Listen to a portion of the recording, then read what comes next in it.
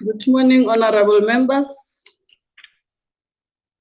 the legal teams, both sides, the initiator and your legal team, and the legal team for the affected members, our affected members, and everybody that is on the platform. Good morning. It's 10 o'clock, and I think everybody should be settled so that we can start.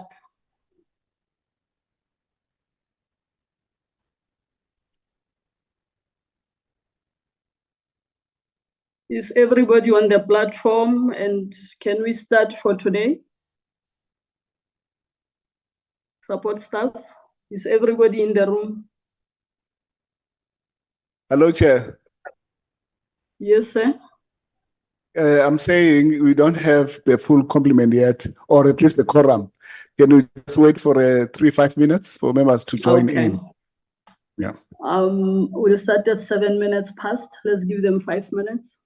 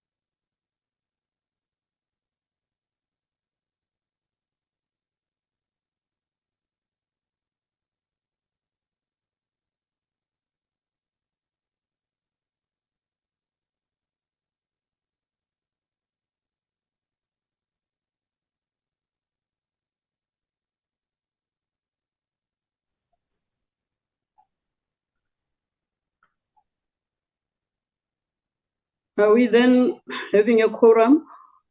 Can I please check? Yes, Chair, we do have a quorum. We can proceed.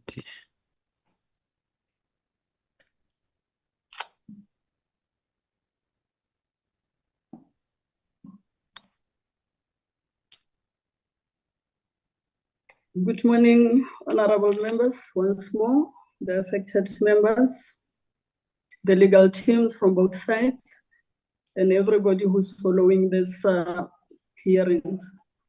I welcome you on Recording in today's, progress. resumption on the hearing, which started yesterday. Do we have any apologies from the table staff? We do not have apologies, Chair. Thank you, sir. May I then start with the hearing? As I've indicated, we are resuming on the work that we started yesterday already. May I at this moment then call Initiator Advocate Golden to continue with leading evidence.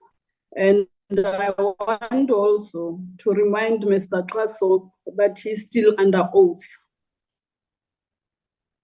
Advocate Golden, you have the platform to continue. Thank you, Chair, and good morning. Good morning to the committee and to everyone in the room. Chair, we will continue with the video recording relating to 10 June 2022. You will recall that we had left off yesterday with the removal from the House of MP Chirwa and Tambo. And we will continue now to proceed from that point.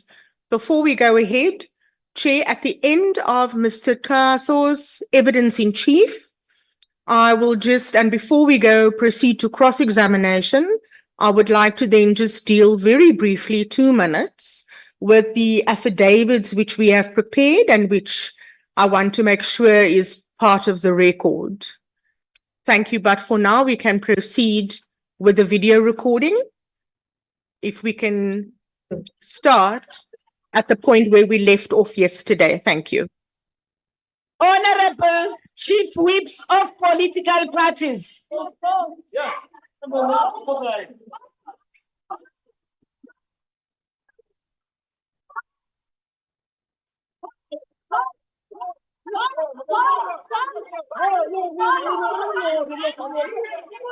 Sorry, Madam Chair, if we could just pause there. That is not the right place where we are at.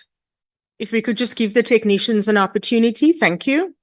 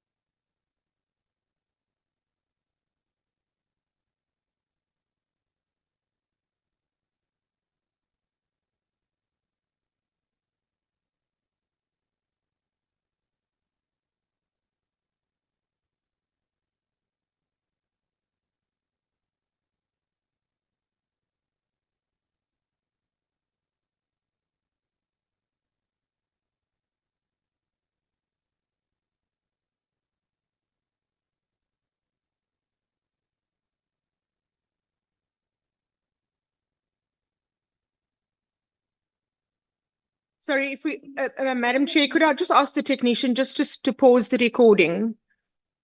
This is not the place where we left off yesterday.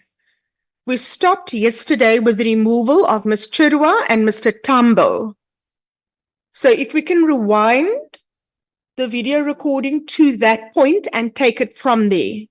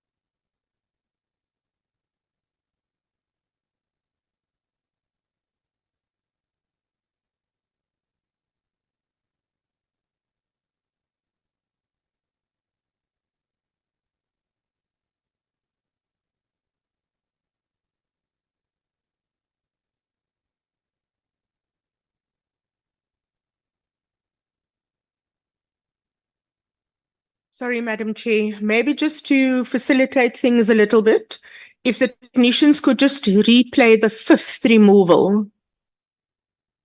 That is of Ms. Chirwa and Mr. Tambo. And then we can just take it from there again. Thank you.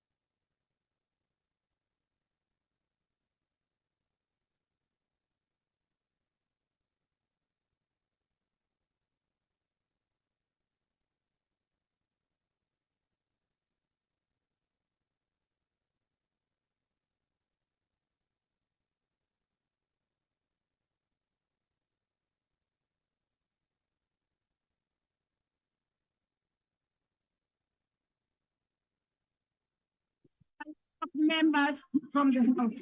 Honorable members, leave. No. Okay. Leave the house. Leave the house. What? What did you do? Honorable members, leave the house. What? There you. What are you using? Which rule?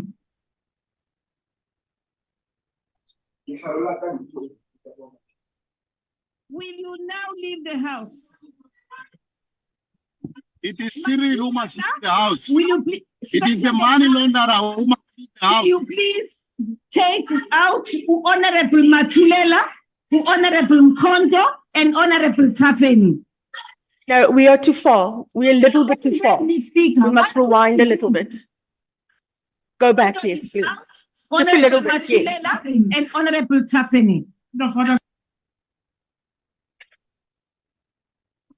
And honorable, yes, those honorable members must leave the house.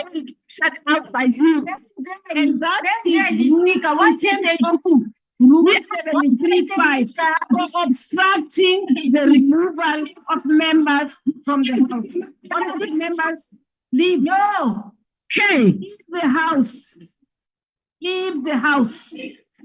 What did you do? Can I just ask the technicians Honorable to members, go back to leave the 52 house. minutes? What? There you. What is an insult? Down on record, speak. That is unleashing brutality. Records. Men are touching women's breasts and bums and our private parts.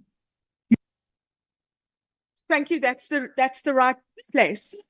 No, you went to. Okay. We can play from here. And your legacy is disrespect when an lady. Honorable members. Honorable Tafeni. Honorable Speaker, what is Tafeni. you are doing now? Tafeni. Speaker, Mr. what is Castle? this you are doing now? Mr. Castle, that is Ms. Chirwa being removed, right? What is the harassment? Yes. Thank you. So that's Ms. Chirwa. We played this yesterday, but just in order to facilitate a seamless video recording of the proper points, that is the removal of Ms. Chirwa being removed by the female PPS members. That is correct, Chairperson. Thank you. We can play from this point onwards. Women, shame on you, Speaker.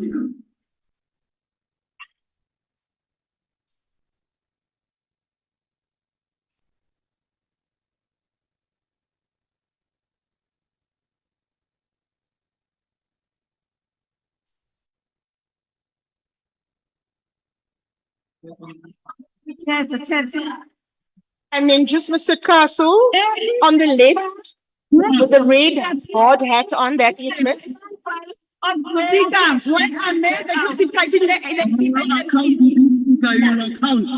You'll account to this thing, the chaos you have started. Sorry, if we can just pause, please. Just to recap again. The female EFF member with a red hard hat on, that's Ms. Ntlangwini. Am I right? That's Ms. Matulelo. Sorry? That's Ms. Matulelo. Oh, Ms. Matulewa, my apologies. Did you see what she did now? Yes. Yes, and just describe for us what you've seen. She pushed a protection services member. Prevented the removal of Ms. Chirwa. Yes. Thank you. We can play from this point. Shame on you, you are doing all this to protect and money laundering. Women insult the speaker.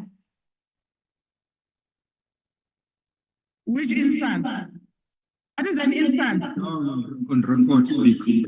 That is unleashing brutality. Reports. Men are touching women's breasts and bums and our private part. You attention. If you could just pause there, please. Mr. Castle, there was I think it was a female member of parliament who said something about touching their breasts and bums. Was that somebody on the online platform? It didn't seem to me, judging from the recording, that it came from the House.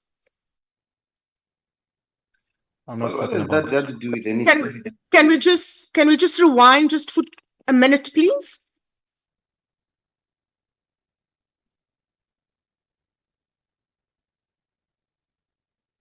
Shame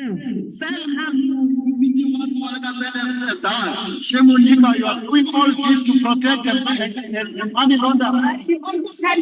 Women insult the speaker. Which insult? What is an insult? On record, speak. That is unleashing brutality. Reports. Men are touching women's breasts and bums and our private part. Can we stop? Mr. Castle, can I refer you to the unrevised handset on the top of page 528? I think that will bring some clarity to the issue. Yeah, I'm there. That men are touching women's breasts and bums. And who says that? It's Honorable Kalipi. Yes. Was she on the online platform? Yes. Yes. And then what does the speaker say before we go back to the video recording on the handset? What does she say? You mean in response to that or after that? Yes.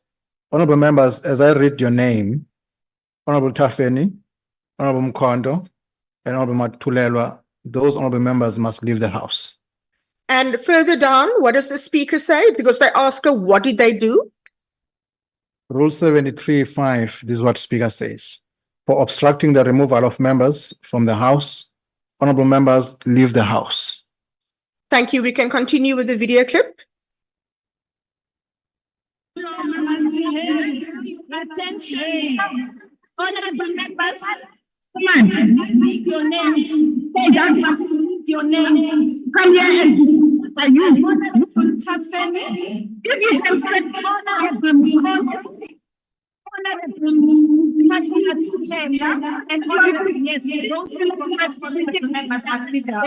That's how I and the other is the one Rule 735 for obstructing the removal of members from the House. Honorable members, leave. No. Okay. Leave the House. Leave the House. What did you do? Honorable members, leave the House. What they do? What are you using?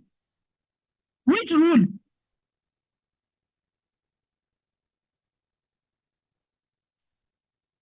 Will you now leave the House? It is Cyril who must leave the House. Will you please? It is the money launderer who must leave the House. Will you please take out Honorable Matulela, Honorable Mkondo, and Honorable Tafeni? And then, Speaker, what did they do? Mkondo is out, Honorable Matulela, and Honorable Tafeni. You are not a woman when I speak. You are not a woman, you are a male. You caught people with water. Because you opened a bottle of water. And therefore,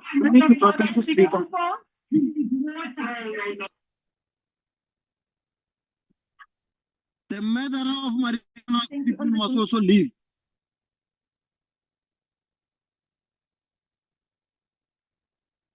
They must leave. I said they must leave. Invite the PSS to remove them. Ladies, ladies.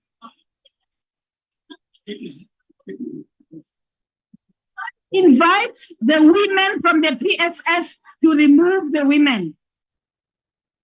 Today, you remember that women must be removed by women. Today, only today.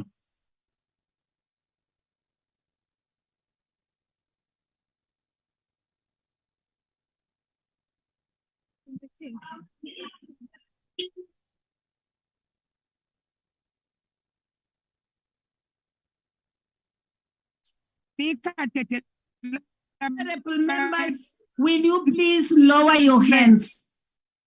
Honorable members, lower your hands. Because once I have made a ruling on a member, I have to make sure that the member.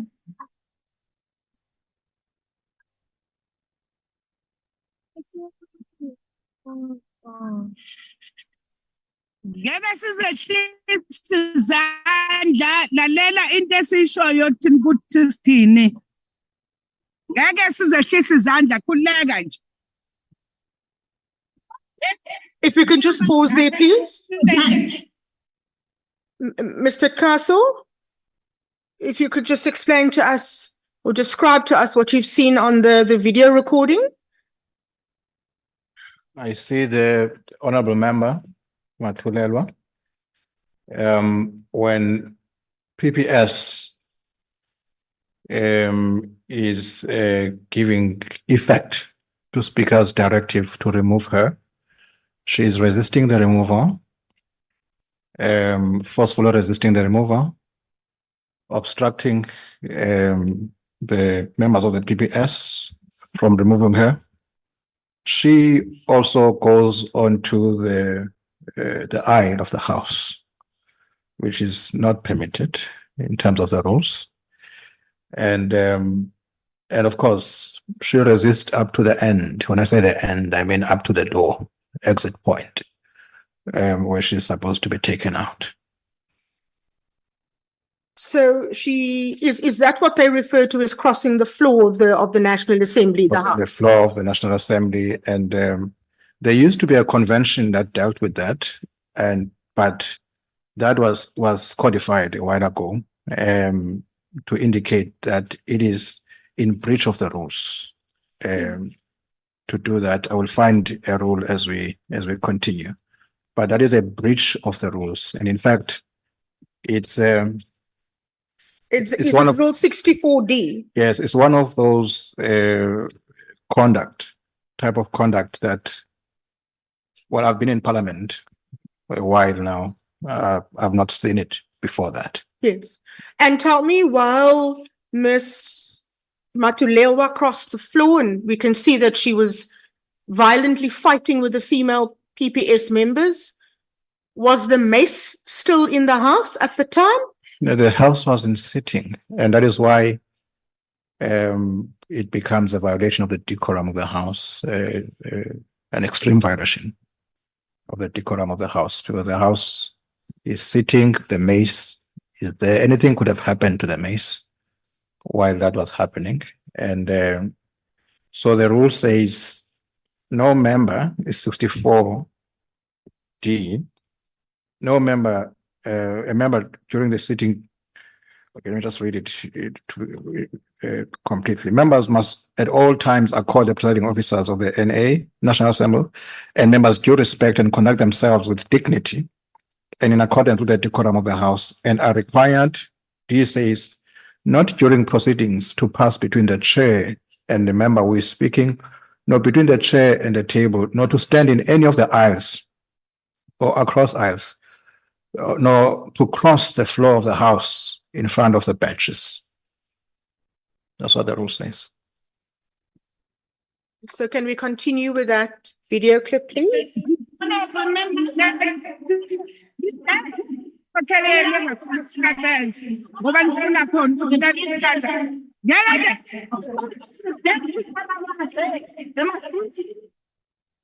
Suspend the business of the House. If we could just pause there, please.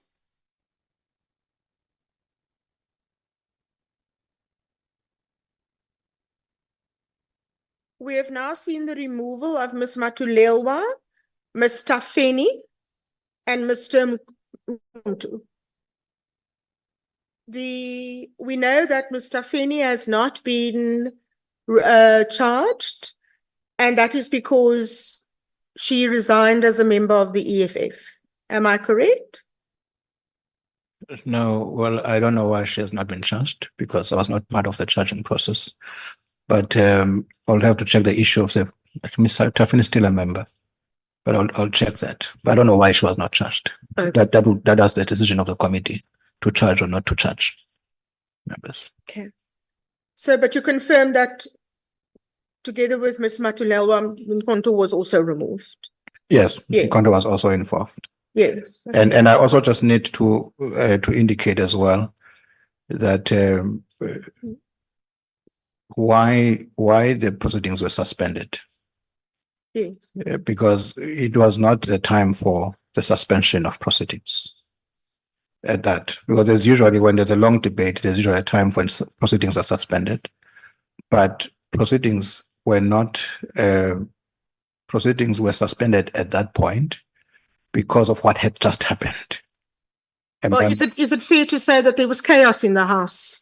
there was chaos in the House, but it was mainly because of what the member had done, crossing the floor. As I said, it's something very unusual to do, something that happened that day. So the speaker felt that proceedings must be suspended. You might have seen me doing some gestures there because I was uncertain about the suspension, but it was speaker's decision and determination that the proceedings must be suspended because what had happened was outrageous as far as the speaker was concerned. What had just happened at that point was extreme.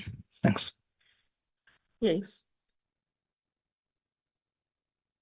And if we then could fast forward the video recording to when the House resumes and when the suspension has then occurred. After the suspension, if we can start, when the House resumes.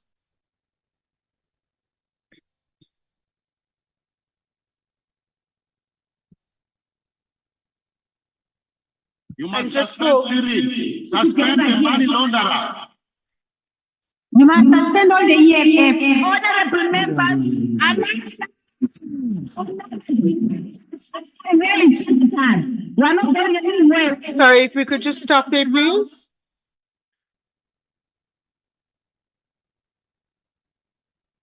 Sorry, I'm not sure where we are at.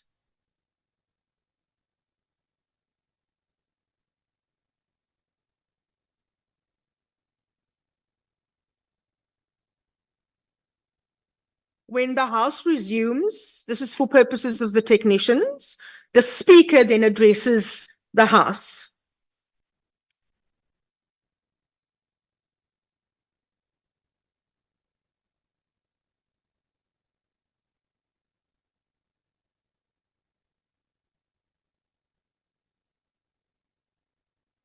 In terms of the time that I have, the time slot is more or less at 02:38 or 02:40. In other words, we are then more than 2 hours into the recording. If you could be guided by that time slot, please.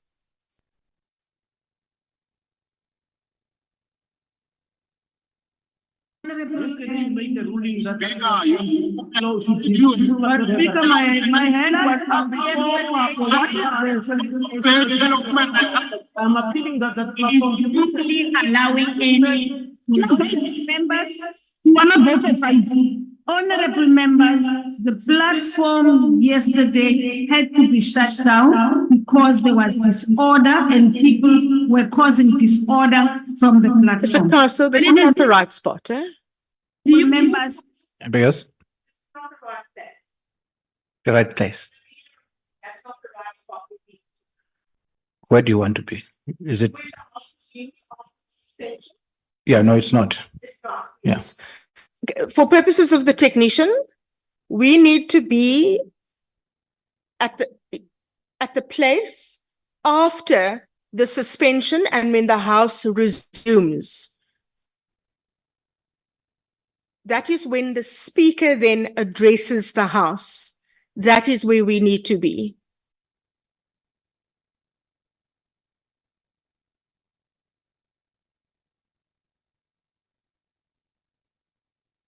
Expected that by now we would be done with our work.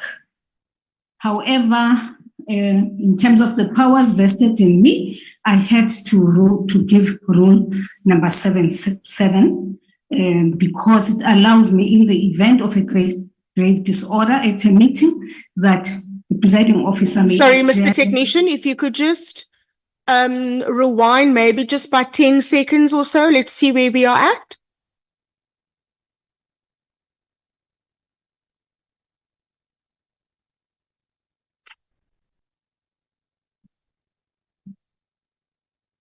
Thank you. That's the correct place.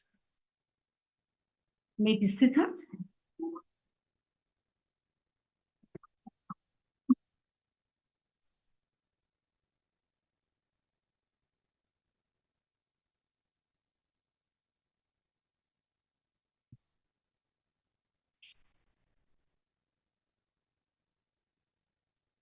Honorable members, order. Order. Thank you very much. Let me start by apologizing to you for adjourning the sitting in the manner in which we did. All of us expected that by now we would be done with our work. However, in terms of the powers vested in me, I had to give rule number 77 because it allows me, in the event of a grave disorder at a meeting, that the presiding officer may adjourn the meeting or may suspend the proceedings for a period to be stated by him or her, which is what we have just done. Honorable members, I want to start by, before I'm going to allow parties to speak, and each party will take a minute. But I want to start by saying what happened here this morning is totally unacceptable. All of us as members of parliament, the first thing in your orientation or in your induction, wherever it is, the first thing you are taught, amongst others, is that this part at the center where the mace is kept is a sacred part of the chamber. You may not walk there for as long as the mace is there. You may not even cross the floor from the one side to the other for as long as the mace is there. Now, what happened this morning was totally unacceptable. And I mean unacceptable, honorable members. But allow me to give each party a minute to speak. And Honorable Tafeni, the fact that I'm speaking with you present here, keep it in your mind, I haven't forgotten that I had asked you to leave the house. So once these parties have spoken because you decided to come back and you're occupying your seat, remember, you will still go out. Honorable the ANC Chief. Honorable Speaker, thank you very much. Indeed, you have practiced what is written in. Sorry, we can now. Can we just pause there, please?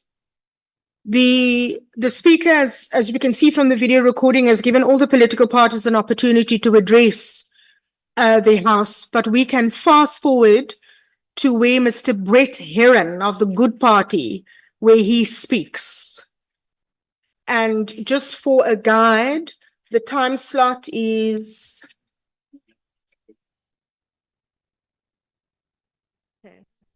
Yes, maybe we could just fast forward just a little bit to where we get to Mr. Brett Heron. Yes.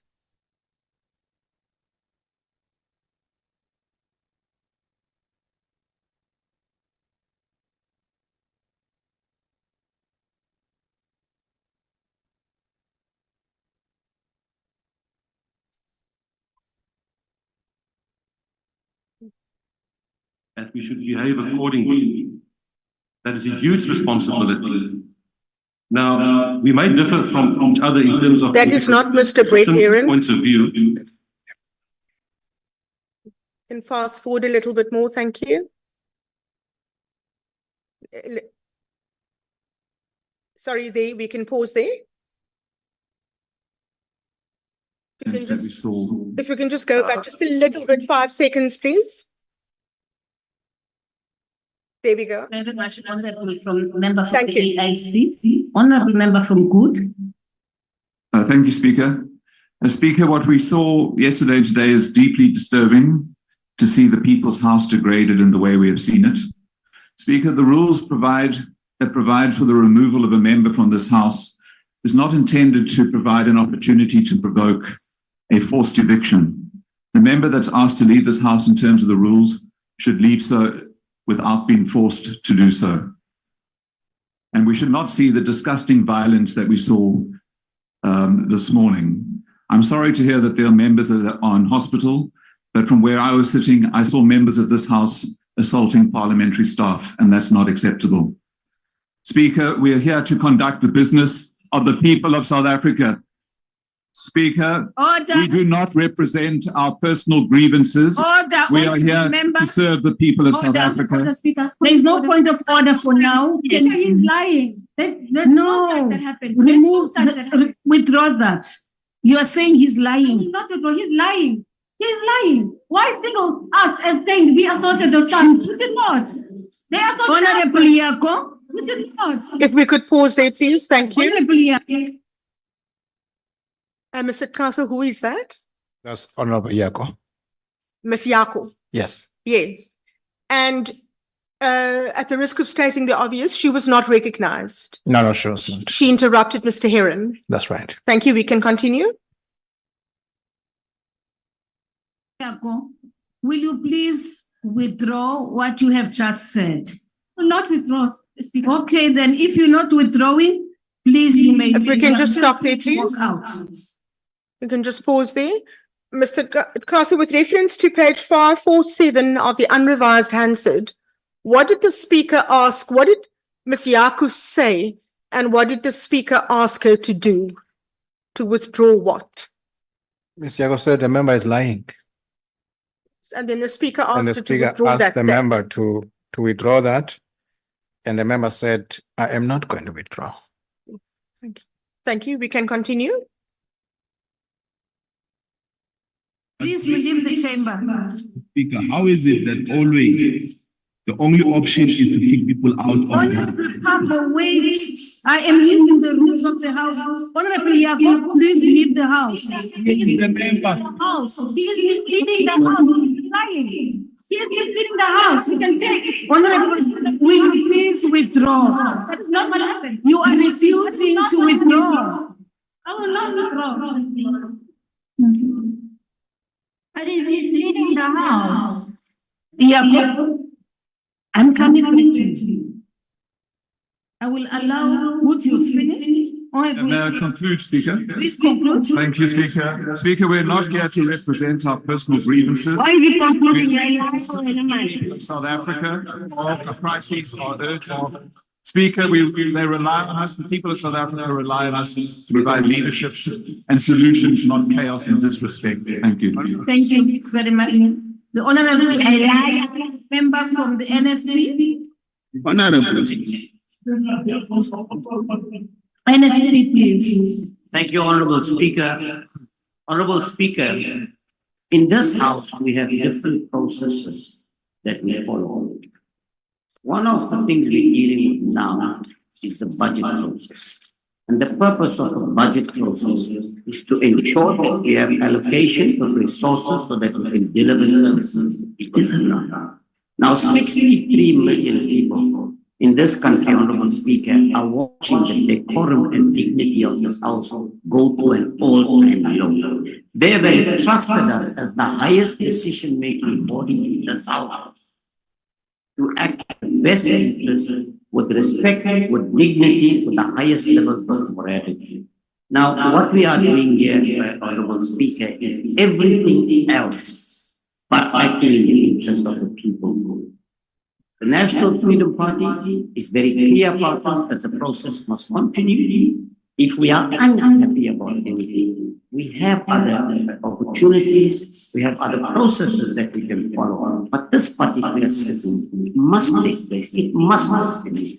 There are allegations will be dealt with. There's allegations against many people, not only in the South, all over the world. But we cannot live just on allegation. Allow the process to continue today. Allow the President to continue so that we can take South Africa forward. And I want to plead to anyone in the South that has the interest of the people of this country to please allow the process. Thank you, Honorable Member from the National Freedom Front. I am sorry, Honorable Member from the Youth. I should have called you before the member from the NAF. Thank you, Speaker. I think I heard Honorable Mazone complimenting or commending members of a caucus for being well behaved. Well, I think I should commend the 50% attendance record of the UDM in the House for those guys for being well behaved. Look, Speaker, I think firstly, let's give a bit of context. This is if we were to look at it, this is President Ramaphosa. Sorry, if we can ask the technician just to fast forward a little bit, please, until where the speaker addresses Ms. Tafeni.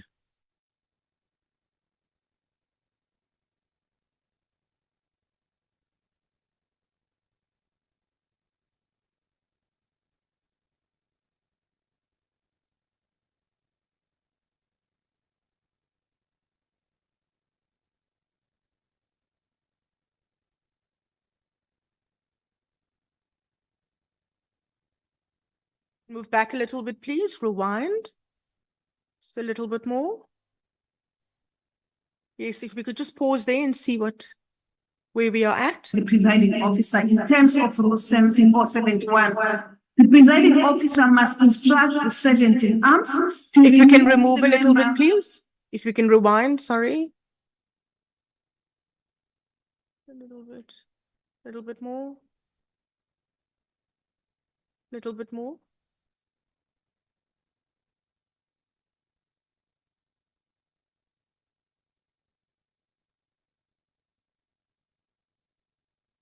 We will investigate the matter as it happened.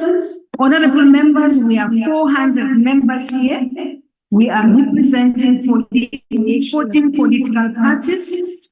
And of course, representing 14 political parties also implies that we are representing millions of South Africans. That's fine. As we proceed, I want to start with you, Honorable Tafeni. There we go. No. Wait. I want to start with you, Honorable Tafeni, and remind you that the members who I had requested to leave the House have left the House. You were supposed to leave the House. For now, you have not done that. I am now requesting you to leave the House. Thank you, Honorable Speaker. Honorable Speaker, because during the time that is a man and so the suppose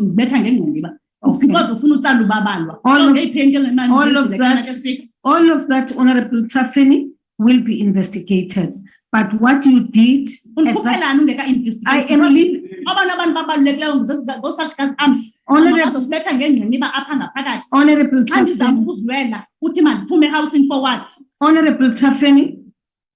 Tafeni, I am pleading with you to leave the House.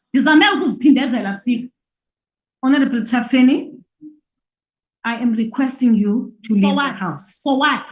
For what happened before we left here.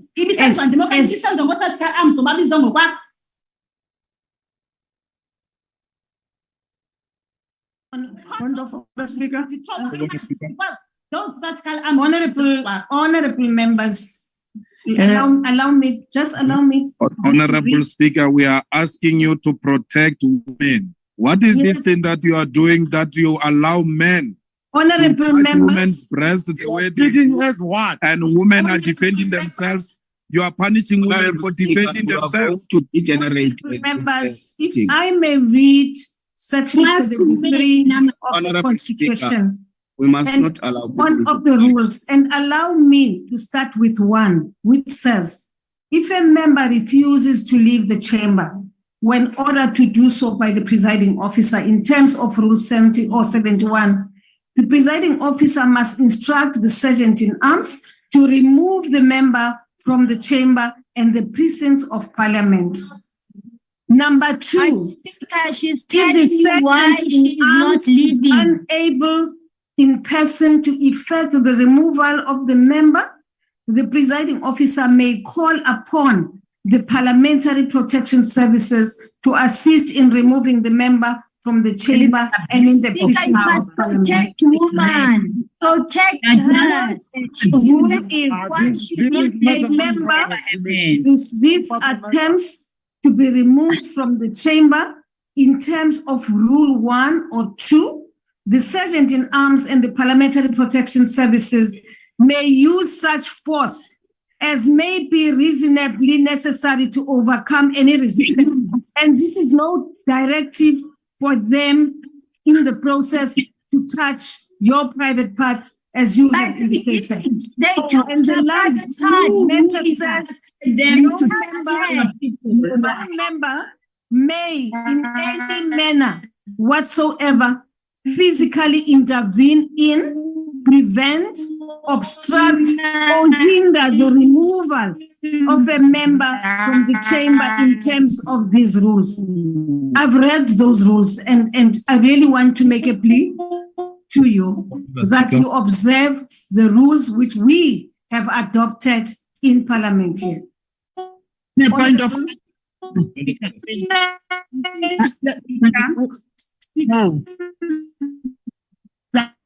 Honorable members, I have noted the hand of Honorable Gangwini and Honorable Gagude, but before I recognize you, I still want to plead with you, Honorable Tafeni and Honorable Yako, to leave the House. Speaker, we are on virtual. please, then we are going to meet in court. Leave. Speaker, uzazenza abantu abakwada singekho kwada asikwadanga asikwadanga nje bathi me apha nje we have a right to be here, we have a right to speak. Honorable Tafeni, not to dare at this house, please. Honorable Tafeni and Honorable Yako, will you please leave the House? Lord, Yako was not even in the House at the time. Honorable member from the virtual system. Virtual system. I am who's that? No, I'm Sorry, if I could just ask the technician just to rewind just by about 5 seconds, please.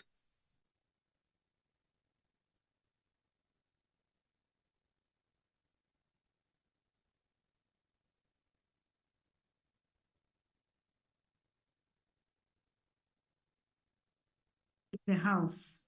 Yako was not even in the House at the time. Honorable member from the virtual system. Virtual system. I am who's that? No, I'm going to Why must they leave, Honorable Chairperson? Why must they, when they were protecting themselves, why must they leave? Honorable members. Okay, Honorable Papa, are you going to help me? Please help. No, Speaker. No point of order. The Speaker get up from the floor. You recognize us. Get up from the floor in the House. You want to speak in the House. Honorable, make a ruling that Speaker, my hand was up before. I'm appealing that platform be only allowing in. Honorable members, voted for it. Honorable members, the platform yesterday had to be shut down because there was disorder and people were causing disorder from the platform. But it is you members who I thought today we would allow you, honorable members, to not only listen but also participate. But if you are being disruptive, I will have no choice but to close the platform. On a point of order, Speaker. Undemocratic.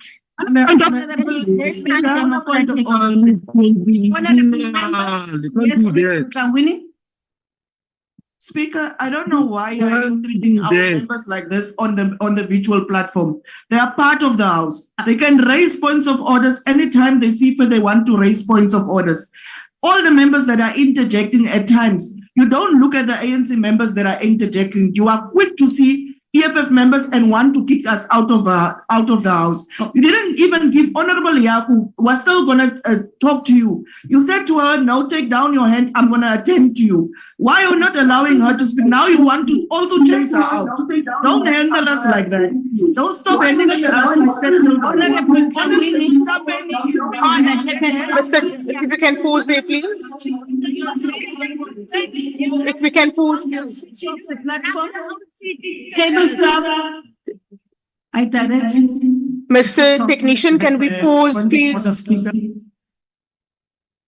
Mr. Tasso, who was that was speaking to the speaker, addressing the speaker in the red turban scarf? That Honorable Tlangweni.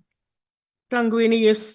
And was she given an opportunity to speak? Yes, she was. Okay. If we can proceed, thank you. I direct you to now. Democratic speaker. Honorable clerks of you have not switched off the virtual platform. You haven't. Mute everybody.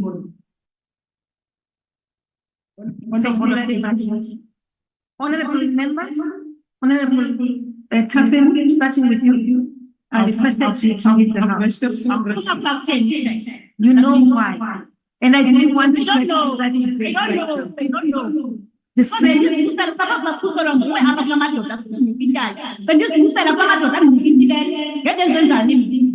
We can roll, please.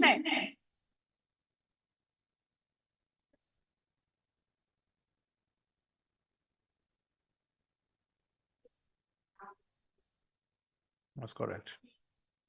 Is it an accurate description to say that she was pleading with them to leave? Yes, she was urging them to. Yes, and this is now after the suspension of the House, when the House re-adjourned. That is correct. Isn't it correct, though, that I just want to confirm this, you've already testified to this, but she had asked him to leave before the suspension already? Certainly, Ms. Yako. Yako was asked to leave after the suspension. Not before? You mean after she said lying? You are, the Honorable And Ms. Chairman is Tafeni? lying. Honorable Tafeni should have left before the suspension. Before, yes. But she did not leave before the suspension. Yes, so the speaker was readdressing that with her at this point in time. That is correct. Thank you. We can continue. Honorable Tafeni, you are honorable. I'm not going to invite. Honorable Tafeni, Honorable Tafeni, Honorable Tafeni. Even yesterday you did this. And today the reason why we had to adjourn the House, it was because of what you did. In fact, we adjourned the House and had to go and discuss because you decided to cross the floor and stand there and actually fought. Someone.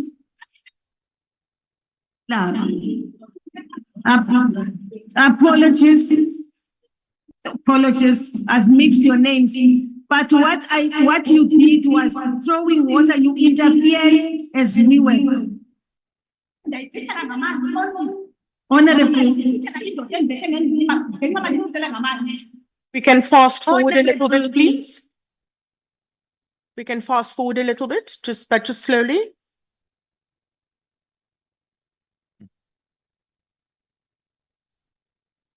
I think we've gone too far because I saw the Sergeant at Arms approaching Ms. Tafeni. If we could just go a little bit back, just before the Sergeant at Arms. No. The same. Could you go back to more or less 2 hours and 20 minutes, please?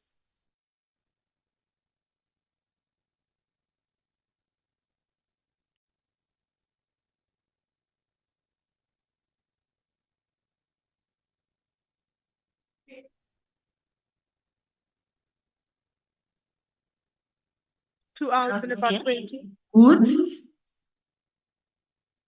Thank you, Speaker.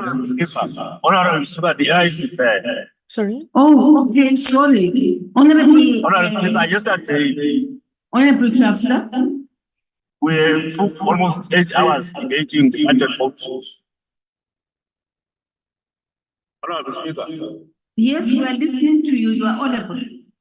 Thank you. Yes. I was saying yesterday we took almost 8 hours debating the budget votes on president, and all the political parties had a chance or an opportunity to say whatever they feel about the president.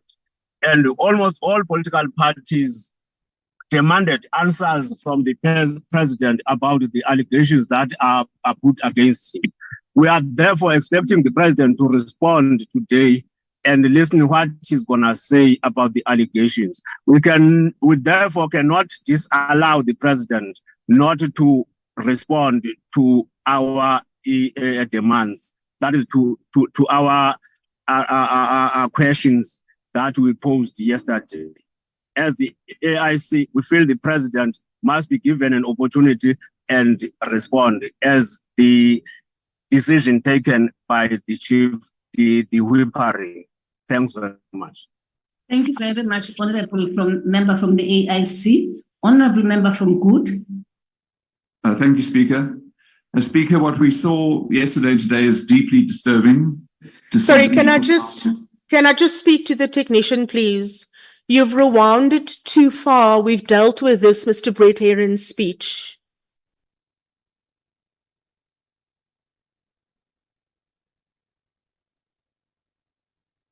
We are now at the juncture where the speaker is addressing Ms. Tafeni and Ms. Yako, and we are dealing with Ms. Tafeni's removal and then thereafter Ms. Yako. That is where we are at.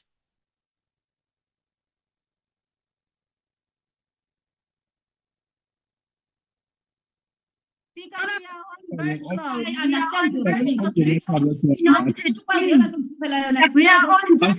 then we are going to meet in court. Leave.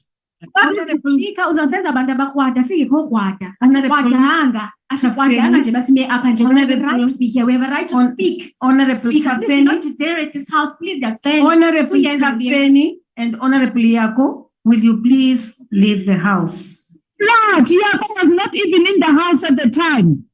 Honorable Member from the virtual system. Virtual system. I am who's that? No, I'm going to. Why must they leave, Honorable Chairperson? Why must they leave when they were protecting themselves? Why must they leave? Honorable members. Okay, Honorable Papa, are you going to help me? Please help. No, Speaker. The point of order, the Speaker. From the floor. You recognize us. And if we could just pause there, please.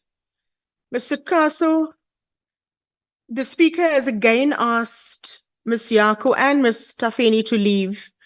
And at the risk of stating the obvious, you confirm that they're refusing to leave. Yes, as indicated before, they are refusing to leave. Thank you. We can proceed. In the house. One of the people in the house. Honorable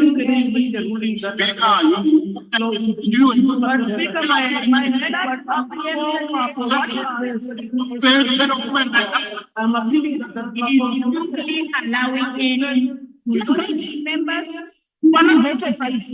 Honorable members, the platform yesterday had to be shut down because there was disorder and people were causing disorder from the platform.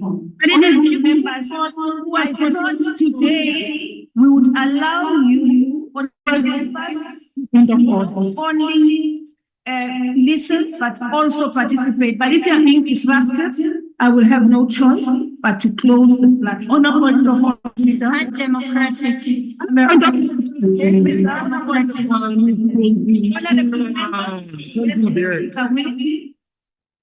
Speaker, I don't know why you're like this on the visual platform. They are part of the house. They can raise points of orders anytime they see that they want to raise points of orders.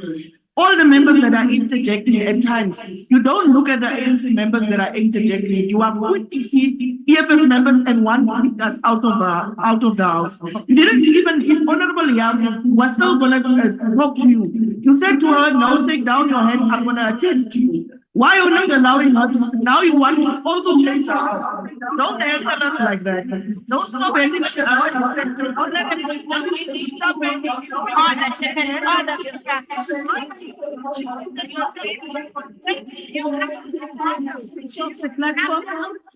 Table stop. I direct you to switch off the virtual platform. Point of order, Speaker. There. I direct you to switch off the virtual platform. Democratic Speaker. Point of order, Speaker. Honorable clerks you have not switched off the virtual platform. You haven't. Mute everybody.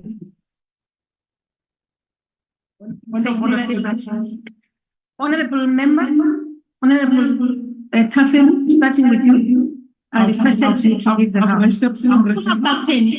You know why. And I don't want to get into that debate. I don't know. The same.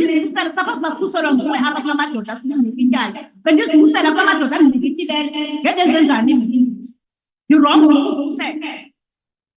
Honorable Taffin, you are honorable. I'm not going to do that. Honorable Taffin, Honorable Taffin, Honorable Taffin. Even yesterday you did this. And today the reason why we had to adjourn the house, it was because of what you did. In fact, we adjourned the house and had to go and discuss because you decided to cross the floor and stand there and actually fought.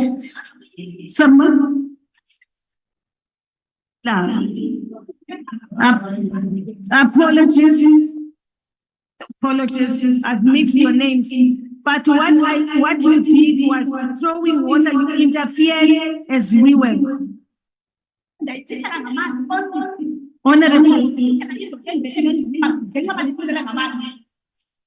Honorable member, I am not going to exchange with you. Sergeant Arms, will you please assist the member to leave the house? Because you interfered with the process when somebody was being removed from the house. When we investigated that, we can talk about it. Please, no, you leave the house, honorable member. Leave the house. Okay.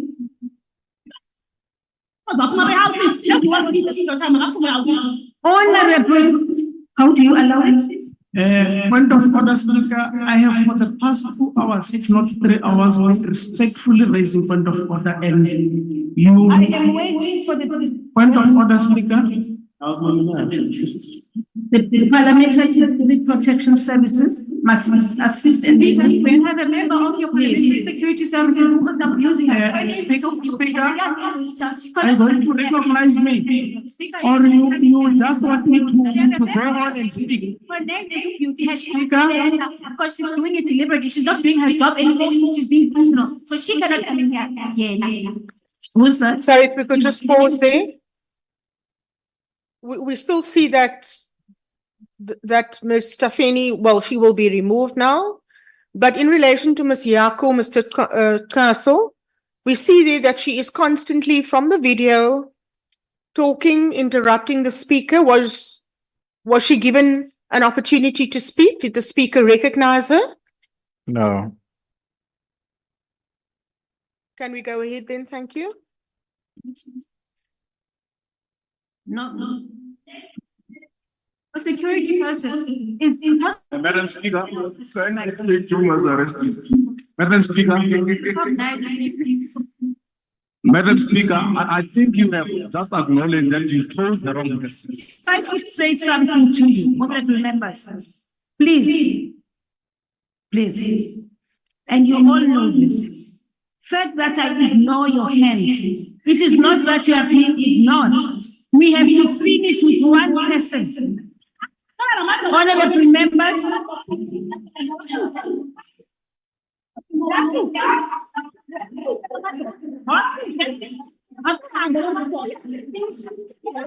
Can we pause there, please? Can we pause? Thank you. So the female PPS members have come in to remove Mr. Feni. Can we just get that picture back, please? What do we see? What is Miss Yako doing and what is Miss, is that Miss Longini? We see Honorable Yako, Honorable Matokwe, and Honorable Tlangweni. Tlangweni, yes. What are they doing? Interfering with the removal of a member from the House. Excuse me, Chair, sorry. Excuse me, Chairperson, with your permission, can I please address you?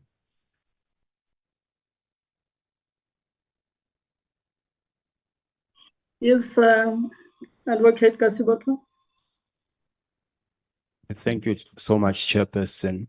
We're back here again this morning.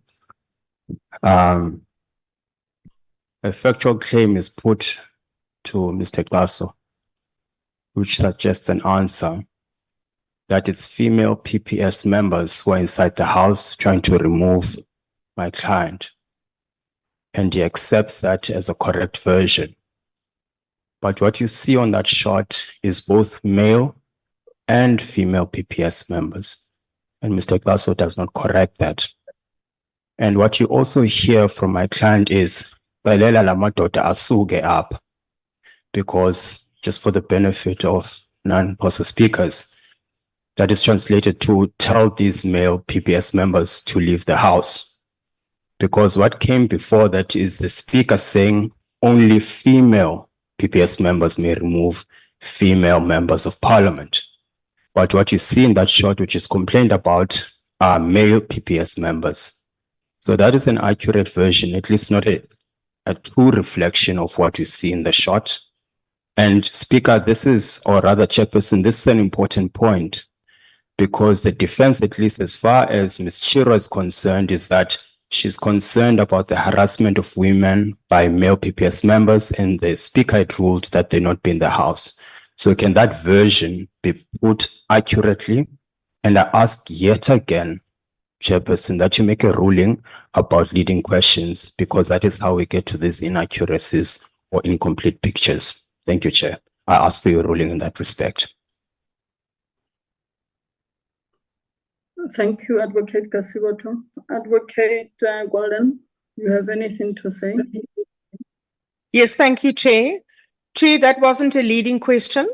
And my very short answer is that whatever objections, points of clarity, or cross-examination questions have that my learned friend has can appropriately be put to Mr. Glasso in cross-examination. He will have his opportunity. Thank you. May I proceed? Thank you, Advocate Golden. Advocate Kasiboto. As I request Advocate Golden once more to consider asking leading questions, is it possible that the matter you raised of inaccuracies be parked for cross-questioning, for cross-examining Mr. Glasso later? So Thank that you, we Chair. don't have to deal with it now. We're noting it, and you also take it to that time when we will be cross-examining, but we have noted your point. Thank you, Chairperson. I don't intend to be difficult. I'm just simply asking for a ruling directed at the initiator. I'm not asking for an engagement. I'm simply asking to remind the initiator, as you did yesterday, that she does not ask leading questions. It does not matter that I've got an opportunity to cross-examine. As a matter of procedure, an initiator is not supposed to ask leading question. That's a simple point I make, particularly if the witness just accepts that version and doesn't correct it, because the impression that is created in the minds of the committee members is that that is fact. They take notes and then they adjudicate on the basis of inaccuracies. I'm just simply asking for a ruling direct the initiator not to ask leading questions. I'm not opening up a debate, Speaker. Thank you. Thank you, Advocate. As we continue, Advocate Bowen, please consider the request that we made, no leading questions. We can continue. Madam And Chair, we you've will asked- please be mindful also that tea is in 15 minutes. The tea break is in 15 minutes as you continue. Yes, thank you. So I will continue, Madam Chair. Mr. Castle, before I ask you a question on this very issue, can we just ask the technician to replay the last, say, 10 seconds, please?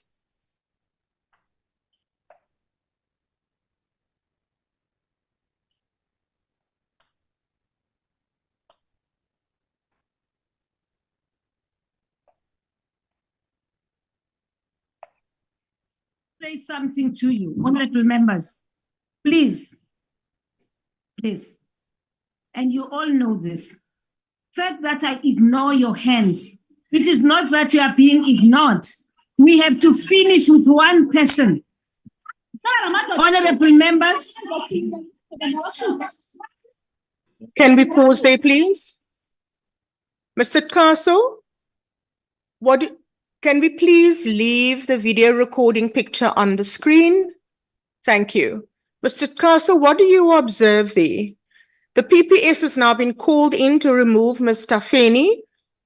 Please take it from there and describe what should be obvious from the video recording. Thank you.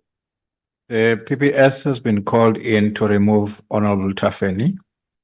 And I see Honorable Matokwe, Honorable Yako, and Honorable Ntangweni interfering with the removal of the member. Who are the PPS members that is approaching or that is close to Ms. Tafeni? I don't know their names, but I see there's PPS female colleagues, and of course there seems to be a male colleague on this side of the member. I think Ms. Tangwin, if the video could move, I'll be able to see everyone who is there. Yeah. Thank you. Maybe. Yeah. Then let's play the video. Thank you.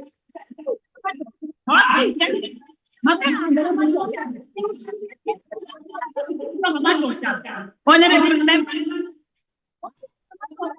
Honorable Tafeni, will you please step out? Honorable Tafeni. Honorable Tafeni, step out. Yeah, I know. Yeah, can we pause there, please?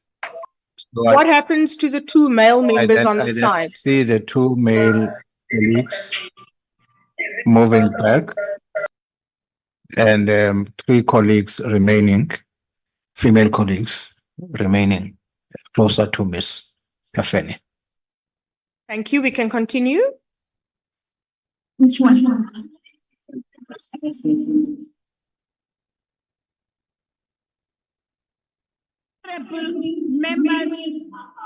Honorable members, I have requested you, honorable member Tafeni, please leave, and from Parliamentary Protection Services, my instruction to you is that no male member should move the parliamentary. And no member must interfere. Honorable members. Can we stop there, please? We pause there. Mr. Castle, we've now heard what the speaker said. She's just reminding the PPS, no male members must remove the female members of the EFF. We have also seen the male members of the PPS step back. In terms of what you see there, are there any male members surrounding Ms. Tafeni and the other EFF members? No, I don't. Not in close proximity. There may be other doors. Yeah. Thank you. So we are left with the female members by Ms. Tafeni, is that correct? That is correct. Yes. So what is the other EFF colleagues doing? Ms. Yako, Ms. Tlangwini, and Ms. Madokwe, what are they doing? Are they still allowing the female PPS members to remove Ms. Tafeni? They seem to be pointing out at one of the colleagues, I think they call her Beauty, who is, according to them, who is not supposed to remove Ms. Tafeni. And yes. There are female members there, but what are they doing? Are they allowing her to be removed? No, they are not allowing her to be removed. Yeah. Thank you. Can we play again, please? Okay. We can continue. All right. I'm waiting. I am waiting for the honorable member Tafeni to leave the house. Actually, You can't prescribe. all you need, honorable member, is to escort. That's all we've been requesting. That you just go and struggling as speaker.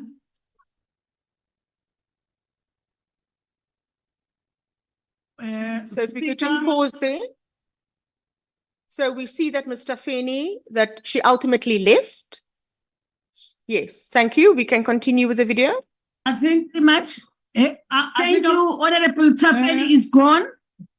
I'm coming back to you, Honorable Yako. Sure. Will you please rise and please leave the house? Honorable Yako, you asked why. It is because you said somebody is lying, and I said, please withdraw, and you refused. No, point of order, Speaker. He misled the house. I said he misled the house. Honorable Member Yako, you said you did not give me a chance. You said the person is lying. You said it twice. I then said he had misled the house. Honorable member, I said withdraw lying. Up and now you have not withdrawn. No, she was given time, please, Honorable. Honorable Yako, will you please take the floor and withdraw now? Honorable Chair, I withdraw the word lying. He misled the house. Thank you very much, Honorable Squatcher. I understand how you may be feeling, that the speaker had ruled, but one thing I'm not going to have is this house collapsing in my hands before the president has finished his speech. Point of order, And maybe Speaker. after this, honorable members, Honorable Papo, we can discuss this matter. Thank you very much. Speaker. Honorable, I've not given you the floor. Yeah, but I've raised the hand. I for the haven't past 2 given hours. you the floor. So when are you going to give me an Switch off your opportunity? mic and raise When your are hand. you going to give me an opportunity? Switch off that mic. Thank you. Can we just pause there, please? Mr. Castle, who was that spoke and interrupted? It's Honorable Motwendi. Montwedi. Yeah. Yes. Thank you. Just for the technician, can we fast forward the tape now to about 3 hours? Yeah, about 3 hours. About 3 hours into the videotape?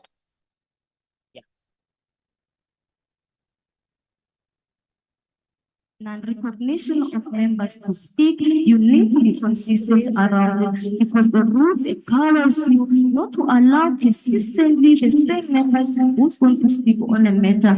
And the last point, the last ruling that you made as a respected speaker, when you ask a member of parliament to say, can you withdraw, and they didn't withdraw, you still give them indulgence and give them after you've ruled yourself. So I want to draw your attention that let's not contradict this house. You are correct, but this house cannot collapse sometimes. But it's very clear when we are seated, the members who are crossing and are disrupting the house, you need to take your powers and do what is due to them. Because all of us as members and leaders of political parties has said the president must proceed and the presidency must respond. No member should not be able to close that, honorable speaker. But in the way that we are going, I'm really getting worried that we will fall in the hands of the trap of these plans that we are seeing here. Please take Thank you order in very your much, house. honorable member. Thank you. She's going. Thank you very much. You've said it all. But I want to go Honorable to members. on page 595. We need this. All, Okay. what is to say? Yeah. So shall we just play it? Yeah. Okay. We'll play it then. Montweti, Yeah, that's good. Montweti, can you just for a few minutes, just give us the respect you deserve, because I'm giving you the respect you deserve. Please, just for once. Honorable members, I think we've reached that point where points of order which are related to issues which I've already ruled on, I will not accept. And no one can accuse me of being unfair, of being this, of being biased. I've actually noted points of order on all sides. In fact, I think some of the people are very impatient with me right now. But I wanted to give opportunity to everybody to express themselves, so that tomorrow, as you go to court, because you are very much preparing to go to court, from what I have been told from the virtual platform here, at least you must have facts and not fiction about what happened here today. I'm no more allowing for points of order from all sides, from all political parties. When are you going? We are now continuing with the response. Or in the of the EFF, president. you only see Montweti. My hand has been up, Steve.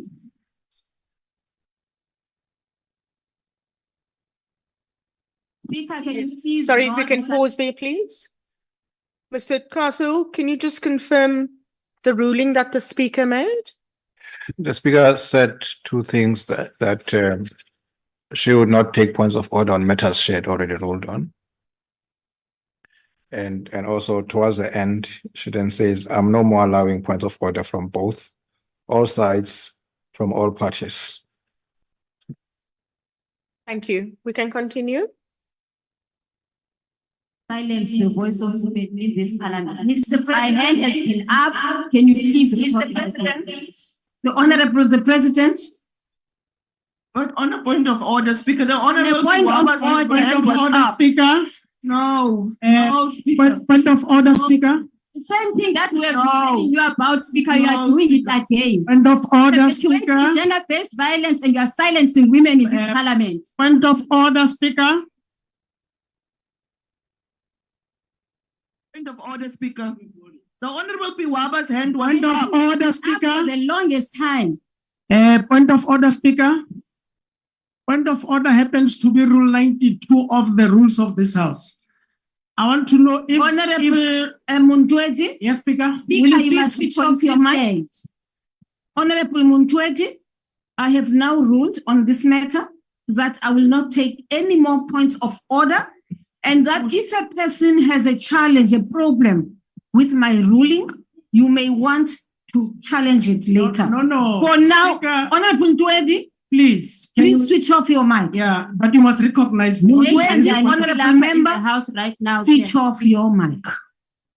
Honorable members, I have now ruled after 3 hours that I am not taking any more points of order.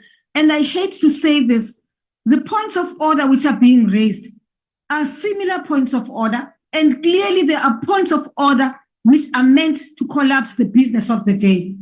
And I am saying, honorable members, I am not going to allow this. I'm not allowing it, Honorable Montweti. I'm not allowing you. Speaker.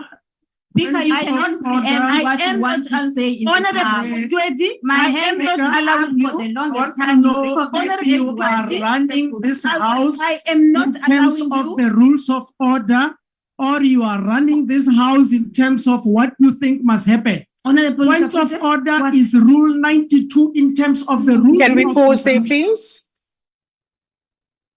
Can we pause there, please? Mr. Castle, can you just describe what you've observed? Can we bring back the tape, please? The speaker has made a ruling. She's now engaging with Mr. Montwedi. And what is Mr. Montwedi doing? Speaker had ruled earlier that she's not taking points of order.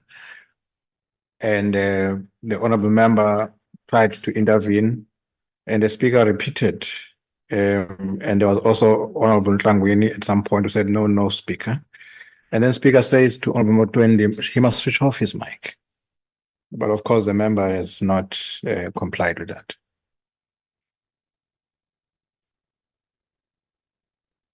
And does Mr. Montwedi then continue to listen to the speaker, or does he just continue to interrupt?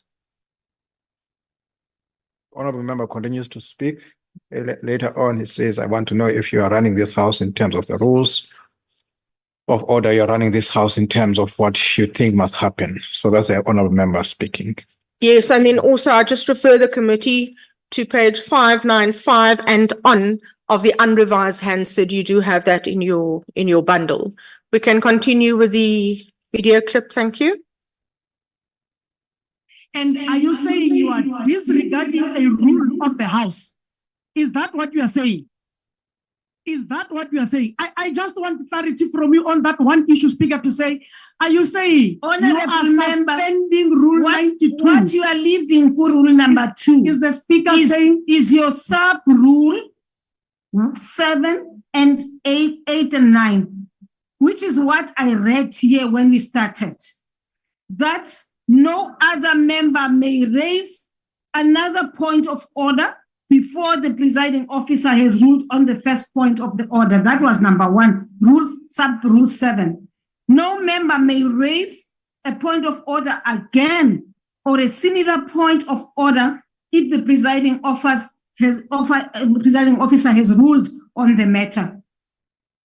Number 8, members may not disrupt proceedings by pointing points of order that do not comply with the sub-rule number 9.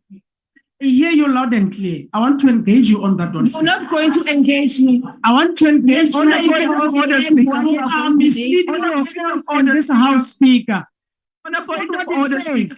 What you have on the point of order, Speaker, why are members not muted on the virtual platform? Disregarded. Please unmute our members on the virtual platform. Speaker, can you please stop this guy to stop these gestures? Can you please ask him to stop with this intimidating gestures at him? Please. We will this morning. Honorable, stop it. Honorable Montwedi.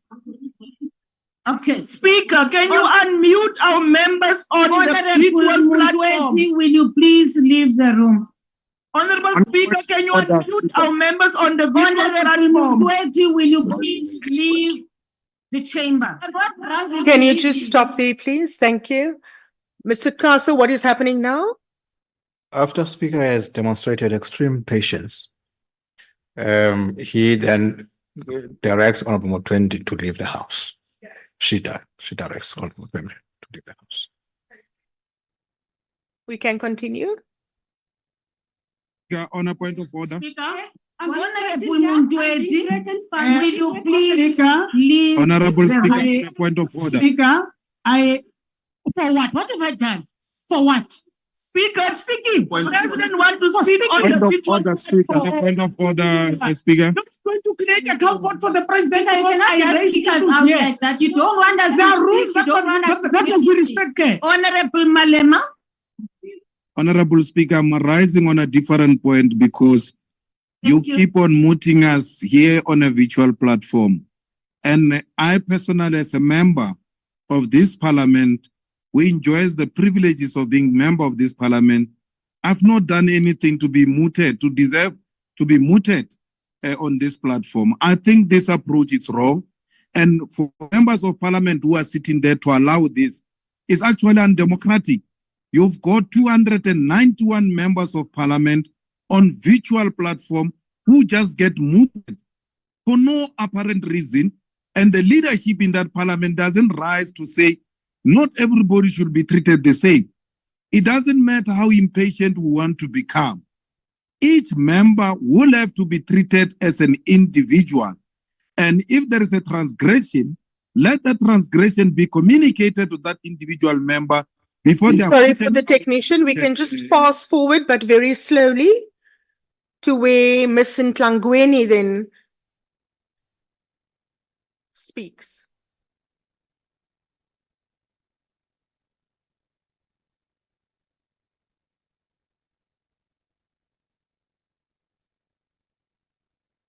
I think that may be a bit too far.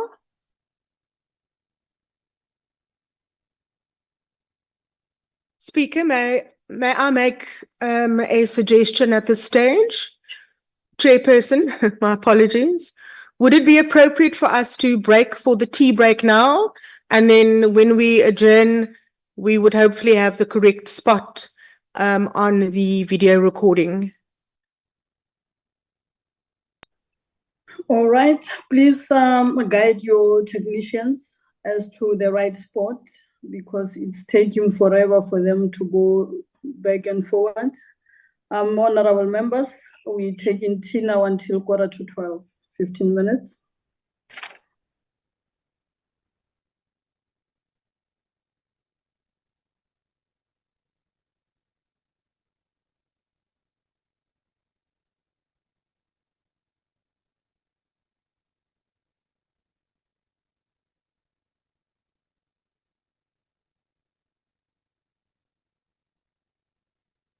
Recording stopped.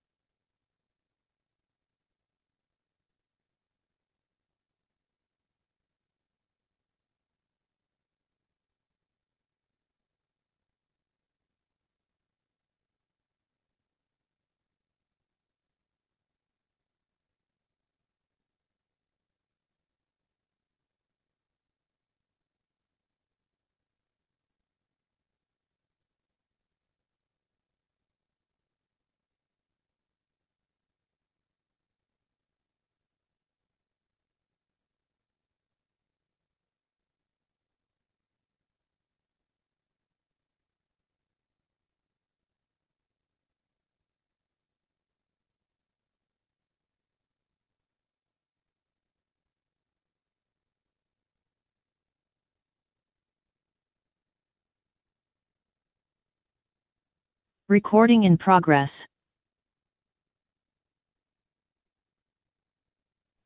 Are we all back?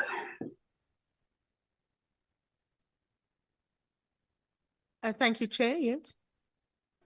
Okay. Can we Yes, then we're still resume? here. All right. Can we resume, Advocate Bolen? We can proceed. Thank you, Chair.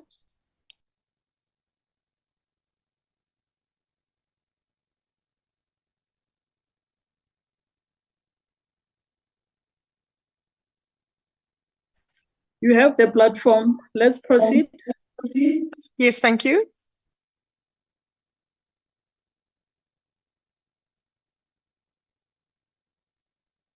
Can we please play the video?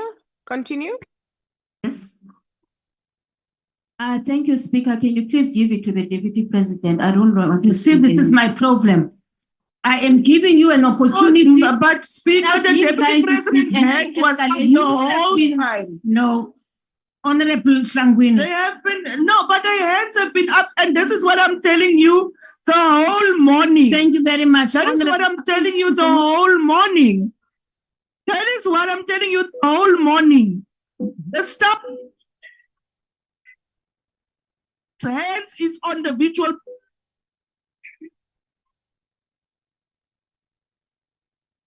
Yes.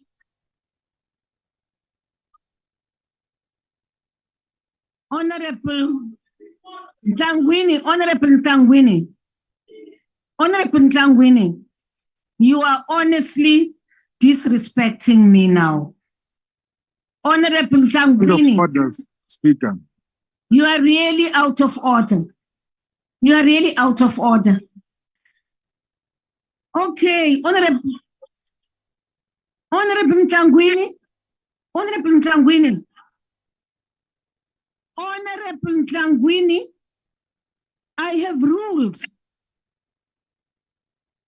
On a You are point not of sharing. order, Speaker. You are not sharing. This is what causes confusion. On a point You of are order. adding to the confusion. Honorable Ntangwini, I am saying to you, I've now ruled. I have ruled. On a point of order, Speaker. Guys, I've ruled.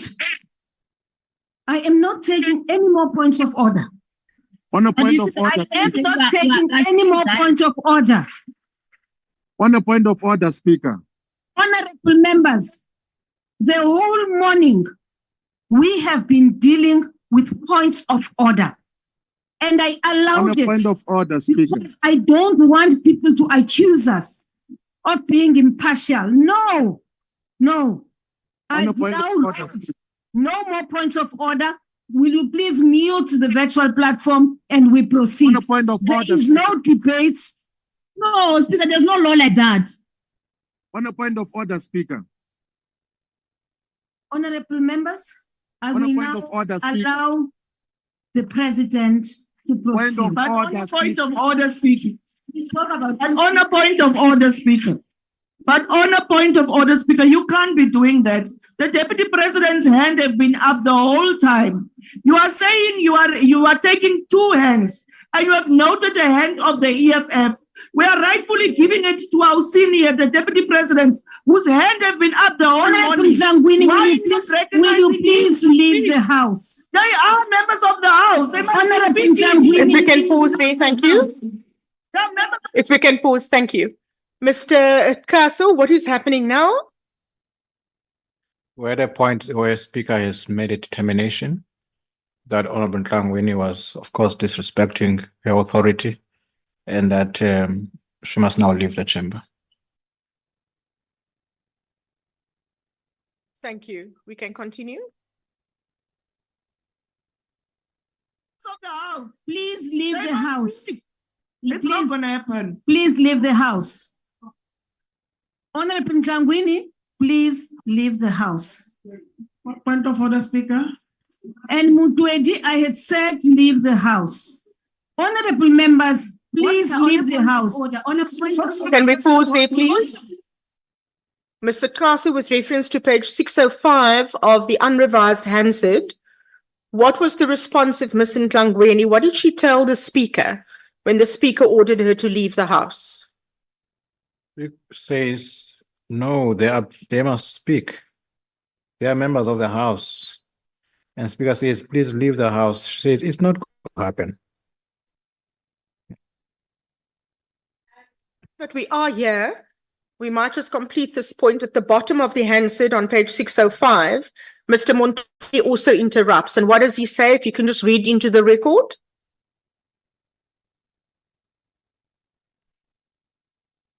Order, speaker. Like, to you to chair, just for the tape to run. Just want to Yes. verify something. Yes, we can.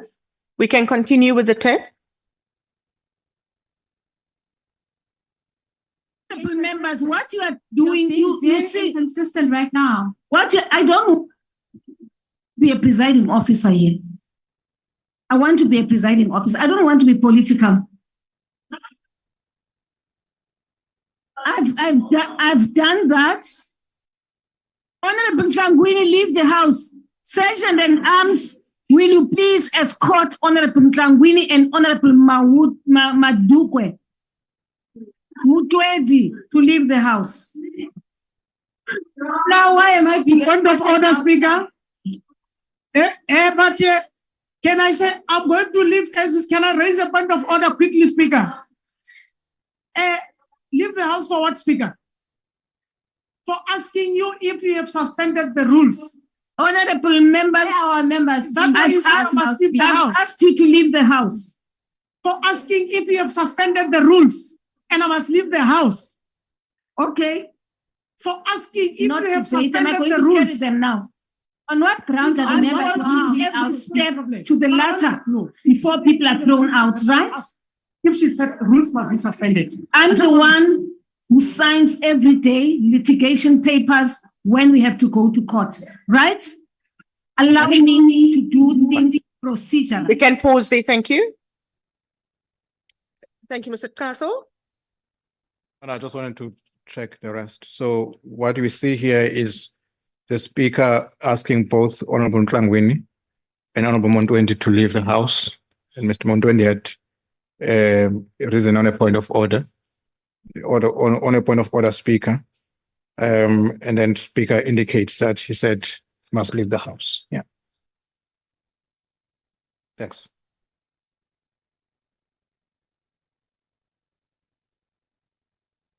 Okay? By the time I take a decision that a person must go, I must have followed every step given to me by the clerks of the National Assembly. Okay? Doesn't want me to talk. Unmute our members on the virtual platform. I'm not going to members of parliament. Unmute them. Members on the virtual platform. Please go. Unmute them. Unmute them. They are members of parliament. It's illegal what you are doing. Yes. Call the I want to rise on a different rule, Speaker. Call the parliamentary protection. I'm rising in terms of Rule get the 77. two people out. I'm rising in terms of Rule 77, Speaker. Case of the Honorable Ntlangweni, I'm only rising. women should approach Honorable Ntlangweni. And I want to emphasize that people must just be escorted out. And if there is interference again, honorable members, you all leave. Those who are involved in the interference and try to prevent us from getting the two people out, they will leave the house. I'm rising in terms of Rule 77, Speaker. On what You need to grounds speak are the because two you members shouldn't be being here. kicked out, Speaker? Why? I shouldn't be here. Yes, I'm exactly. elected to be here. Because I said, am elected. Are you saying I because I should said be here? you go. I said go out. Why Leave. is he being Go kicked out. out? Leave. We deserve to know why he's being kicked out. Why is Honorable Ntlangweni being kicked out? Deliberately. Deliberately. Puma. If we could just pause there, Mr. Castle. The PPS is inside. Who are they approaching? They are approaching Honorable Montwendi. Honorable Montwedi. Yes, Yes, and why was it necessary for them to come in? it's because he had not left when Speaker said he must leave. Thank you. We can roll the.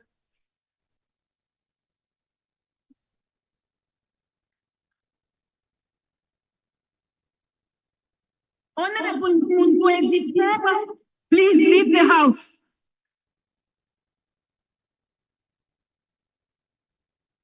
Hakama, stand up so that they don't touch you and walk out.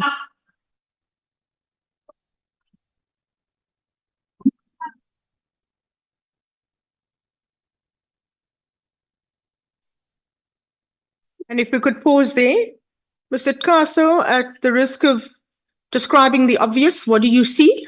I see Honorable Mutwendi resisting, fighting with the protection services as they try to remove him. Thank you. We can continue. Wait. Thank you very much, Honorable Ntangwini. You may as well follow here. Remember, you should be here. Please, I said leave the house. Leave the house, Honorable Member. Thank you. Isn't it to be escorted? Thank you very much, Honorable Members. Honorable Mandela. I said I'm not taking points of order, remember? Yes, I respectfully speak. Honorable Mandela. I'm reminding you that I said I'm not taking any more hands. Now, very soon. Honorable Mandela, I'm not taking hands anymore. Okay. At least you must make them. Thank you very much, honorable members. We now proceed with the president. On a point of order, Speaker. On a point of order, Speaker.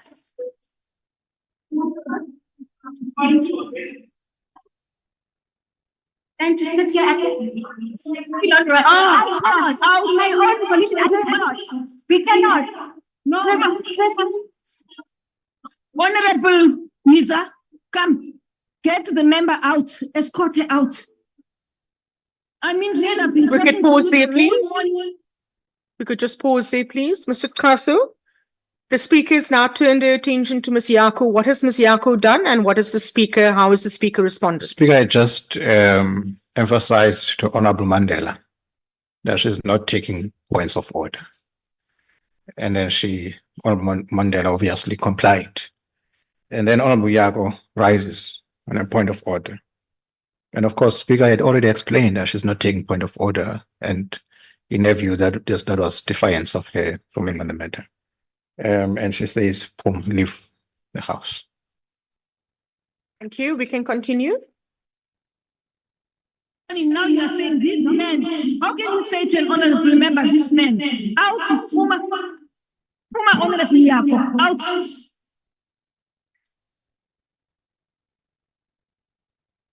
You are deliberately disregarding the authority of the chair. Honorable Yako, I repeat, you leave. Yes. You're not going to leave. I'm now calling the Parliamentary Protection Services to usher you out. I mean, it's my document.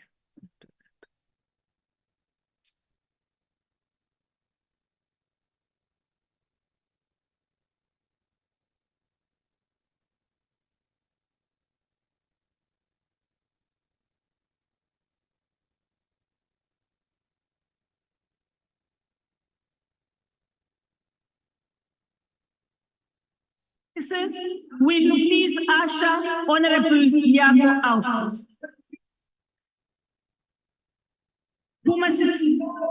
Please, out, please. Walk out, the team will escort you. They will escort you. Just give me my documents.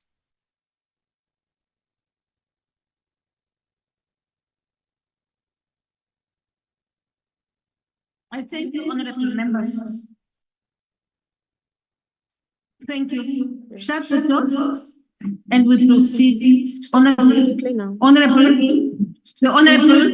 The the Honorable the President.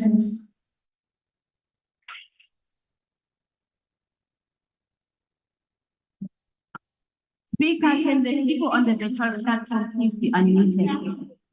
I've ruled. I have ruled on the matters. All of them are members of parliament and they deserve given the opportunity like all of us. If you could pause there, thank you. Mr. Castle, who is that? That is Honorable Madokwe. Madokwe. Thank you. We can continue. Now they can hear from where they are, they can hear. All they can't do is speak. They don't want, I won't allow them to have me now anymore. Allow them to participate. I've ruled. Will you please leave the chamber? I've ruled. Please leave the chamber. Are you then saying that? Honorable member, will you please leave the chamber? Are you honorable member, will you please leave the chamber? Sergeant at Arms, will you please assist her to leave the chamber? And just to pause there, Mr. Castle, how would you describe Ms. Madokwe's behavior?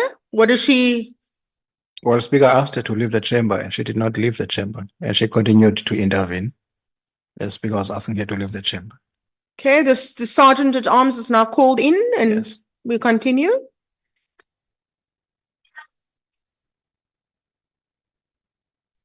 From our city.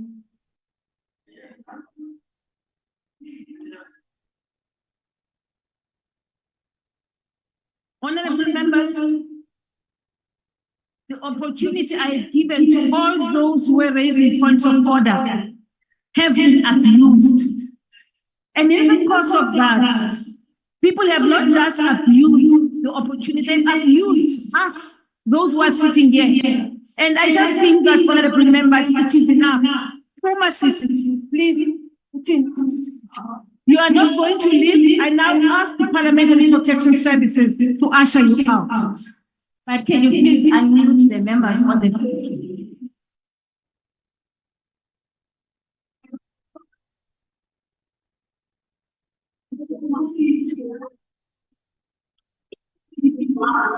Honorable member.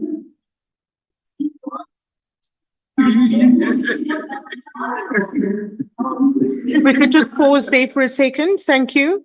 Mr. Castle, we've heard previously that the Speaker had already ruled that the online platform is muted. You confirm that? Yeah. So what is Ms. Madokwe insisting the Speaker do?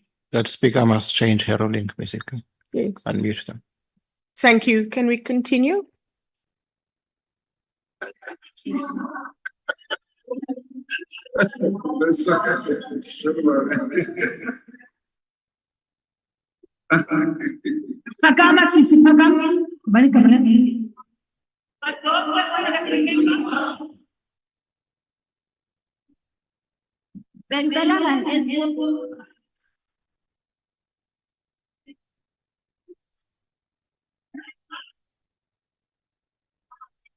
Honorable Madokwe, yes, you are delaying us. Please leave. Please leave the room. Okay, please leave the room.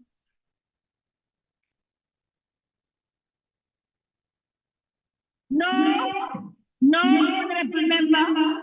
Honorable member, you are not going to choose who takes you out. Out, sit out. Thank you.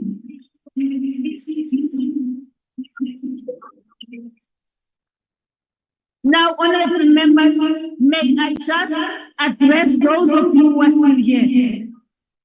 Right? I want, yes, exactly that. There is no point of order. I put small points of order. You may have ruled. I have pause there, please. Thank you. Honorable Thank you. Mr. Castle, we've now seen Ms. Madokwe has left with not too much resistance. The female members escorted her out.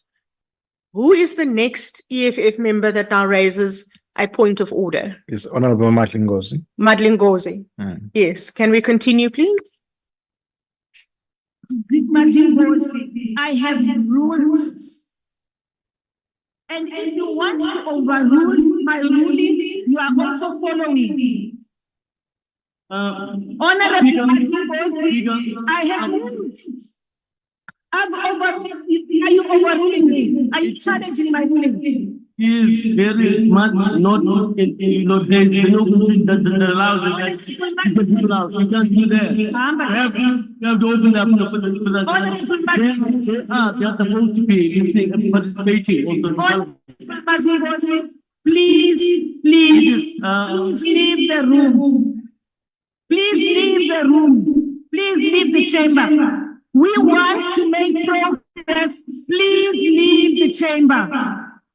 Sergeant in arms, will you please take Honorable Madribos and usher him out? Please.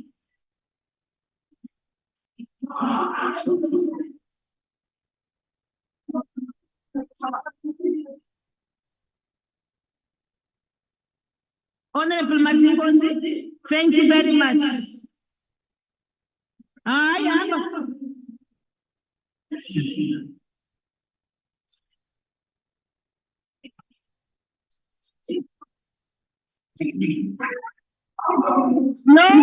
you are not speaking. You are not addressing us. Leave the house.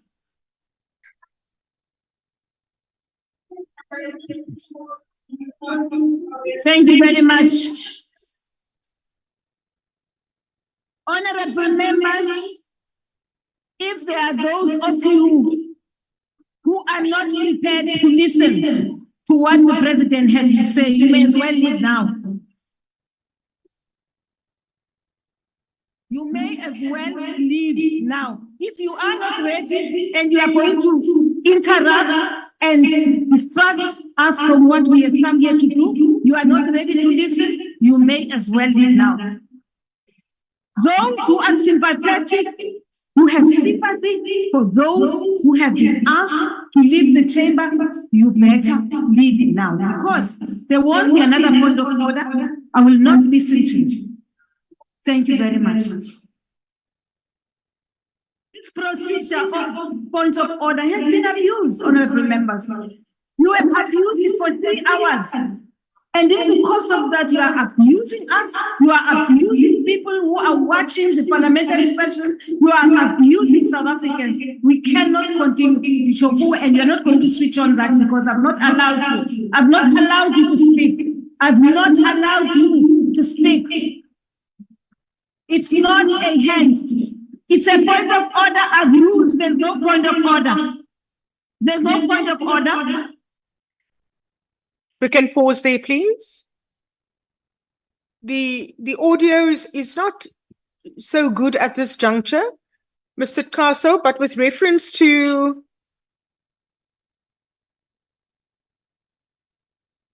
just give me one moment, please.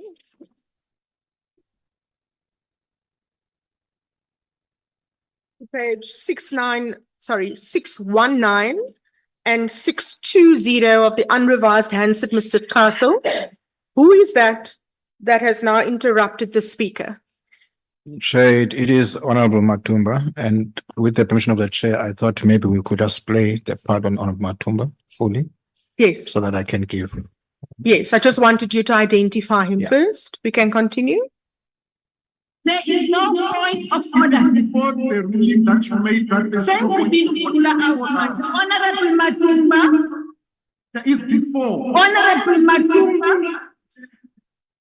Honorable Matumba. Honorable Matumba, will you please leave the room? Honorable Matumba, will you please leave the room? Please leave the chamber. We have please usher him out. We could pause there, please. Mr. Tkaso, if you could just describe to us what has been happening and why has Mr. Matumba been asked to leave? Speaker had ruled that no points of order. And I mean, Honorable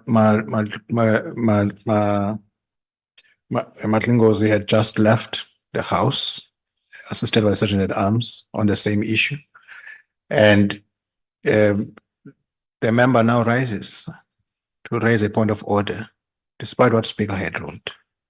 And that is really where the issue begins. And now there's an exchange between the honorable member and the Speaker in contravention of the rules, because the rules say Speaker must be heard without interruption in any event. And is he respecting the ruling and of the Speaker and her authority? Disregarding the authority of the Speaker. We continue.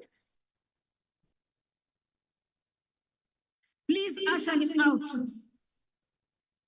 Chair, it's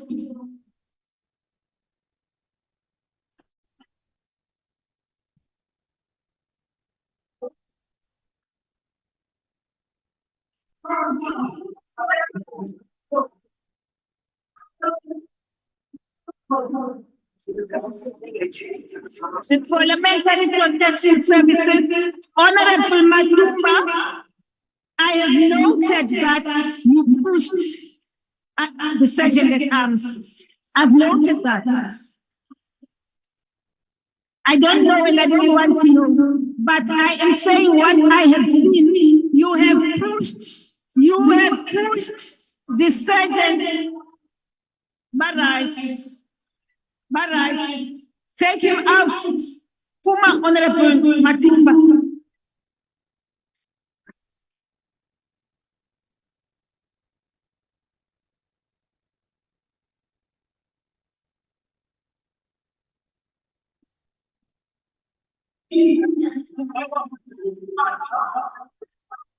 If we could just pause there. Thank you, Mr. Kaso. In relation to the statements now made by the Speaker, what happened with the Sergeant at Arms? Sergeant at Arms was pushed by the member. So the member interfered in the performance of his duties. And he pushed him. And the Speaker made note of that. Thank you. We can continue with the video clip.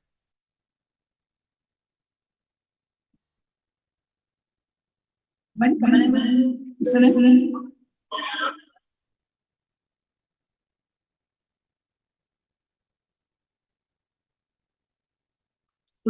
honorable members, I want to repeat this. The opportunity I have given to honorable members to make their points of order has been seriously abused. And I want to say this to all of you, because I realize that some of you are very impatient. They don't understand why I'm doing all this. It is important for me to follow every step so that people who want to take this session to court do not succeed for the sake of the people of South Africa.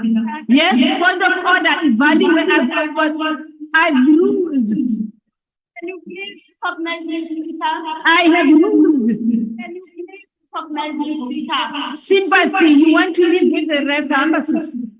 I'm not honoring anyone. Can you please unmute all those members of parliament? If we could just pause there, please. Mr. Kaso, just to identify the member, please. Chair, that is Honorable Mkondo. Mkonto. Thank you. You can continue. Platform, Speaker. Mute them, Speaker. They have a right to talk in parliament. They have honorable Mkondo. Please.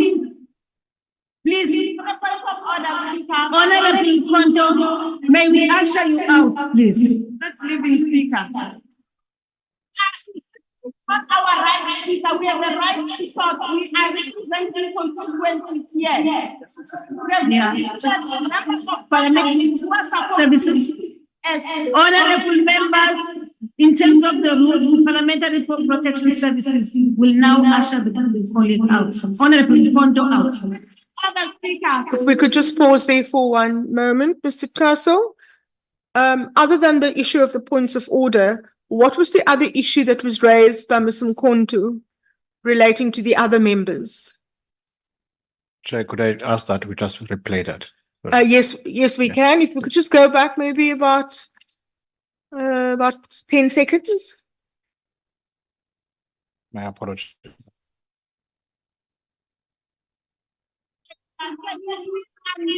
Those members of parliament who are on a different platform, use them, Speaker. They have a right to talk in parliament. They have Honorable Nkondo, please. Honorable Nkondo, may we usher you out, please? Not leaving Speaker. Could just pause there, please. Mr. Castle, with reference to page 620 of the unrevised Hansard. What is Mr. Nkondo insisting must happen? She is asking that those people on the virtual platform be unmuted. Can you please recognize the speaker? Can you please recognize the speakers? And then I'm not sympathizing with anyone. Can you please unmute all those members of parliament who are on the virtual platform, speaker? Unmute them, speaker. Yes. They have a right to talk in parliament. Thank They you. have constituencies which they are representing here. Thank you. And then, of course, we know already, because it's already evidence on the record, that the speaker had already ruled in relation to the online platform. Yes. Thank you. In addition to the fact that there's no more points of order. Yeah. We can continue just the last little bit. Thank you. Not our right, Speaker. We have a right to talk. We are representing constituencies here. Members of parliament who are services. As honorable members, in terms of the rules, the Parliamentary Protection Services will now usher the colleague out. Honorable Nkondo out. Other Speaker.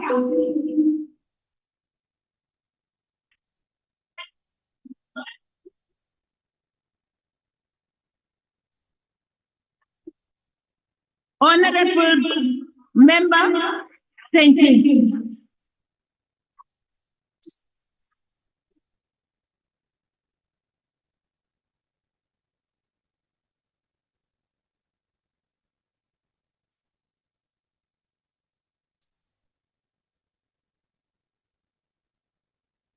I think we can stop there. I think that is the removal of all the members on the 10th of June, 2022.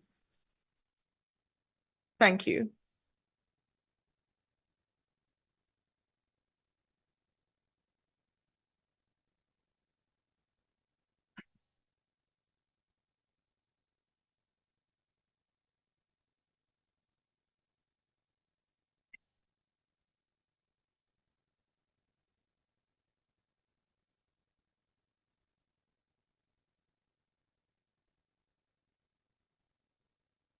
Madam Chair, that is the evidence in chief of Mr. Castle.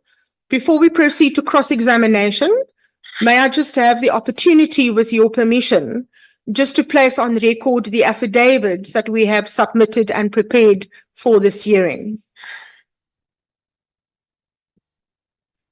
Permission granted, Advocate Golden. Please proceed. Thank you, Chair.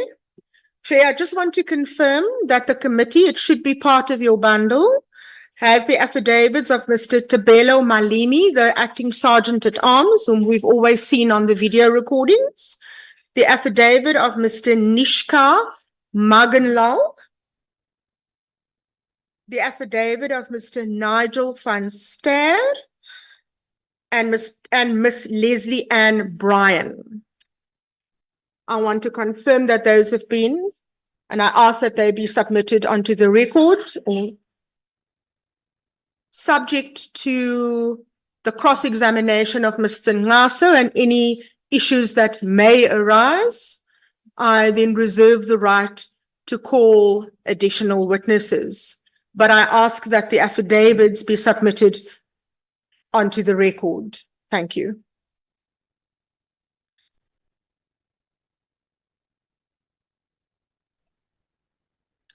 Thank you, Advocate Golden.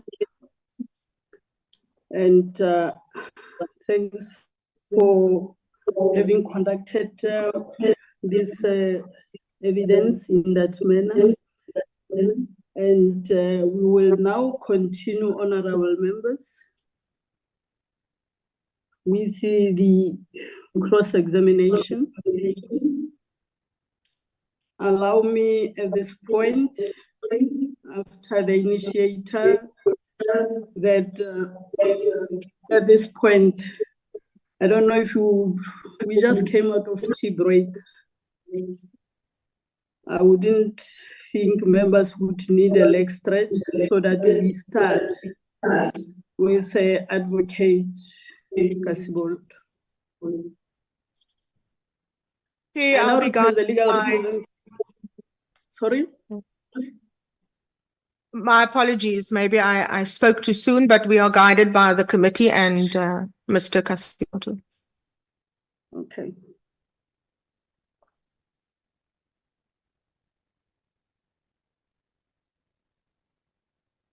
Honorable members. My apologies, Speaker. I'm not too sure I heard you properly, Chairperson. Were you asking me if I want a leg stretch as well as the rest of the committee, or whether I want to start now? Was that the question you're putting to me? No, I was just saying the members just coming from tea. I would request now that the legal representative of the affected members start with cross-examination of the witness.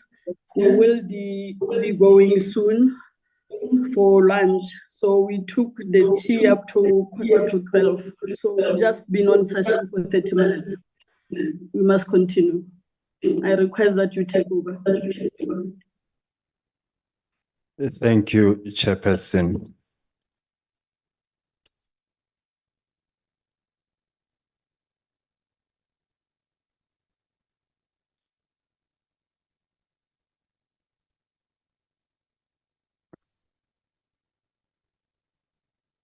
Good afternoon, Mr. Paso. Good afternoon, Mr. Kasibold. It is good to see you again. Same here. I want to start off with this. If I understood your testimony earlier, is that there's a lot that happens before we get here. And by that I mean, if there are charged members in front of this committee, it would start off by what I would call a cause of action. So the impugned conduct, that would be the starting point, isn't it? Yes. And you had set out the steps that lead to this hearing, not so? To this particular hearing, yes, I have. So I couldn't hear that. I'm saying to this particular hearing, yes, I have.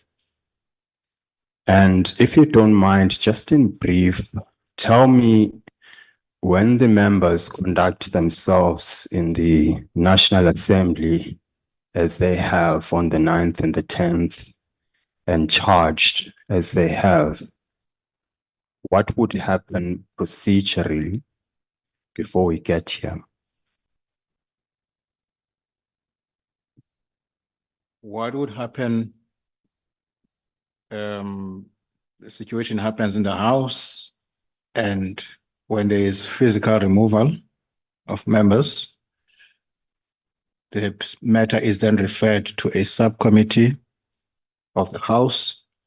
It's called a subcommittee on the physical removal of a member. That committee would then meet and express itself on the circumstances that led to the removal of the members.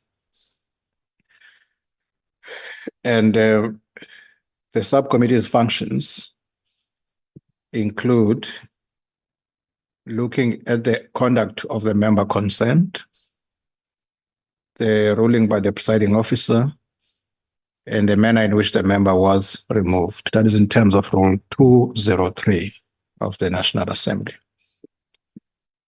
The subcommittee then reports its findings to the Rules Committee of the National Assembly. That is in terms of Rule 203 of the same rules of the National Assembly. The Rules Committee then considers the matter and decides what ought to happen with the report of the subcommittee. It is not every case that will end up with the Powers and Privileges Committee. The Rules Committee is at liberty to decide where matters must be referred from after its consideration.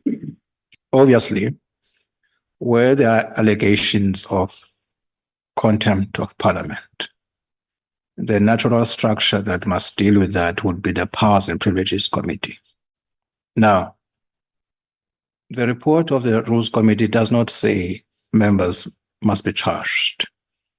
In other words, when it refers matters here, when the matters are referred here, it is the Powers and Privileges Committee that applies itself to the issues referred to it and decides whether there's a basis to charge members or not to charge members. In the event that there is a basis,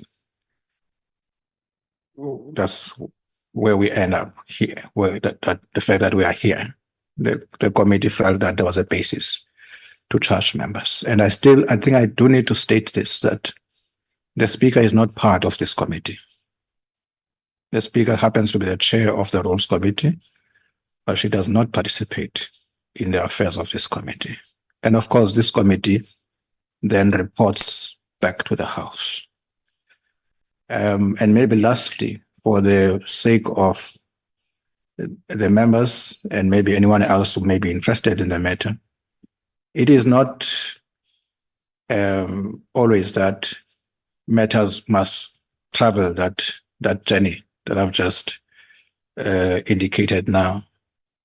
It's not always the case that they must do that. It could very well be that a matter of contempt is raised, say in the House or with the Speaker directly, and the Speaker refers it to this committee without going through those structures. Thank you.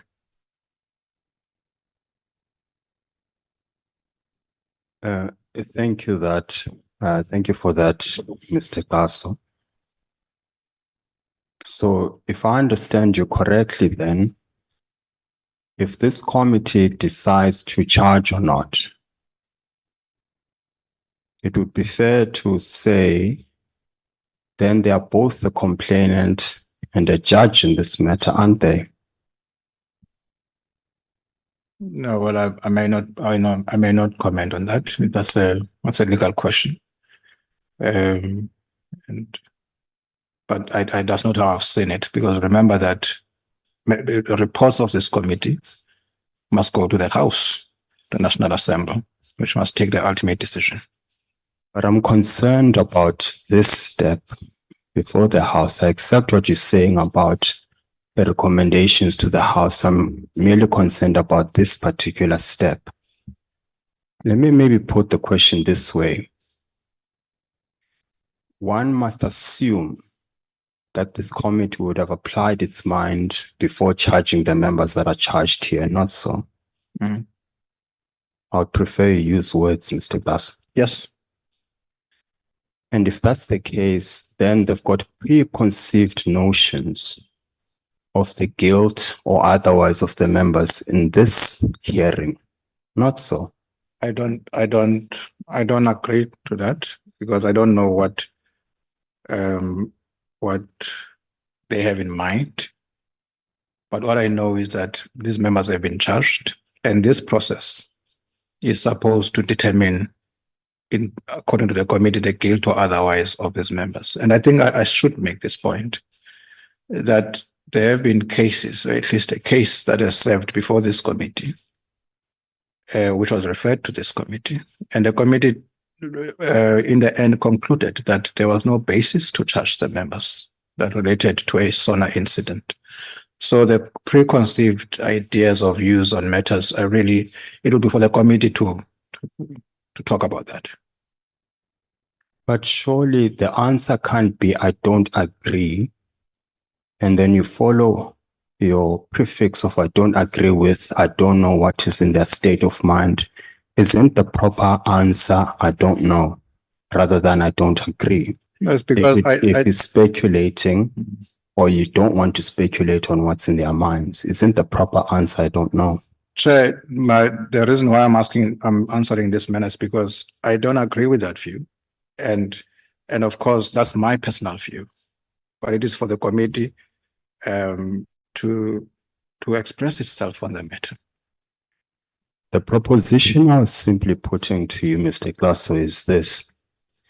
If you say the consideration as to whether to charge my clients or not falls within the purview of this committee, and this committee decides to charge the members that it has before any evidence is laid before them, at a conceptual level, you must accept they've got a preconceived notion as to the guilt or not of the members, just at a conceptual level. Chairperson, my view is that, of course, the committee gets advice on its work, and the view would have been that there may be a basis to interrogate this issue, hence charging the members. But that does not mean that the committee has predetermined the outcome. Otherwise would not be here. At least that's what I think. But again, Chair, I must emphasize, I am not the committee. I am a witness here on matters that happened in the House on the 9th and the 10th of June. I am not the clerk of the committee. I am not the advisor to the committee.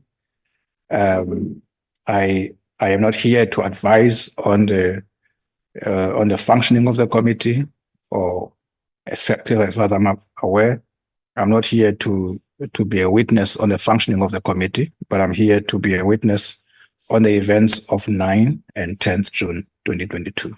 Thank you, Chairperson. Thank you, Mr. Glasso. Let me cut to the chase.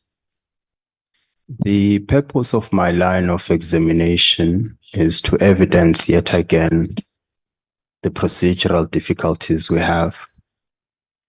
And I suggest to you that this committee sits as the complainant in a sense that it has referred to itself people that it takes the view are guilty.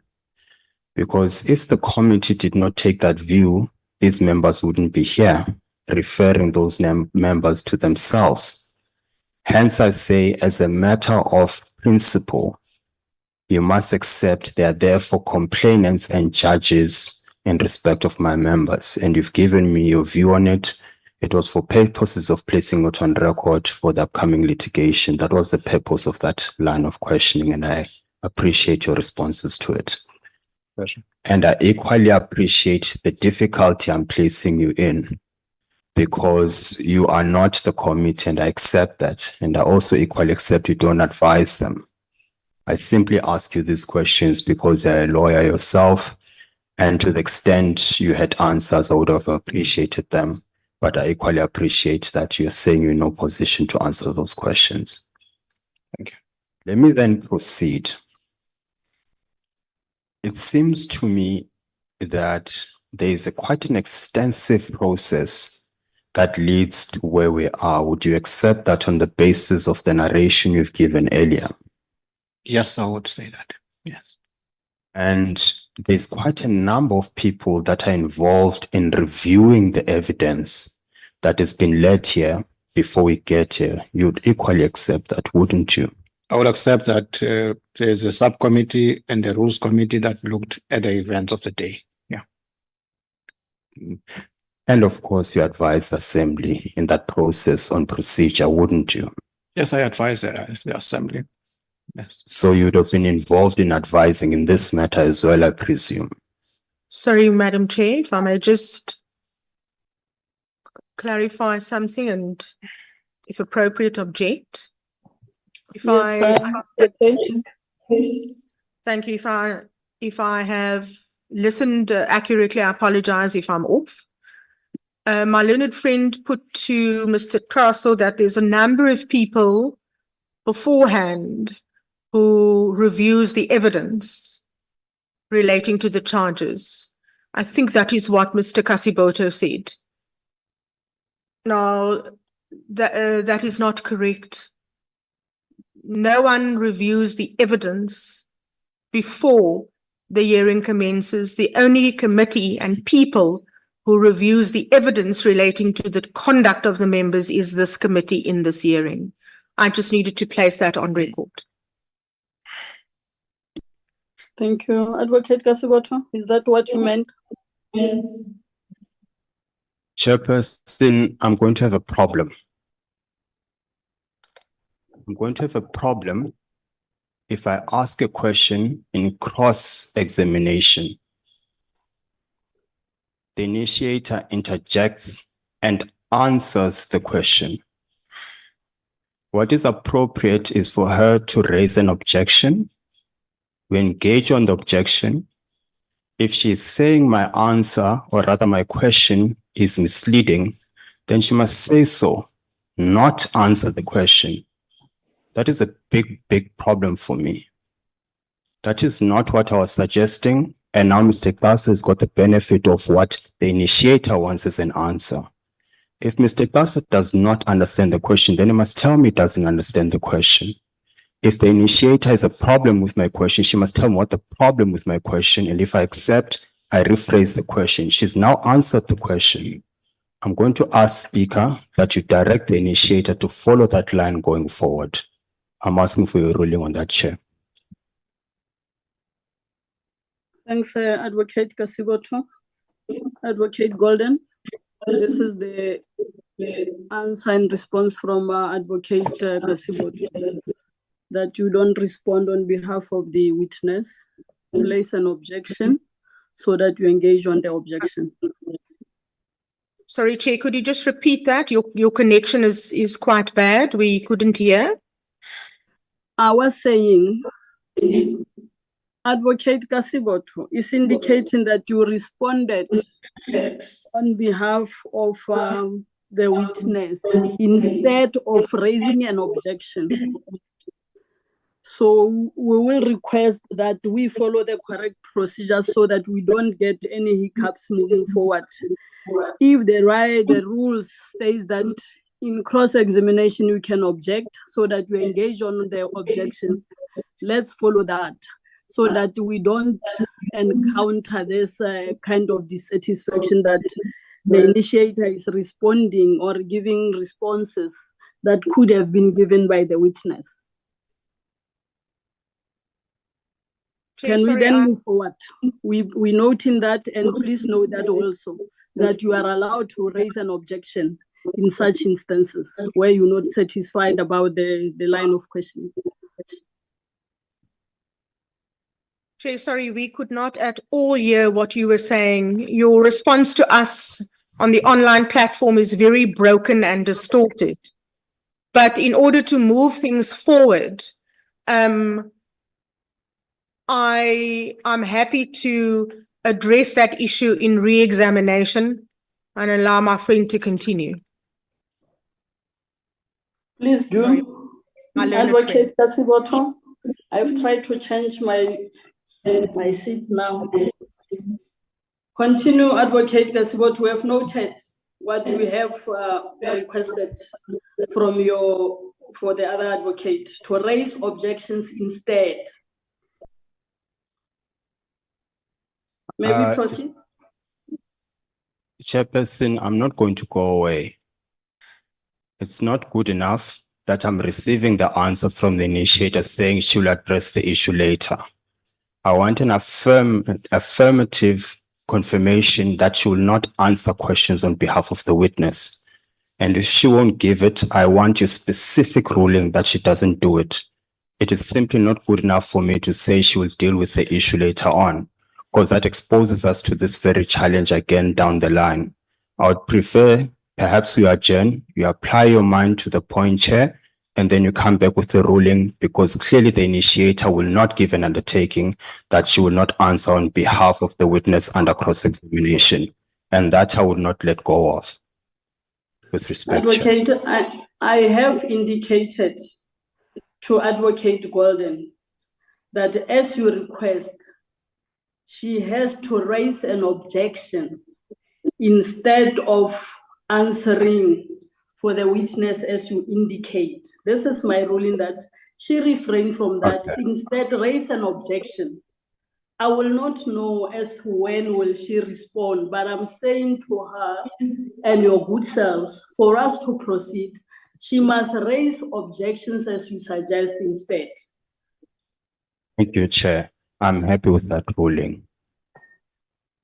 Mr. Kaso, I was following a line of examination, and I'm putting it to you that before this committee sits, there is, and I'll be specific, the videos that we've seen today would have served in front of the people that apply their minds before we get here, and they would have viewed this footage, not so. Chairperson, remember that this footage is a public record. So certainly the subcommittee on the review of the rules had access to this video footage, had access to the handset, and so is everyone, or so does everyone who wants to. Yeah, thanks. And of course, you confirm that you advise Parliament and you advise them on this matter, not so. I advise the subcommittee on the review of rules, on the physical removal of members. I advise the rules committee to the extent of their mandates. Yes. And in the course of you giving advice, you'd have watched these videos, not so. Chairperson, I watched the videos. I mean, I was in the house, as you know, obviously. I watched the videos, then I continue to watch the videos, and I will watch the videos even after this hearing. Thank you. And I imagine the intention behind watching the videos is to verify that the allegations, let me start with the rulings by the speaker were proper. That would be the intention behind watching the videos, not so. Yes, of course it would be, and just to be to refamiliarize myself with the proceedings. Yes. And I would imagine you'd have satisfied yourself that the evidence you've led today is true, not so. I would have satisfied myself that I've led the evidence to the best of my ability, and if there is anything that needs to be clarified, I'm happy to clarify that.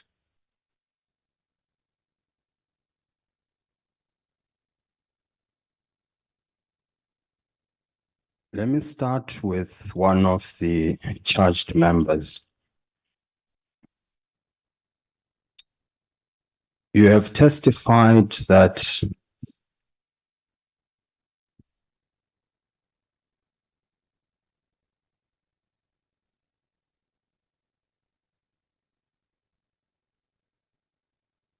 if you can just give me a second.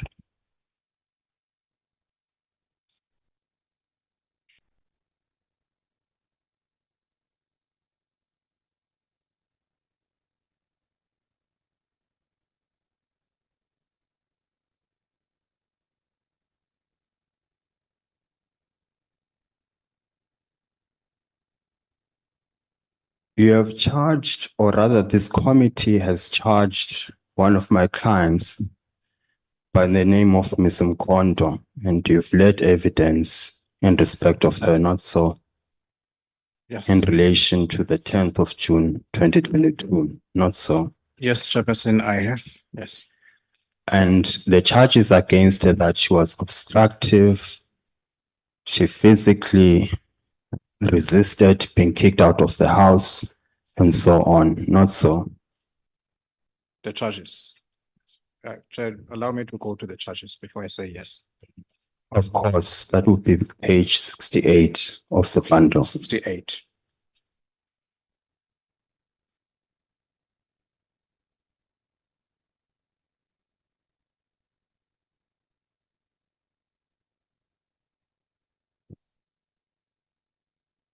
I'll assist you. So at page 69,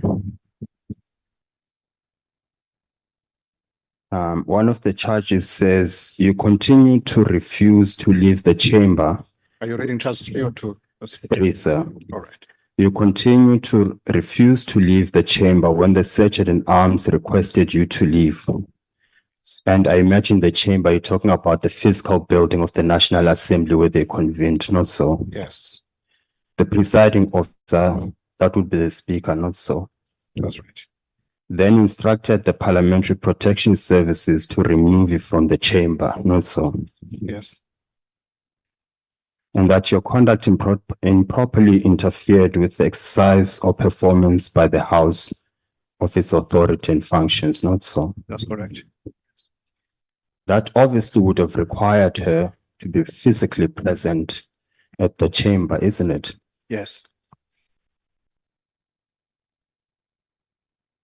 I put it to you that Ms. Mkondo was never at the chamber on that day. What's your response?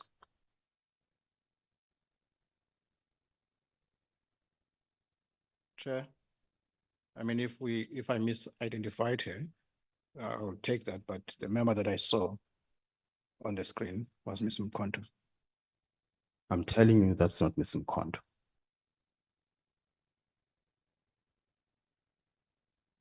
Do you have a response to that? Obviously, Chair, I'll have to verify the member's identity. And if it is not Ms. Mkondo, then I accept that it is not Ms. Mkondo. And if it's not Ms. Mkondo, then she is improperly charged, not so? If it's not the member, yes, she will be improperly charged in this instance. So you have nothing at this moment to say to me what I'm putting to you is not correct? I'll have to verify that, Chair, because as far as I'm concerned, as I said, to the best of my ability, that was a member, and I'll have to verify that. Yes. Maybe then let me assist you. Do you perhaps want to take us to the video and identify the person you call Ms. Mkondo? I'd imagine you'll be right at the end of the video because that's the last testimony you gave. And I'm afraid, Mr. Basu, you're not allowed to use a cell phone under cross-examination. Chairperson, if I can ask that Mr. Basu is asked not to use his cell phone under cross-examination, please. Can you give that ruling?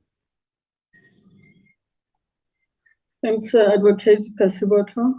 Dr. Kaso, please refrain from using the cell phone.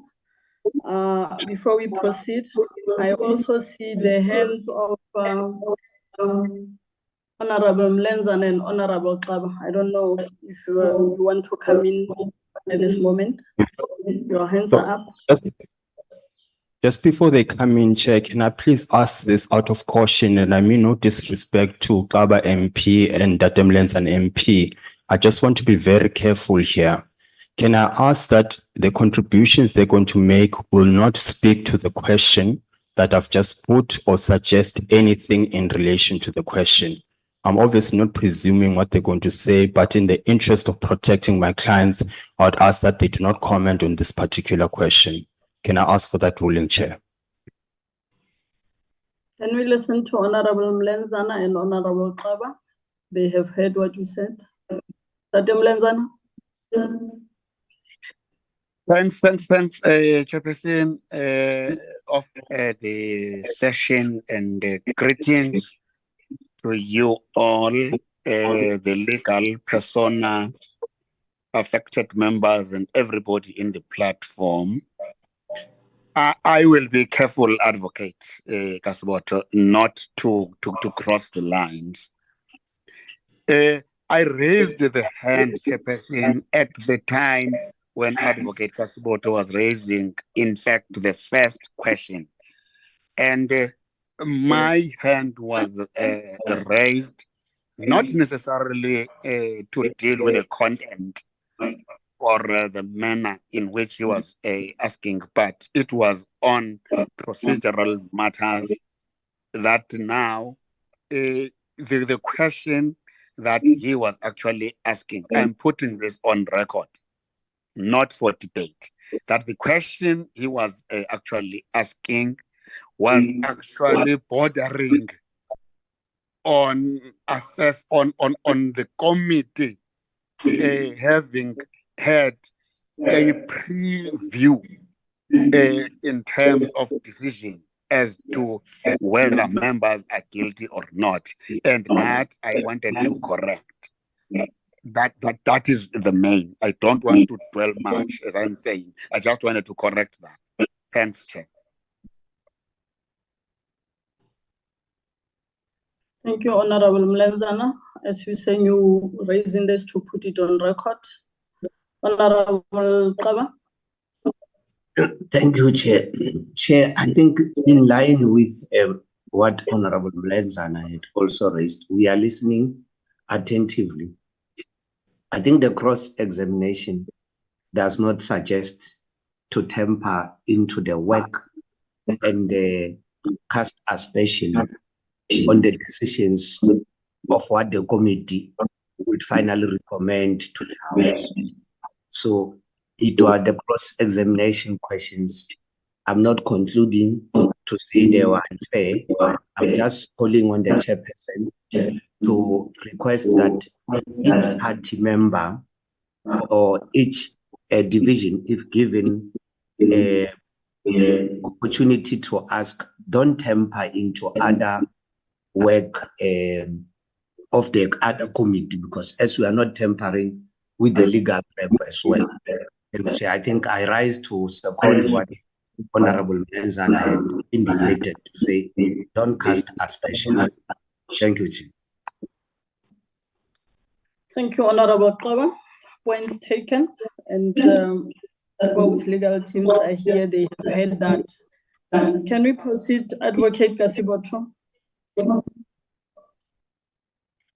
Chairperson, I am sure I'm not the only one who is physically in this chamber who could not hear what was being said. And I see the initiator is nodding her head.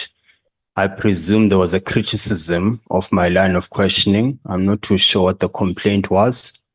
And I'll just proceed. And I ask that, Chair, if I cross the line or I do something I'm just being told not to do, it is not disrespect to any of the speakers or you, Chair. I just simply did not hear.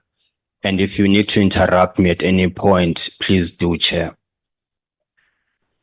Mr. Kaso, I'd suggested to you that Ms. Mkondo was not in the chamber at the time.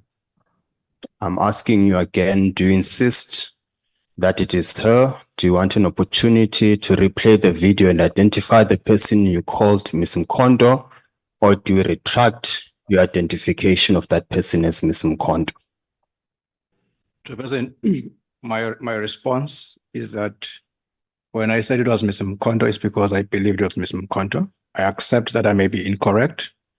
And to the extent that I may be incorrect, because what it would mean, I must verify the picture of the member. In fact, when I was trying to open the phone, I wanted to do exactly that. But I accept, if it's not Ms. Mkondo, then it's not Ms. Mkondo. Then I was wrong. That I will accept.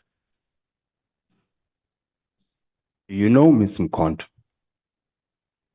Chairperson, I deal with 400 members. I don't know all of them. So often I have to verify the faces of the members that sometimes to know that this is a member. So I know I have seen Ms. Mkondo, but I cannot say that I know her. I've seen Ms. Mkondo as much as I've seen all the members of the House. Before you testified it was Ms. Mkondo, did you verify it was Ms. Mkondo? Chairperson, I did not check the records because I just followed the video that identified her as Ms. Mkondo. And that is really what I'm saying. So if it is not Ms. Mkondo, I accept it's not Ms. Mkondo, and I will take that. What I said here is because I believed it was Ms. Mkondo, and I may be wrong, that I accept. I'm going to have to press you for a yes or a no. Did you verify it was Ms. Mkondo before you confirmed it was Ms. Mkondo? No, I did not verify. It was Ms. Yes. Yes. And that's the point. You did not verify. Yes. And if it is not Ms. Mkondo, as I'm telling you, then the charges must against her stand to be withdrawn. Chairperson, that will be for the committee to withdraw the charges or not to withdraw the charges. But here I'm just giving the responses as I'm asked. And if they were to ask your advice, what would your advice be? Chairperson, I don't advise the committee, so I will not advise the committee. I'm here as a witness, not as an advisor to the committee. I'm asking you a question in principle. If anyone you advise, let's say the subcommittee, let's say we're at the subcommittee stage which you advise, and they ask you, we're faced with a fact where we've charged a member for something they did not do, what would your advice to that committee or subcommittee be as an advisor? Chair, I mean, of course, the subcommittee does not charge people, but if we misidentify the person, then we misidentify the person. So that is the wrong person, and you can't charge the wrong person. So yes. And again, I make this point, and I've made this point over and over again. Yet again, we see the problem with the process of this committee. And I'm putting this to you as a proposition. You have a seasoned advisor such as yourself who has just confirmed you did not verify identity of a member that you have positively under oath confirmed to be guilty of charges. And now you concede you do not even verify the identity. You can appreciate why we have an issue with that as a starting point. You can equally appreciate why we've got a problem with this multi-layered process that includes subcommittees, that includes this committee, viewing the same video, undertaking the same exercise of verifying, yet all of them, including the members of this committee, miss such an important issue. You will then begin to understand our initial submission as to why there must be an independent fact-finding process. As a matter of principle, the answer should be yes or a no. Can you appreciate the complaint that my clients are raising with the committee processes? no, I don't appreciate them, Chair. Thank you. Let's deal with this.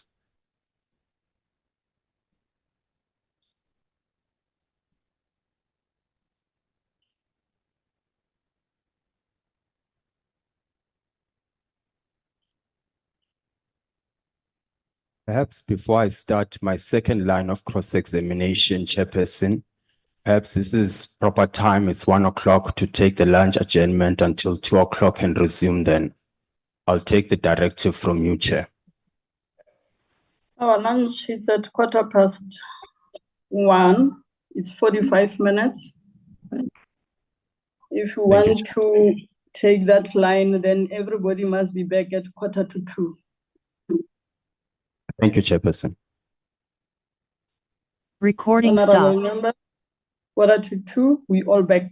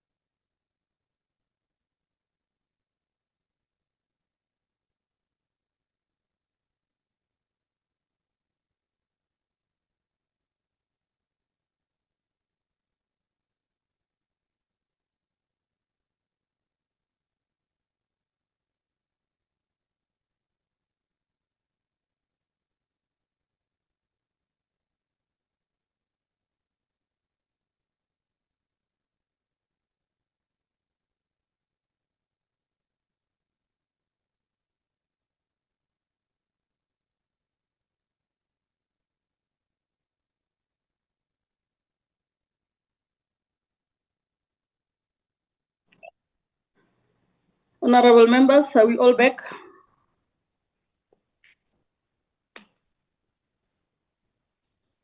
Is everybody back in the room? Recording in progress. Chair, yes, I think we can start. Chair, yes, we are still here, Chair. Are both the legal teams around? Advocate we Kasiboto are, is Chair. around and the team. Can we start? All right. Thank you, Honorable Chair. members, let's resume. We are on the cross-examination of the witness by Advocate Kasiboto. You have the platform, Advocate. Thank you, Chairperson.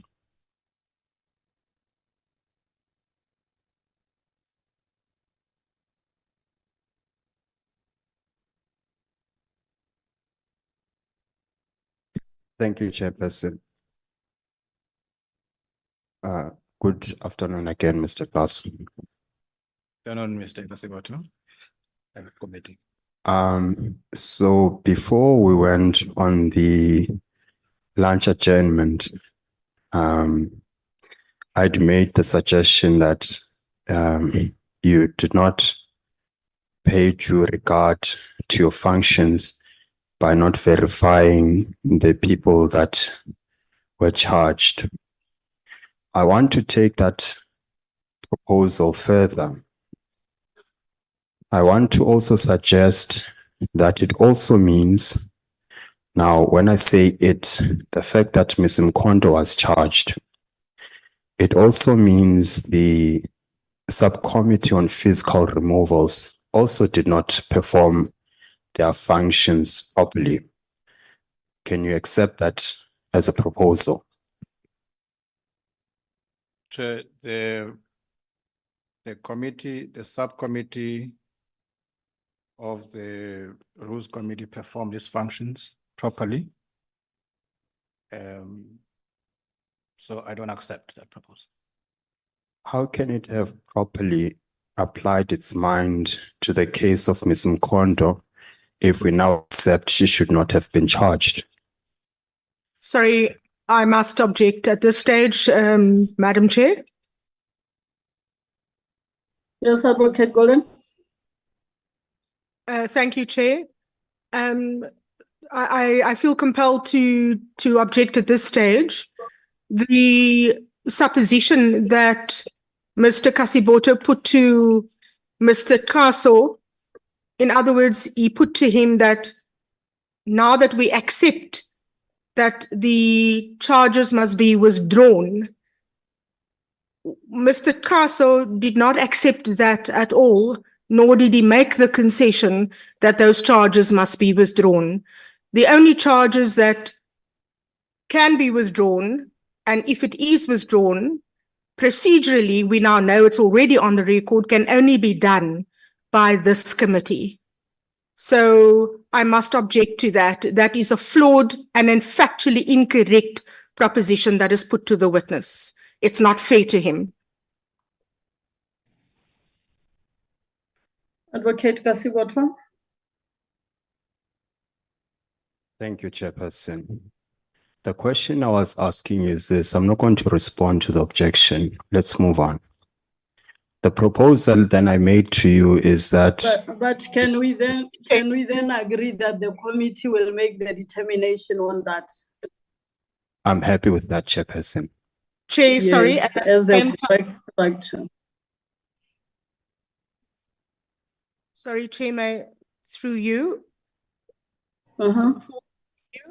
May I also then ask that Mr. Kasiboto is also duly warned for not putting incorrect propositions to the witness, and this is to be fair to the witness.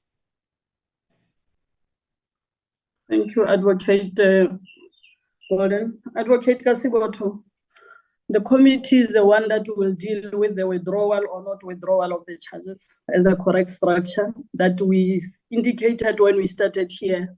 We are investigating and we will report to Parliament as correctly said. So please refrain from doing that and withdraw such propositions as indicated so that we don't get hiccups as we deal with your cross-examination. Thank you, Chairperson. I accept your ruling. Just to assist in that respect, all I simply said is a proposition I put to Mr. Klaso earlier on is that if she wasn't there, then she shouldn't be charged. That's all I was dealing with. That is not a factual inaccuracy. It was his own evidence, but I'm happy to accept your ruling and I'll move on. And I promise, as I haven't, not to put in factually incorrect suppositions. Mr. Klaso, the proposition I then made to you is that the subcommittee on physical removals clearly then did not properly apply its mind, at least to the, I'll show you in other instances where there was incorrect application of the mind and that your evidence was false. But I'm now just dealing with Ms. Mkondo, and I'm saying to you, if your evidence is that the subcommittee ought to have applied its mind to the facts, and we accept, or at least I put it to you, that they ought to, then had they properly applied their minds, then at some point at that subcommittee, it should have been noted that Ms. Mkondo is not guilty of at least charge 3.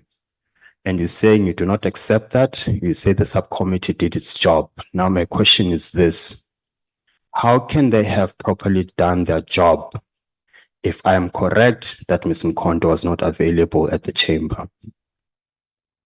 Chairperson, I think I should make this point, which I had made before. The subcommittee does not charge people. The House does not charge people. The Rules Committee does not charge people and did not charge people. So my submission, Chair, and the committee, and my response to Mr. Kasiboto is that the committee did apply itself properly on the issue. May very well be that there was a misidentification of the person, which was a genuine omission, even on my part. So, but the committee did apply itself. And it, of course, it will be for this committee to consider all those factors when it gets to that point. The further proposal I'm putting to you is that in the same vein that you, the subcommittee on physical removals, had not applied their minds, the same can be said about the Rules Committee, because it too did not raise the fact that Ms. Mkondo was not at chambers. Is that fair to say? Chair, as I indicated, the Rules Committee, the subcommittee applied themselves properly on the issue. And in the same way, I'm accusing you, the subcommittee on the physical removal, the committee on the Rules Committee, in the same way I accuse them of not properly applying their minds. This committee did not apply its mind before it made the recommendations to charge Ms. Mkondo. Do you have a comment? The committee will answer for itself, Chairperson. That's not for me to respond. You're saying that's for you to respond? It's not for me to respond to that. Why is it for you to respond on the Rules Committee? Because I support the Rules Committee and I advise the Rules Committee and the subcommittee. I don't advise this committee. So it is for this committee to deal with that matter. Why is it for you to speak on behalf of the physical removal and the Rules Committee? If you may, Chairperson, through you, if Mr. Kasiboto can repeat the question. I'm saying you are not prepared to speak on behalf of this committee. You're saying it will speak for itself. Yet you are prepared to speak on the other subcommittees. And I'm saying why. Chairperson, it's simple. And I'm not sure why it should be an issue. I'm speaking here on for what happened in the House on the days in question. I mean, that should have been the query. Why am I speaking for the House? And I'm speaking here for this in the subcommittee, what happened in the subcommittee and the Rules Committee, because I've indicated I advise those committees. Very well. But you can accept that in as much as you advise them, they remain human beings that man those subcommittees, not so? Yes, I accept that, which is obvious. Yeah. And they've got their own minds, don't they? No, they do have their own minds. And you had suggested earlier on, you will not purport to speak on behalf of anyone, including the speaker, did you not? No, I did. Chairperson, I think I need to clarify this. It is my view that that committee applied itself. It is my view that the Rules Committee applied itself on the matter. And that's really my view. Very well.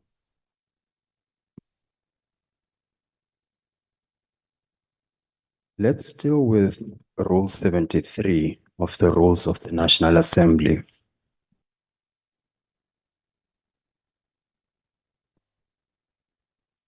You can accept as a starting point that the Speaker is bound by all the rules of the National Assembly, not so? Yes, the Speaker, like any other member, is bound by the rules of the National Assembly. Including when she makes rulings, not so? The Speaker follows the rules of the National Assembly to the best of her ability, as far as I'm aware. Yes. And she's not allowed to deviate from the rules, not so?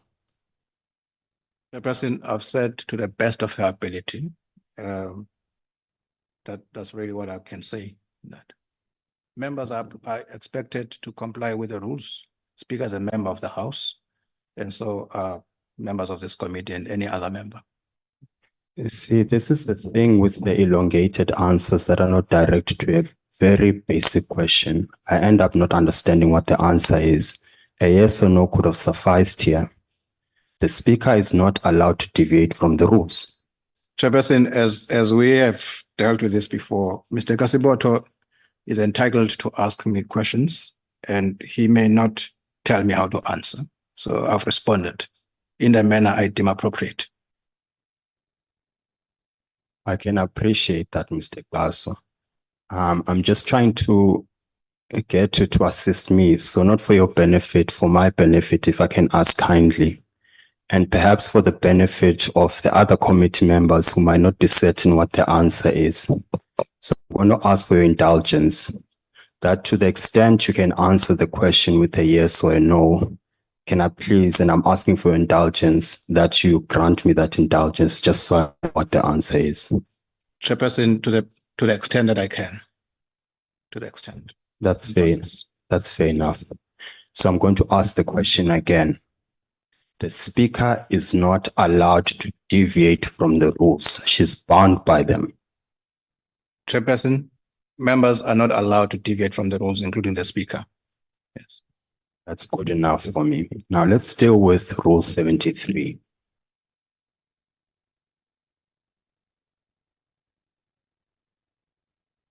It says if a member refuses to leave the chamber when ordered to do so by the presiding officer in terms of Rule 70 or 71, the presiding officer, i.e. the Speaker, must, and I place emphasis on the word must, instruct the Sergeant at Arms to remove the member from the chamber and the precincts of Parliament forthwith.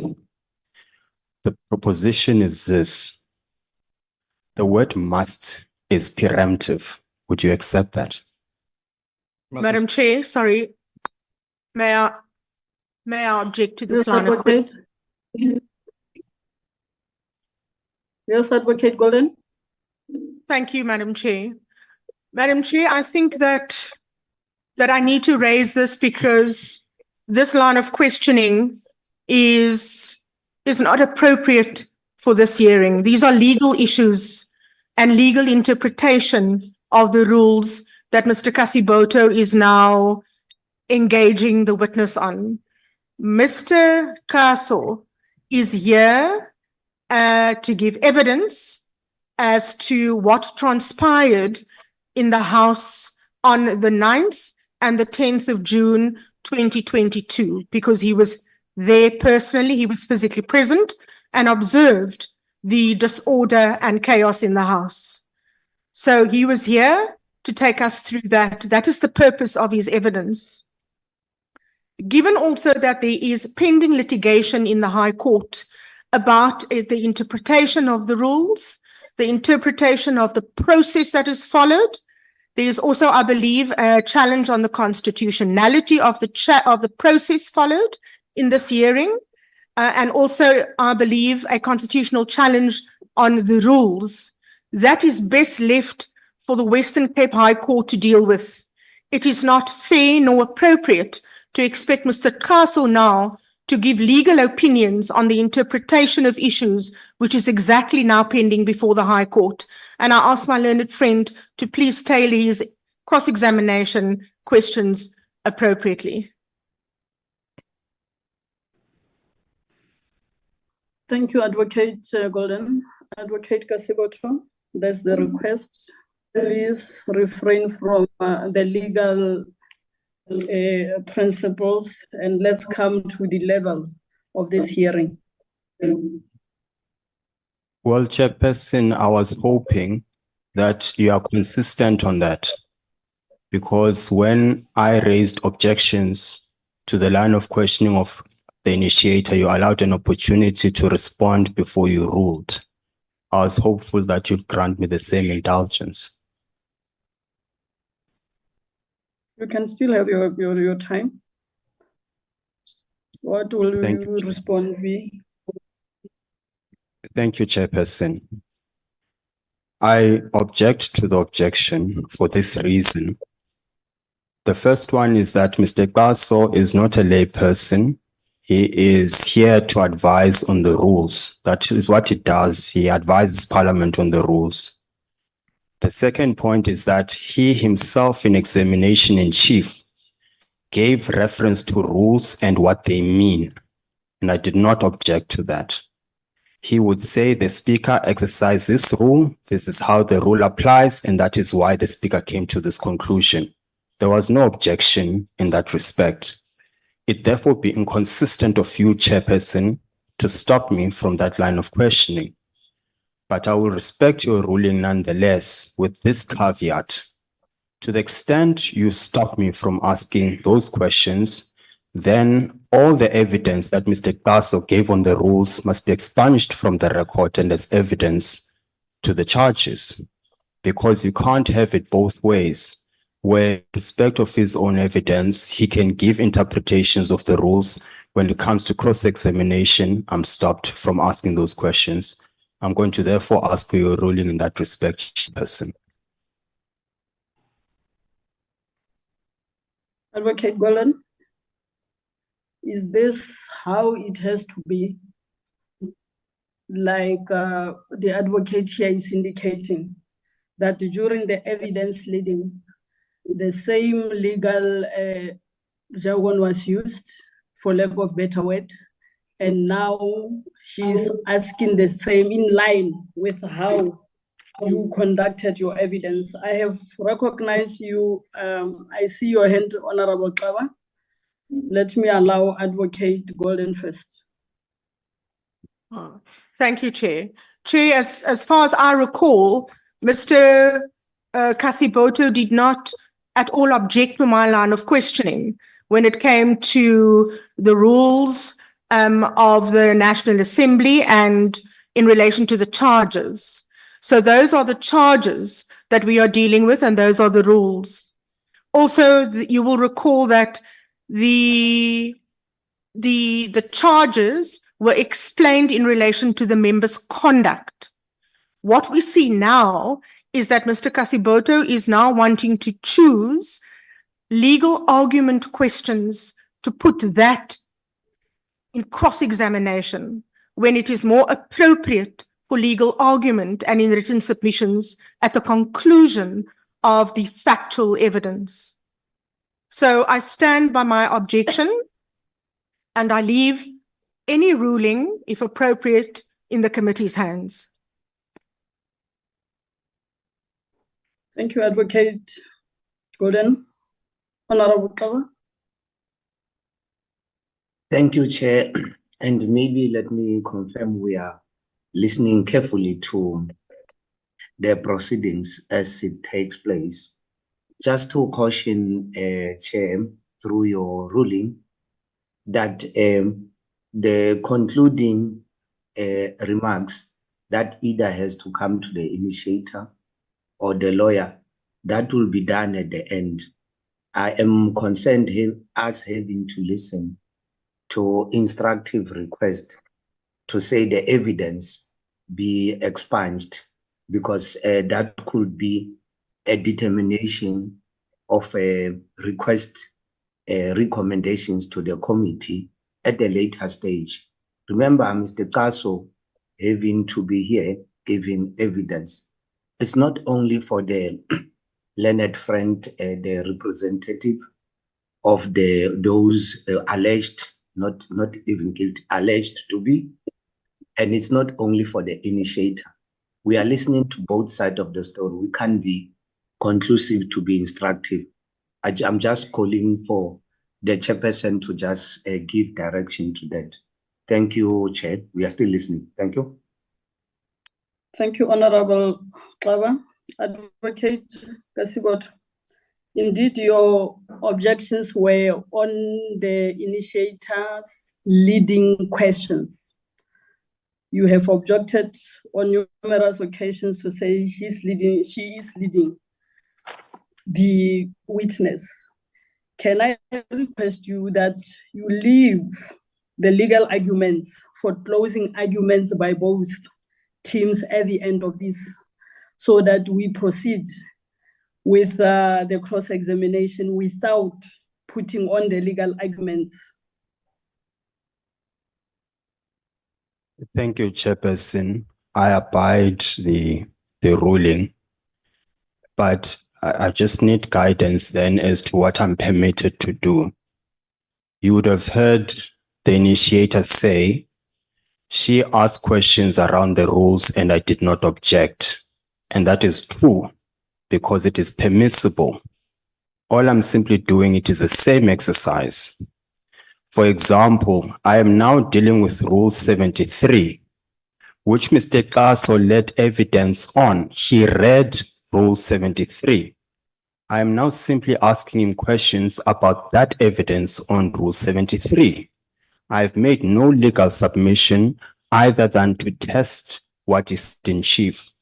The initiator has told you that she asked him questions on the rules. I am simply doing the same thing. So at the risk of disregarding ruling, Chair, I'm just seeking guidance on what it is exactly you're asking me to do. Because all I'm doing is asking questions on the same Rule 73 that I allowed questions on when the initiator was examining Mr. Kaso. So I'm just asking for your guidance, Chairperson. I'm doing nothing that the initiator did not do. What I'm asking on Advocate Kasiboto is for you to confirm the instances he responded to as a witness on the rules, not making legal arguments. As I'm saying, let the arguments be, the legal arguments, be reserved for both teams at the closing arguments that will be, both of you will be afforded a chance to do. There's a way of going around asking with the rules, instead of making it a legal argument.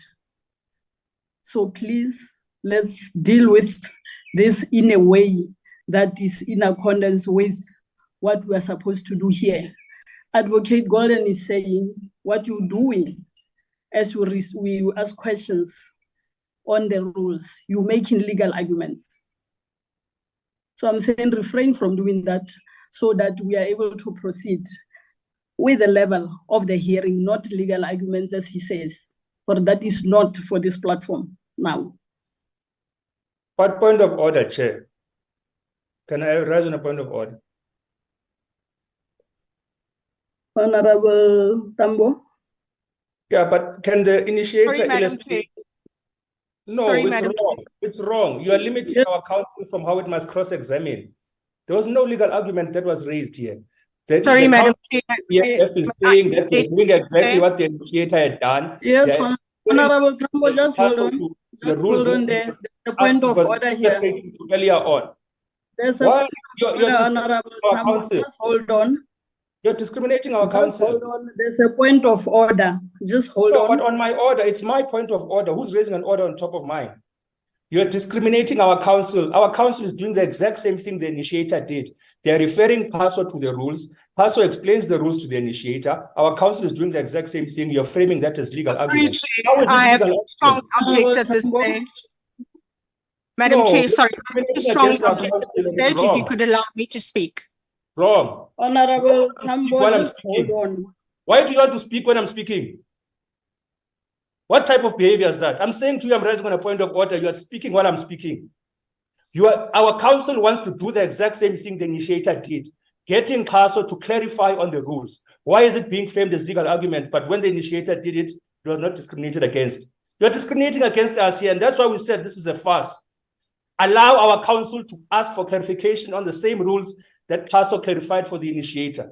Why are you discriminating against our council, making illogical rulings like this? It's wrong. It's wrong. Advocate Golden, can you come in? I will come back to Honorable Tambo. Thank you, Chair. Chair, the nature of my objection is really a simple and it's a procedural one. The members of the EFF are represented in this hearing by legal counsel and an instructing attorney. They are not allowed to interject in any of the proceedings. They must do so through their legal team. That is the proper way of conducting this hearing. And I ask that you please prevent that from happening again. Otherwise, I will ask that the relevant member be muted. Thank you. Thank you, Advocate Golden. I will not do that again. I will not give the affected members. Like it is indicated, Honorable Tambo, may you please raise your objections through your legal team so that we avoid these situations. Advocate Kasiboto, can we continue? Well, then, Chairperson, I take issue with that as well. Before we got here, Mlenzane MP, Taba MP raised objections in this House about my conduct and my line of questioning in the comments I was making. You did not make a ruling that they must do so through their legal representative. Why is it then when my member, a charged member, who's obviously concerned about this process and is concerned about his rights and his interests, raises objections as well to protect his interest, why then is he being asked to speak through me? What is the distinguishing factor between the objections raised by the ANC MPs to the objection is just raised? Yeah, I'm a member. Before I go to Honorable I'm a member of Parliament here. I'm a member of Before I Parliament. go to Honorable Tambo, I'm still speaking here. Before I go to Honorable Taba, Advocate Kasiboto, if you could just say members of committee, refrain from calling them members of the ANC in this platform. They are here representing a committee of parliament. So it will not be okay that you say members of the ANC. We are a multi-party committee that constitutes this committee that is here. Sateklab, your hand is raised. Thank you, Chair. In line with your advice and guidance, Chair, we don't want to say, Advocate, perhaps you may have wanted to check their credentials. I'm participating in the meeting with the Chair as a member of the committee, not charged or what. Even Honorable Mlenzane is a member of committee. Even Honorable Ndlozi is the member of committee. And we also have DA members as members of the committee. We are not partisan. Thanks, Chair. Thank you, Honorable Kaba. Advocate Kasiboto, we're going to continue. The members of the committee, as and when they raise hands, I will recognize them. They are members of the committee and members that you are representing. they will have to speak through you so that your cross-examination is seamless. Can we then continue? Thank you, Chairperson, for your ruling. Mr. Kaso, before the engagements, I've taken you to Rule 73 sub 1. Are you still there? Chairperson, yes, I'm still there. I'll read that rule again. Excuse me. It provides that if a member refuses to leave the chamber when ordered to do so by the presiding officer in terms of Rule 70 or 71, the presiding officer must instruct the sergeant at arms to remove the member from the chamber and the precincts of parliament forthwith. And I placed emphasis on the word must before. Now, the question I want to ask you is this. When the speaker wants to remove someone from the chamber, she must, as a starting point, call the sergeant at arms. Not so. When a member refuses to leave the chamber. the speaker Yes. calls the sergeant at arms. Yes. Yes. And that would precede her right to call the Parliamentary Protection Services, not so? It is, it precedes that right at that starting point, but it's important, Chair, that you also, okay, maybe let me not say this, I might have to say it later on. Let me hear you out, Mr. Swoto. My apologies for that. Thank you. And before she can call the sergeant at arms, she must first ask the member to desist from the impugned conduct, not so? No, it's not always the case. But let's read Rule 70 so that you can understand my point. Sure. Rule 70 says, if the presiding officer is of the opinion that a member is deliberately contravening a provision of these rules, or that a member is disregarding the authority of the chair, or that a member's conduct is grossly disorderly, he or she may order the member to leave the chamber immediately. So there's no asking the member to desist from what the member is doing. But you can accept that her practice was to ask members to desist from doing what she alleges to be contravention of the rules, not so? Her option at points was to ask members to desist, but there is no requirement for her to do that in terms of the rules. And if she fails to call the sergeant at arms and immediately instructs the Parliamentary Protection Services to remove a member, then she's not acting in accordance with Rule 73, not so? Chairperson, that's a point I wanted to get to earlier, and I will get to it now. If you read Rule 73(6), sorry. Any member or members who contravene sub-rule 5 may, on the instruction of the presiding officer, also be removed from the chamber in the presence of Parliament. Rule 5, no member may in any manner whatsoever physically intervene in, prevent, obstruct, or hinder the removal of the member from the chamber in terms of these rules. Any member, then 5 follows. Now, there is no suggestion in these 2 rules that sergeant at arms must be called first. That is why when members are physically intervening in the removal of members, the speaker would call the protection services. So that is my response to your question. I apologize, that answer was long and I'm not too sure what the answer is. So having said what you said, if you can then sum up that answer perhaps in a sentence, because I want to understand you properly. I am putting it to you that the speaker may not call Parliamentary Protection Services prior to invoking the services of the sergeant at arms when removing a member from the chamber. Chairperson, my response is Mr. Kasiboto is incorrect. There would be instances where the speaker asks the members to be removed immediately from the chamber without having to call the Sergeant at Arms. Removed by whom? By the protection services. Please refer me to that provision. Well, the rules are clear that you have the Sergeant at Arms, you have protection services, and the members may be removed by the protection services at any point. So there's no requirement that in every instance, the speaker has to call the Sergeant at Arms, even when the situation calls for her not to call the Sergeant at Arms. I'm really struggling to follow. I've read Rule 73(1). It specifically says, when the speaker wants to remove a member who refuses to leave the house, she must call the Sergeant at Arms. In other words, not Sergeant at Arms or the protection services. It says she must call the Sergeant at Arms. You're saying I'm wrong.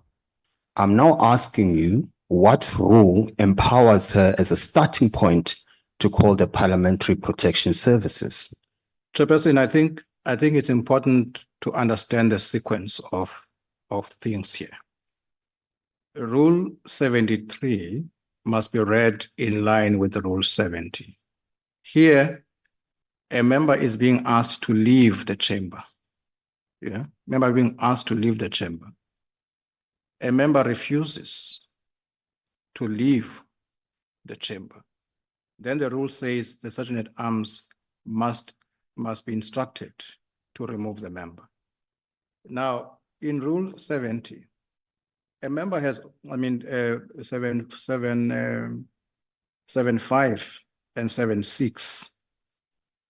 A member has already been asked to leave the chamber, and these other members, in defiance of what the speaker has said, then physically intervene. Now, the rule says those members must also be removed from the chamber and the precincts forthwith. And the application of this rule has always been that at that point, there's no calling of the Sergeant at Arms. Those members are removed from the chamber by the protection services. That is my response. I hope Mr. Kasiboto now understands my point. He may disagree with it, but that is where things are. I do not understand your point, Mr. Glasso, so I'll just put the proposition to you and then we can engage on that basis.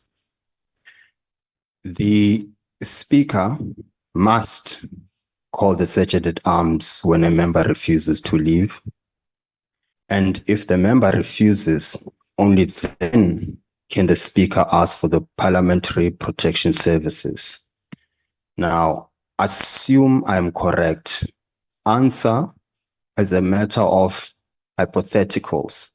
In other words, now you're assuming I'm correct. I'm not saying it's your answer, but let's work with an understanding that I'm correct. It would therefore, if I'm correct, be improper of a member to be removed by the PPS as a starting point. Not so. No.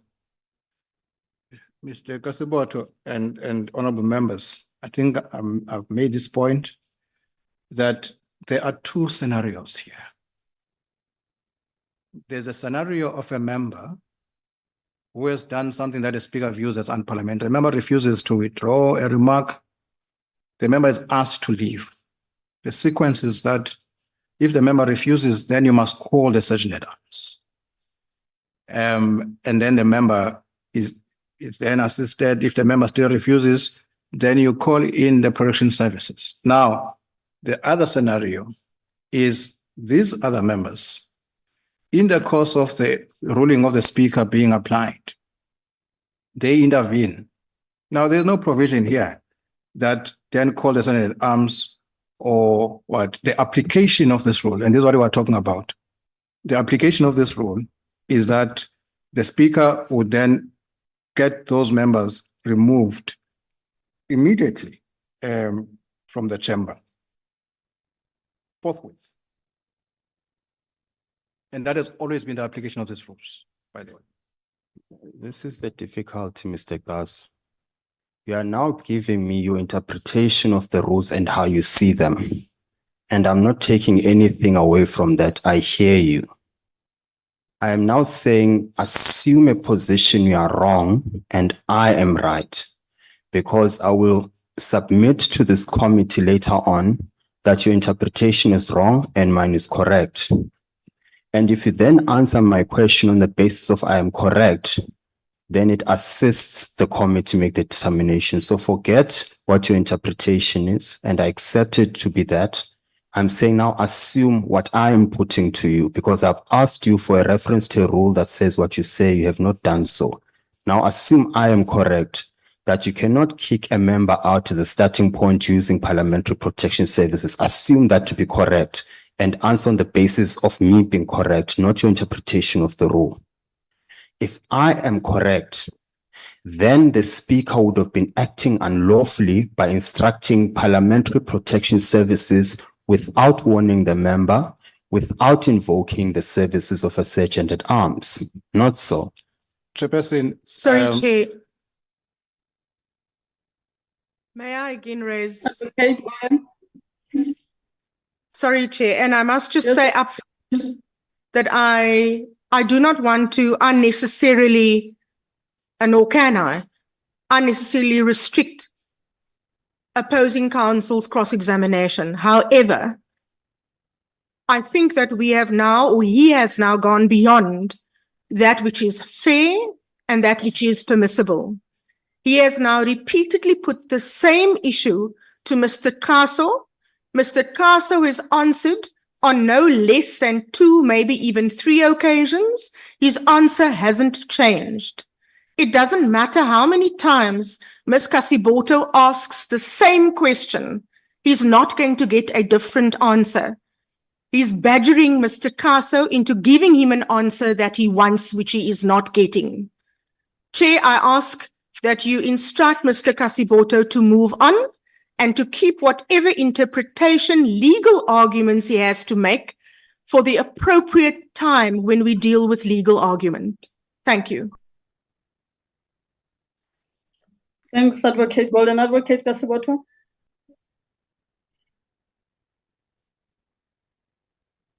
Thank you, Chairperson. Unfortunately, Mr. Kaso did not answer the question I was asking. And my understanding was he's not answering it, not because he's evading my question, but perhaps he doesn't understand my question. So the only reason I repeated the question was so he understands what I'm asking of him. If he refuses to answer the question, well, then so be it, I'll accept that.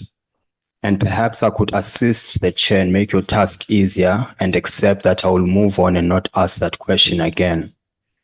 But I just want to place on the record this.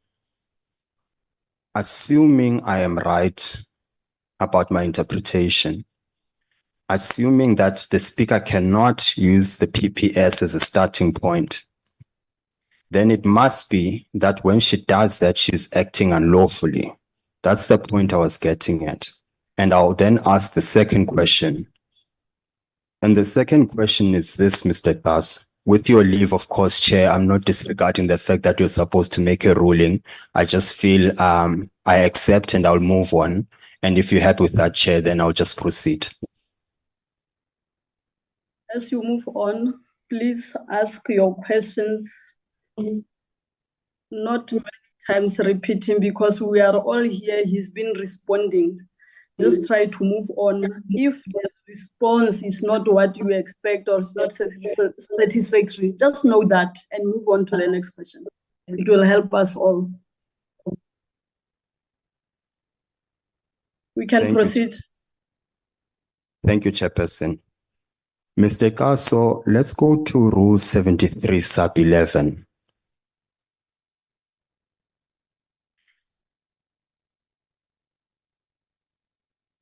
Yes, I'm there, Chairperson. That rule says, in the event of violence, so there's a qualification as to when this can happen. In the event of violence ensuing in the chamber as a result of members resisting removal, the presiding officer may suspend proceedings and members of the security services may be called upon by the speaker during such period of suspended proceedings to assist the removal of members from the chamber. and the precincts of Parliament forthwith in terms of Section 4(1) of the Powers and Privileges Act, provided that the security services may intervene directly anywhere in the precincts and the chamber in terms of Section 4(2) of the Act when there is immediate danger to the life or safety of any person or damage to any property. The point I want to make is it is there clear when the parliamentary services may be invoked. You have suggested, no, there are other instances where their powers may be invoked. And I'm asking you to direct me in the same way as I've directed you to your version of things. Chairperson, I think it's necessary at this point, and I hope I understood Mr. Kasiboto, to just explain what this rule, sub-rule 11 is about. And to... Mr. Basso, sorry to do this to you. And this is how then I get into trouble, because you answer questions I'm not asking you and I'm forced you to ask the question again. I'm not asking for your interpretation of sub 11. I am asking you to direct me in the rules where it says parliamentary services may be invoked on the version that you have given, not interpret what I've just read to you. That is my question to you. Maybe I should first seek clarification, Chair. Can you just clarify your question again, Mr. Kasiboto? Why are you reading Rule 11? Mr. Gasso, I ask you questions, not the other way around. Chairperson, I'm sorry, Madam Chair. That is grossly unfair to the witness. If a witness seeks to clarify a question, he must be permitted to do that, because if he doesn't do that, he may be misled. Advocate Kasiboto. There's no such a thing, Chairperson. If I'm asking examination, cross-examination questions, I want to discredit the version of the witness. How then must he have a benefit of what I'm trying to achieve? I mean, it's just, with respect, Chairperson, I object to the objection. I am entitled to ask a question without telling the witness what the point of my question is, because what I'm trying to do is to discredit this version. I can't then assist him dodge my question by understanding why I asked the question, Chairperson, with respect. Chairperson, with your permission, I may? Yes. Chairperson, the reason I wanted clarity, because I thought I might have misunderstood him, because I want to indicate, and this is where hopefully he's going to clarify this, because I'm not certain whether by reading security services, he is talking about parliamentary protection services. That's the clarity I wanted. I'm happy to move on, Mr. Gasso. I've made my point. And just for future purposes, you cannot ask me why I'm asking you a question. You can ask me, what does my question mean? Or ask me to clarify the question. What you're not entitled to do is ask me why I'm asking you. And the point is simply this, Mr. Gasso. Mr. Tambo MP, who's one of the charged members, stands up when the parliamentary protection, before we get there, the Speaker invokes the services of the Sergeant at Arms, asking him to direct and ask Ms. Chirwa MP to leave the chamber. And if you object to the account I'm giving you, I'm happy for us to watch the video. The Sergeant at Arms proceeds towards Ms. Chirwa, presumably to effect the instruction of the Speaker. Do you recall that engagement? You testified about it earlier. Even that I have forgotten things, I'll ask for the tape to be prepared. Yeah. I'm happy. What then happens as the Sergeant at Arms approaches Chirwa MP, Mr. Tambo stands up and a question is put to you. What is Mr. Tambo doing? I wrote it down. Your answer is Mr. Tambo is talking to the sergeant at arms. Do you remember that? Yeah, I do. You've given your answer that the sergeant at arms is talking to Mr. Tambo. You then change your version. Do you recall when you changed your version? I don't recall changing version, Chair, but Mr. Katsuboda can remind me about the change of version. There was a question, presumably because the answer you've given is not the answer you're supposed to give.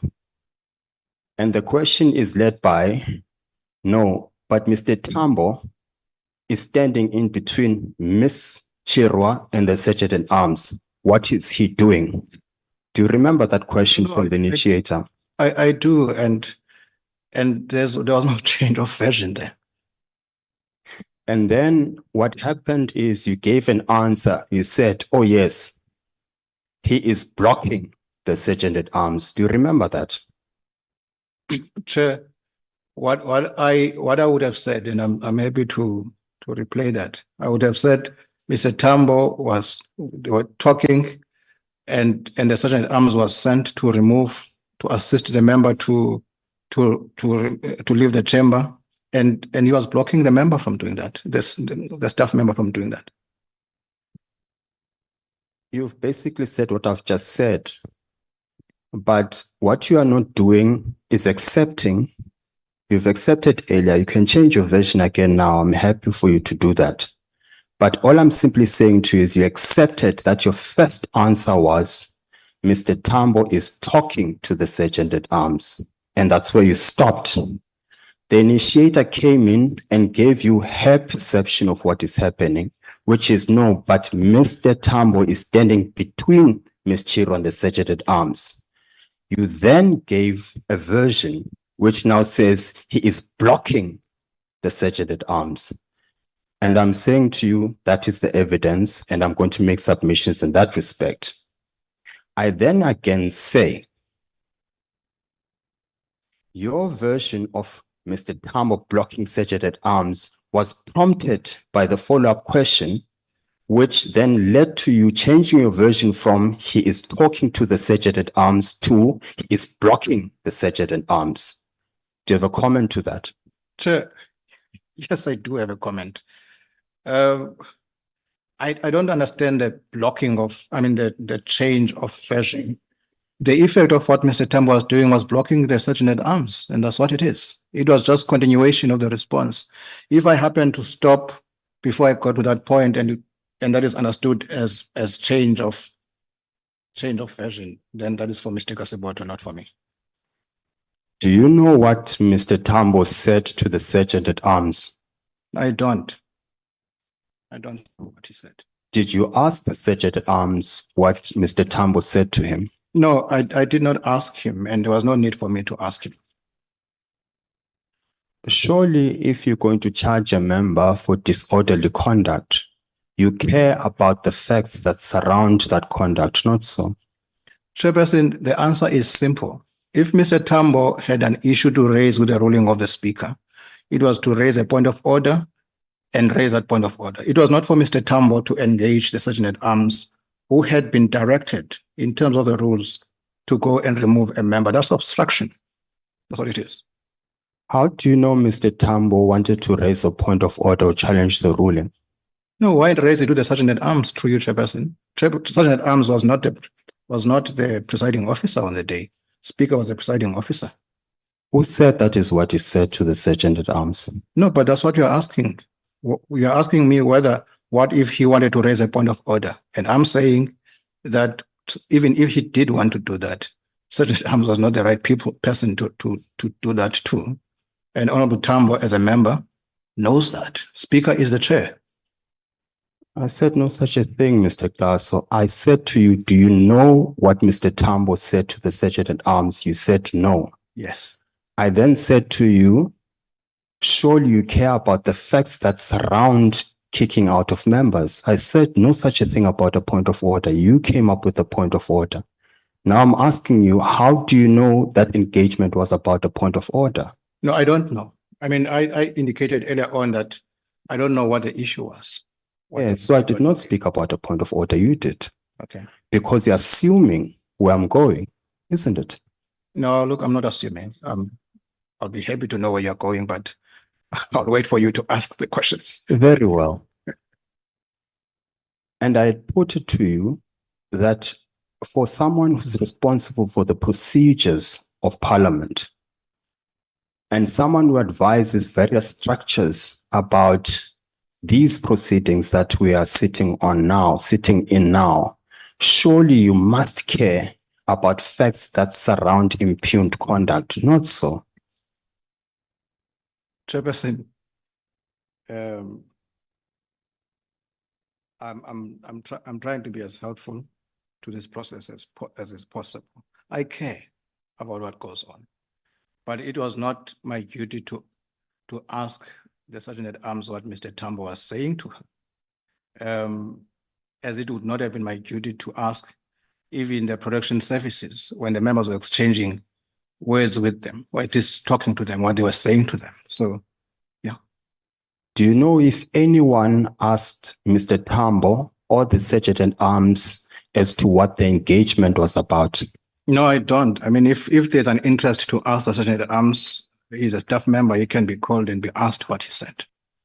And to the best of your knowledge, no one has ever asked the Sergeant at Arms and Mr. Tambo what the interaction was about? No, I don't. I don't. Yes. Yet, all these structures that were involved in bringing these charges make it definitive, or at least at a prima facie conclusion, that Mr. Tambo stood simply to block the Sergeant at Arms from performing his tasks, not so? That is a charge, Chair, and of course, it would be for Mr. Tambo to state his version in this forum.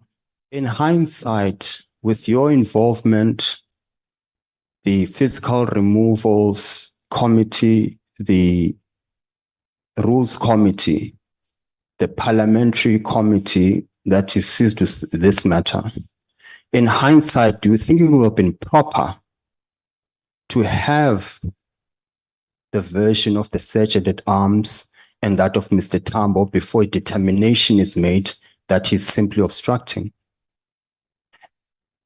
Chairperson, I believe that the committees that dealt with these matters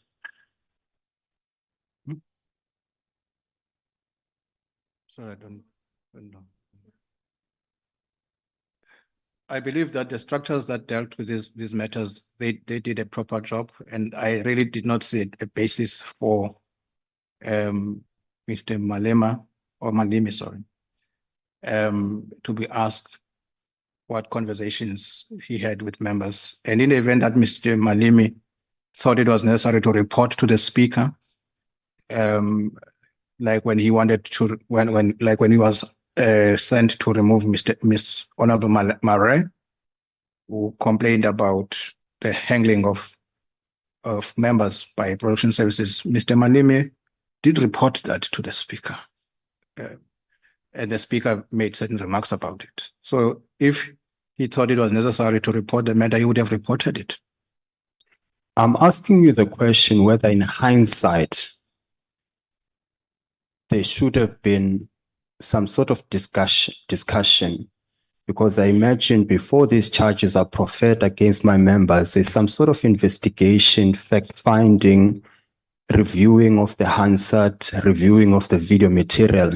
It just makes sense to me, at least I would suggest to any rational person, that if you've got two people engaging and you called it, they were talking, or rather Mr. Tambo was talking to the Sergeant at Arms, and then are prompted to give a different answer by a follow-up question, surely in the course of that investigation, it is only proper, particularly if your answer is he was talking to ask as to what it is that we're discussing before you make a determination as to whether it was blocking or not.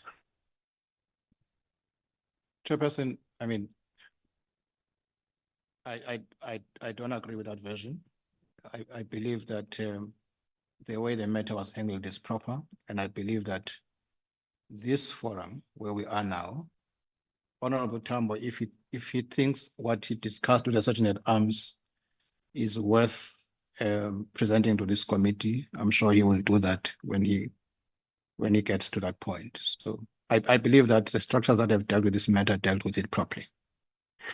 And I'm asking this line of question because then eventually what you see before the Sergeant at Arms even reports to the Speaker directs that Mr. Tambo be evicted by the Parliamentary Protection Services. Is that of concern to you as someone who's the custodian of the procedure in terms of the rules? No, it is not of concern because no member is allowed to hinder the execution of the functions of the Sergeant at Arms when the Sergeant at Arms is, or the protection services are sent to assist a member to be removed. As I want to put the point I put earlier. The chair, the house is run by the chair of the house. So if a member has any concern that the member believes should be raised with the speaker, then they must raise a point and say that to the speaker. So that's my response. And just to round off this line of questioning, you can accept first that the speaker at no point asked Mr. Tambo to desist from doing what he's doing, correct? I don't recall that. And she was not required because members know, at least I expected to know the rules, what the rules say. Well, if she's not required to tell members to stop what they are doing, then why does she do it? No, I'm saying, Chair, that there is no requirement for her to say, Honorable Tambo, make way, because the member is supposed to know that he's supposed to make way. So if she had chosen to do that, she would have chosen to do that. But there's no obligation on her to say that.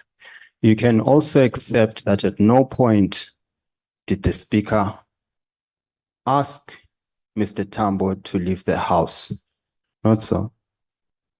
Because the rules say the member must be removed in the chamber.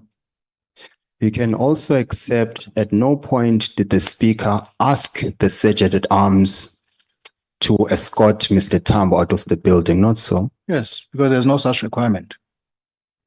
And the only thing that happened after Mr. Tambo stood and spoke to the Sergeant at Arms is that the same protection services that were brought in were then asked to also usher out Mr. Tambo as a starting point. Can you accept that? That is correct. And that's what always happens when members block the removal of other members. Very well. Before I move to the next subject matter, let us round off Ms. Mkonto's evidence. I'm taking you back to where we started. We have dealt with the question of charge 3.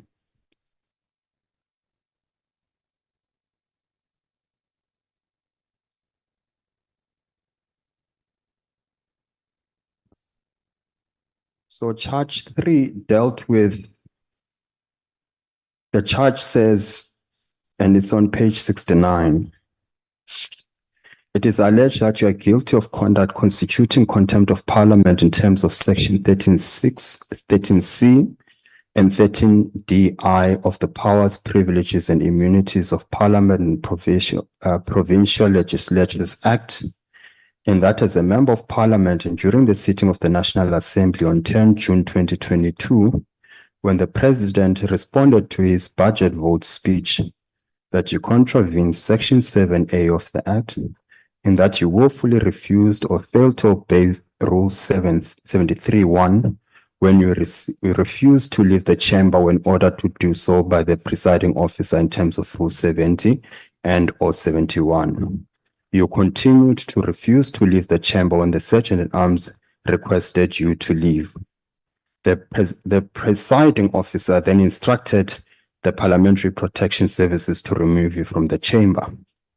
And then it concludes by saying your conduct improperly interfered with the exercise or performance of the House of its authority and functions. And I've suggested to you that she's not guilty of this charge because it was physically impossible to have committed this charge by virtue of her being absent. Let's now deal with charge 1. Sorry, Madam Chair, if I could just, and also just for purposes of the witness, is it the version of Ms. Konto that she was not present in the National Assembly at all that day? Chairperson, the version of Ms. Mkondo is that she cannot have been guilty of charge 3, in that it was physically impossible for her to be present, or rather to commit the charge by virtue of her not being physically present in the chamber. Sorry, Chair, I need clarity on this because this is the version of Ms. Mkonto. The witness also needs the proper version of Ms. Mkonto. Is it her version that she was not at all present in the National Assembly on the 10th of June, 2022? It's a yes or a no answer. And I ask my learned friend to please give us, the witness and the committee, the proper version. Advocate. Chairperson, my client carries no burden. The burden when a charge is brought is for the initiator to prove. In fact, she was at pains earlier on to make the point that she stands and falls by what she leads before this house. My client's function is to merely discredit and not to assist the initiator. The difficulty with answering the question of the initiator is that then it exposes and gives a clue to Mr. Kaso about what I'm going to ask him now. The prejudice is if I answer that question, then I can't make the point that I want to make now. And for those 2 reasons, Chairperson, I refuse to answer the question. Thanks, Advocate Kasiboto. We then move. You're refusing to respond to that question. We note in that as it exposes your next questioning. Thank you, Chairperson. And Sorry. if Madam Chair, if I may respond. Yeah, you still want to come in? Thank you, Madam Chair. Madam Chair, I'm quite flabbergasted by my learned friend's answer. This is a very basic principle of a hearing of this nature. And in order to be fair to the witness, but also so that we can prepare for cross-examination of Ms. Mkonto, we need to know what her version is, what her full version is, and it's got nothing to do with the burden or with my onus that I must discharge. This is a factual issue.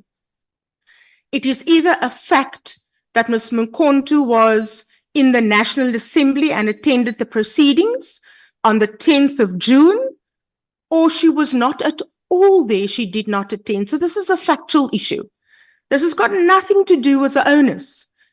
And this has also got nothing to do with respect to Mr. Kasiboto about his style of cross-examination and questions that he may want to ask as a follow-up. As a matter of fairness to the witness and to the entire process. Because the fairness issue is not just a fairness issue to the members that is charged, Madam Chair. It's also a fairness issue to the initiator and to the case that I must present. So I ask again that the full version, the factual version of Ms. Mkonto is put to Mr. Kaso for his comment, and so also that we can prepare properly. We have a right to that information, to what her version is. Thank you. Chairperson, before your ruling, if I can respond to this new submission, if I could indulge and respond to that one specifically as well. Okay. Please respond. Thank you, Chairperson. I want to make 4 brief points. The first is this. it is rather surprising that charges are brought against a member, yet we are asked to tell them what happened, who was where. It's their version that she was in the chamber. That's their version. How are we then asked to correct their version and assist them in ascertaining the truth? My client has no onus or burden to assist the initiator.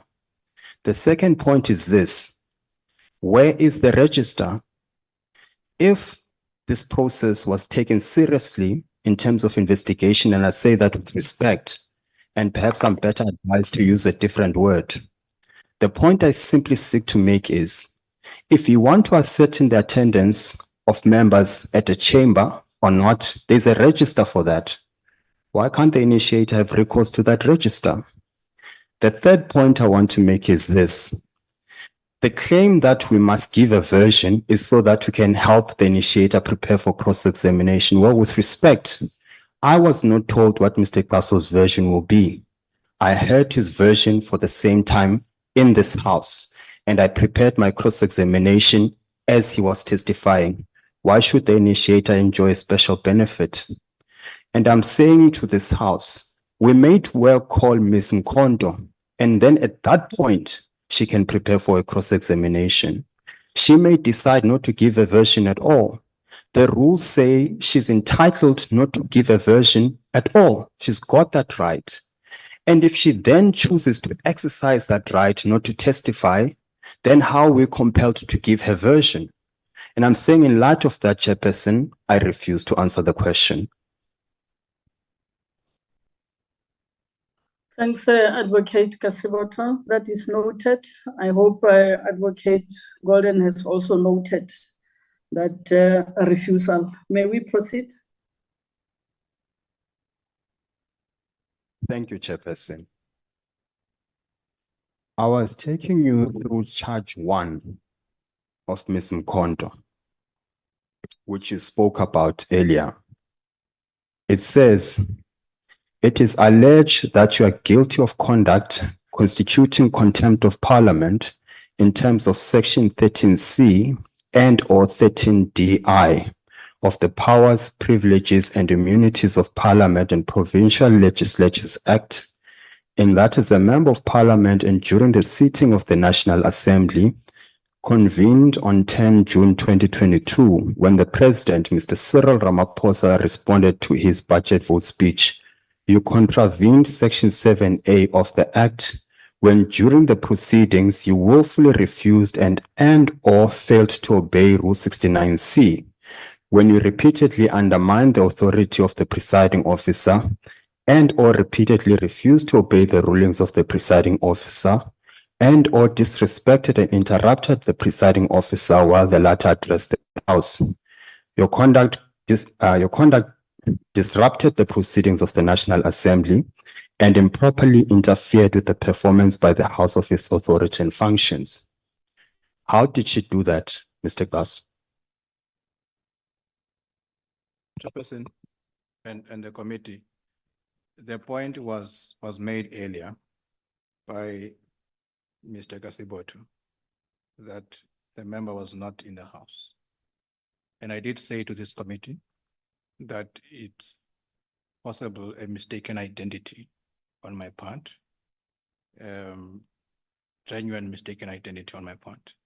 And therefore, if the member was, and I've accepted that version, if the member was not in the House, then I am not able to say how she did this or did not do this, because the version is that the member would not have done it in the House.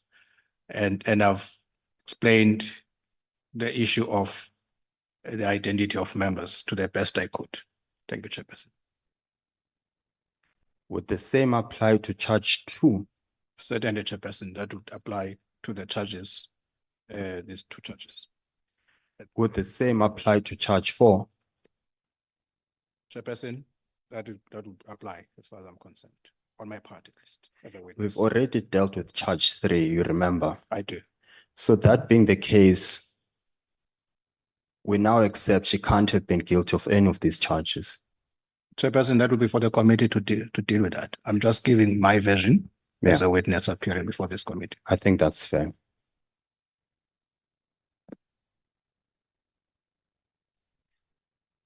Let us deal with the, if you can just give me a second.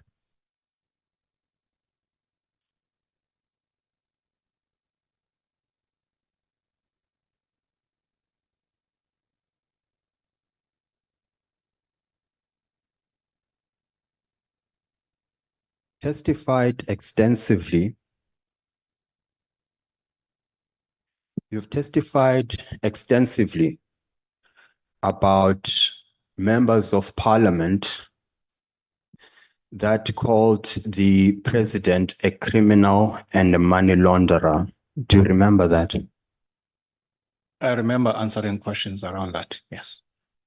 And your answer, with reference to the rules, said that was a breach of the rule in that it cast aspersions on the president. Do you remember that? Yes, I do remember that, and I said more than that, yeah, on the issue. And on the basis of that, then the speaker is entitled to ask for the removal of those members. Do you remember that? The speaker is entitled to ask for the withdrawal of those issues. And if there's disregard for authority to ask members to leave. Yes. And one would imagine that if another member equally casts an aspersion on another member, the same treatment must be meted out by the speaker towards the same or towards that particular member who's conducting themselves likewise. Would you accept that? If the speaker would have heard that, then maybe if a point of order was raised, or there had been an initial ruling by the speaker on the same issue, the speaker would do that, yes. I presume yet again, in fact, you've given testimony that you would have gone through the Hansard, you'd have gone through the video that you are dealing with. Can you just confirm that again? Yes, I've gone through the video and the answer, and specifically in respect of the members that are charged. Correct. Let's have regard to page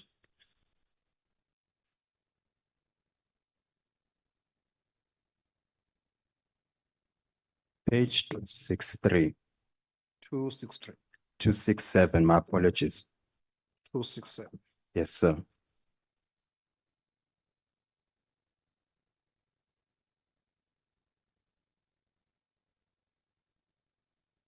Yes, I'm the chairperson. If you have regard to the caption of what Ms. P.P. Makubele had said, she says, Floyd, your name is also mentioned in the matter of Gadi's child. Why are you speaking here in Parliament? And this was a comment made after the Deputy President of the EFF, Shibambu MP, had said the incumbent president has no standing in that house because he's a criminal and money launderer. Yes. As the custodian of the rules, and bearing in mind the attitude of the speaker to people casting aspersions, what should the speaker have done about the conduct of this member? Well, if a point of order was raised, or if the speaker had heard the member, she may have said that she would look at the Hansard and rule on the matter. I don't know what she would have said or what she would have done. I assume you would have read this page in preparation for this, wouldn't you have? Yeah, I've read the page. Did you say anything about this to anyone? No, I did not need to say anything about it. You can accept then that this member of parliament cast aspersions on Shibambu MP and there was no consequence for that conduct, not so? And there was no point of order raised either. Yeah. If you then have regard to page 284.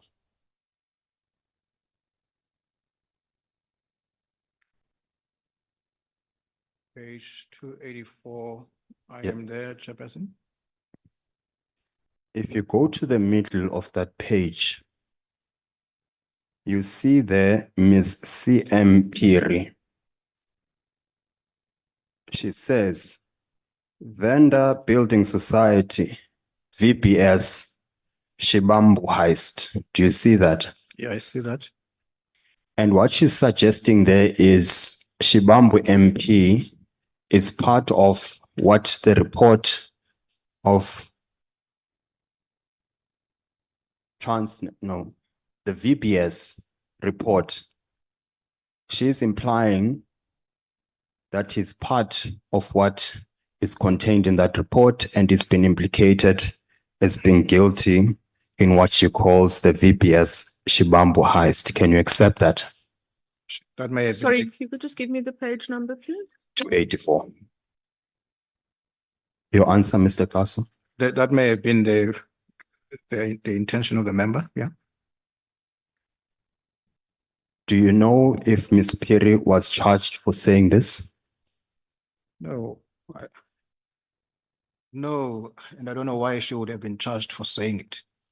But what Do you know? what could have happened if there was a point of order? She could have been asked to withdraw, but charging is an extreme step.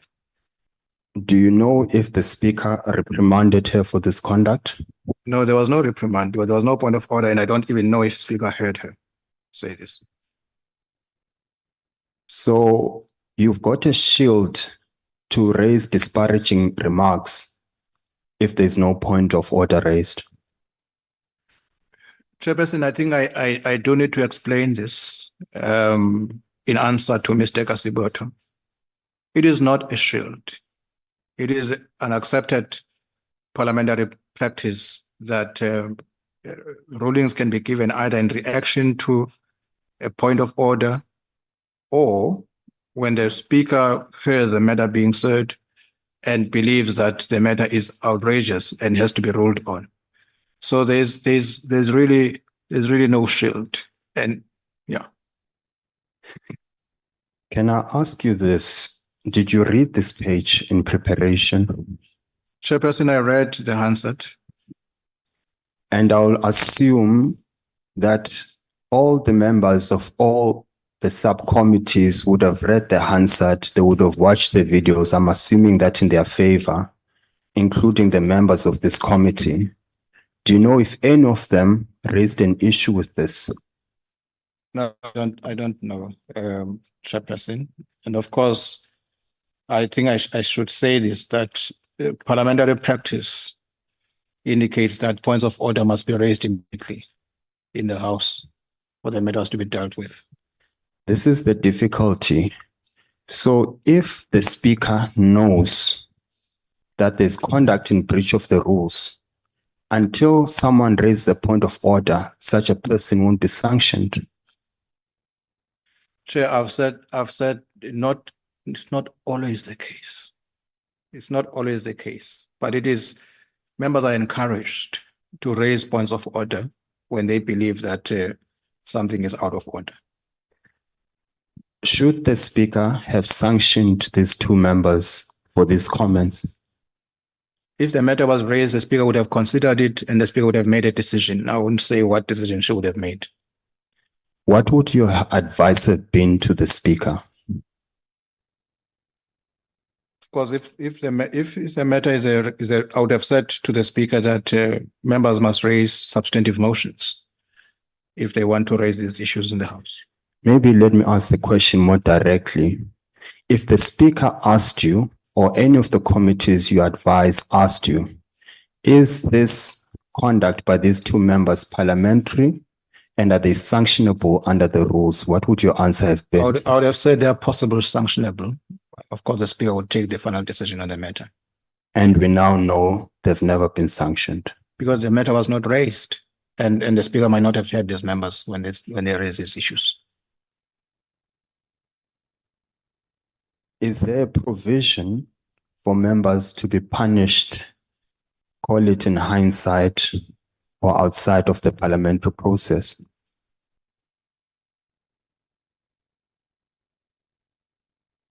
Chairperson, I request Mr. Kasiboto, with your permission, to repeat the question.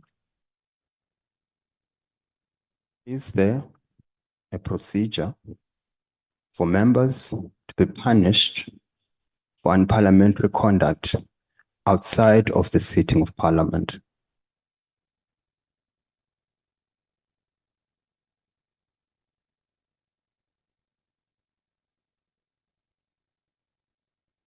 All right. Mr. Kasiboto will can ask the question again if I did not understand him well.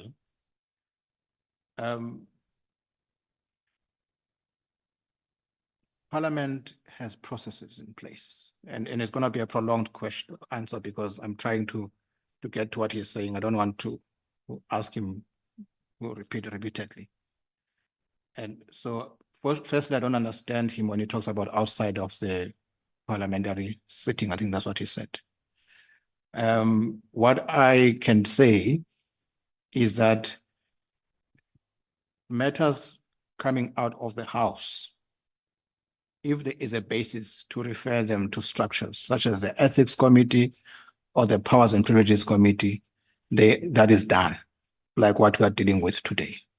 And that's really my response, and I hope I got his question correctly. Can you accept that a remark that someone is guilty of being part of a syndicate of what is referred to as a VBS heist is analogous or comparable to calling someone a money launderer? Can you accept that? No, I can't accept that because I don't know if it is the same. It would be a reflection on the member. That one I can say. But the analogy that you are giving me, I'm unable to accept it because I really have not applied myself to it. Just as a matter of law, Mr. Glasso, you are saying to me you've got conceptual difficulties accepting that when you call someone a money launderer, it is an equivalent or just as negative of casting of character as calling someone part of a syndicate. You're saying just as a matter of criminal law, you've got conceptual difficulties accepting that.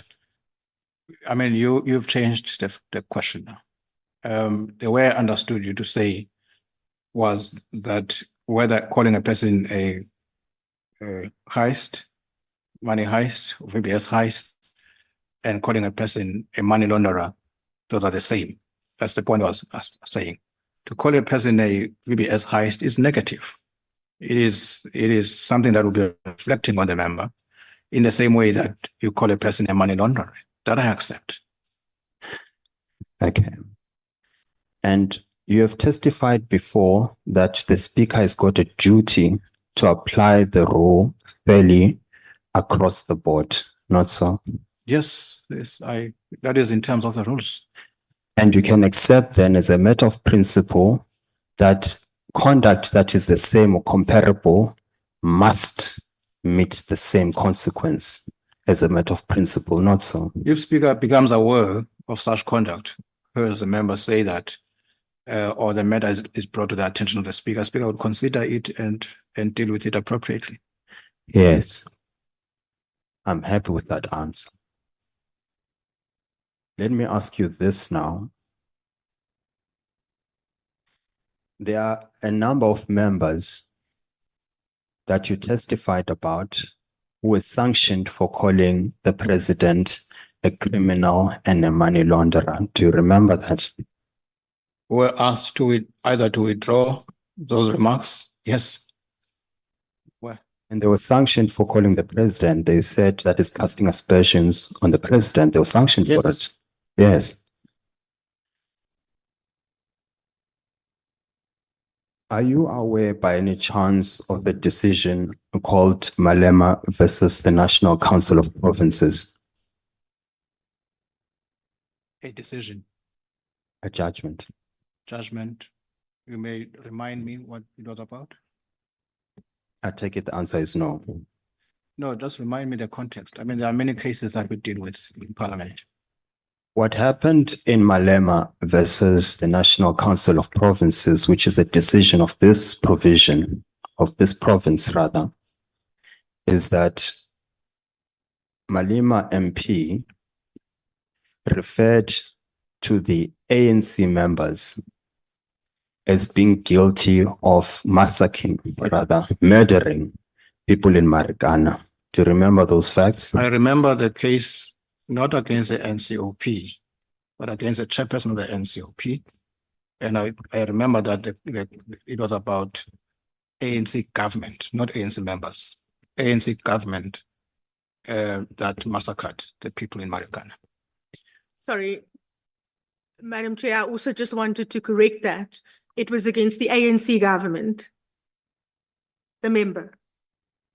Was against who, sorry? Sorry, my apologies. It was not a member.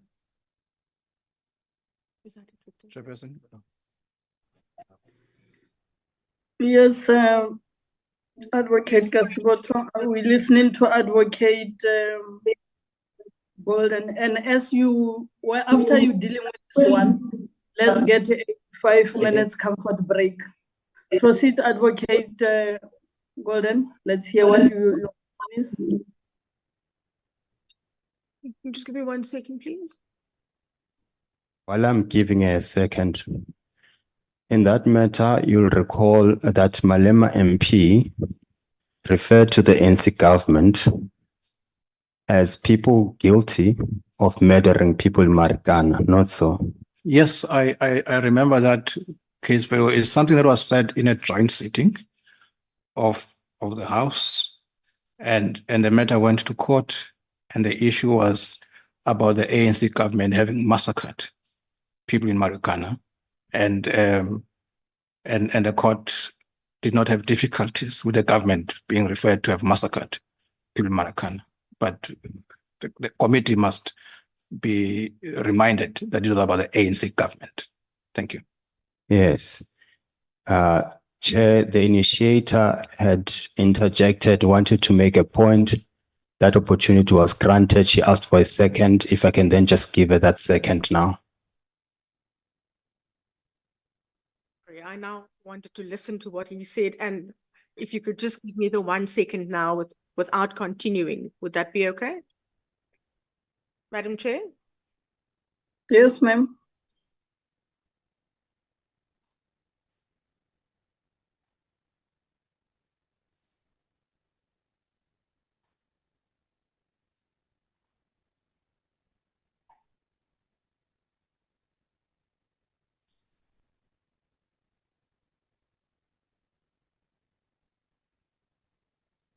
And we can proceed. Thank you, Madam Chair. I'm happy with the way that Mr. Grasso contextualized the case. Thank you. All right, thanks. Advocate Kasiboto, can we get a 5 minutes comfort break? Sorry, Chair, I did not hear the number of minutes. I'm happy to take the break. Just confirm the minutes. Yes, 5 minutes. We'll be back at 21 minutes past. What time is it now? No, it's 19. It's 15:19. 5 minutes. That will be 26 past. Can we please take a 5 minutes comfort break, honorable members? It's 5 minutes, Chair. Yeah, Chair. Thank you, Chair. As said, it's 5 minutes, Chair. Thanks. Recording stopped.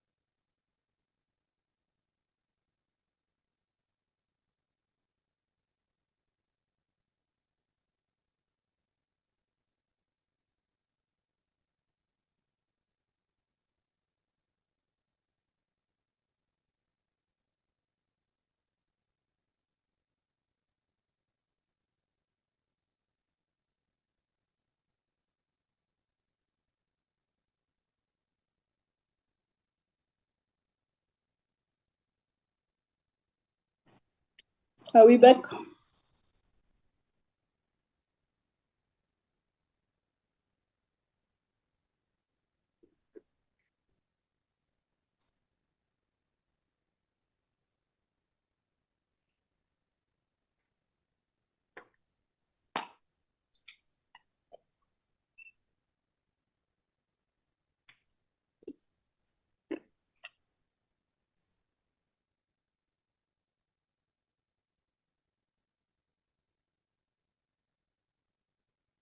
Recording in progress. Is everybody back? Just one or two that are not back. Let me call them. All right, we'll wait for them.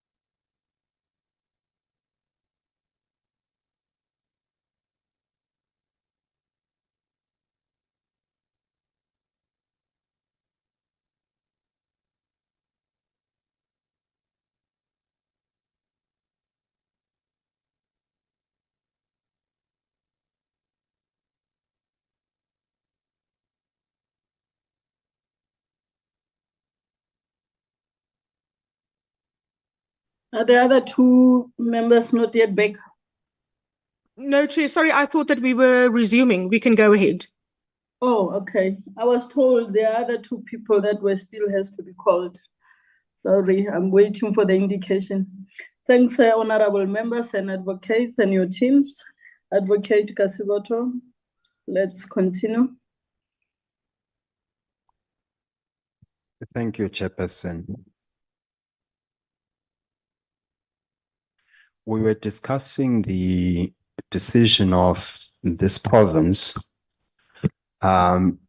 which we've established, had found that it is parliamentary for Malema MP to say the ANC government massacred people in Marikana. Do you recall that? Yes, I recall that. And that decision went to the Supreme Court of Appeal. Do you recall that? Yes, I do. And the Supreme Court of Appeal upheld that decision. Do you recall that? Yes, yes, I do recall that. And in so upholding that decision, it said members of parliament enjoy a privilege. They equally have freedom to express themselves, including by disparaging and casting aspersions on members of parliament. Do you recall that? No, Judge, it's not correct, Chairperson. Madam Chair, may I just interject? Yes, Honor. Advocate Golem. Thank you, Madam Chair. Madam Chair, my Advocate Kasiboto is now asking Mr. Kaso about a High Court and a Supreme Court of an Appeal judgment, which he may or may not have read, or which he may or may not recall all the facts and what the court had said. And I don't think that this line of questioning is, number one, relevant in the first place, and number two, it's not fair, because Mr. Kaso was not given an opportunity to read the judgment. But over and above that, it's not for this part of the hearing to deal with legal arguments and judgments. That is best left for legal argument when we address the committee. It's not fair to Mr. Kaso. Thanks, Advocate Golden. Advocate Kasiboto. Thank you, Chairperson. Perhaps before I respond, Chairperson, if I can just confirm with Mr. Kaso, because I see he was in a process of responding. I just want to confirm if he's interested in answering the question or is going to take his cue from the initiator before I respond, Chair. Chairperson, I am interested to indicate that the ruling did not say members may be abused by calling them whatever insults. But the judgment, as I understand it, said it was not unparliamentary for Honorable Malema to refer to ANC government and emphasis government having massacred people in Marikana. So, Chairperson, I suppose you would not be giving a ruling, and if you will, my response is this. Mr. Kaso, despite the objection by the initiator, has decided to answer the question, and I do not know whether you want to rule on whether I could ask the question or not.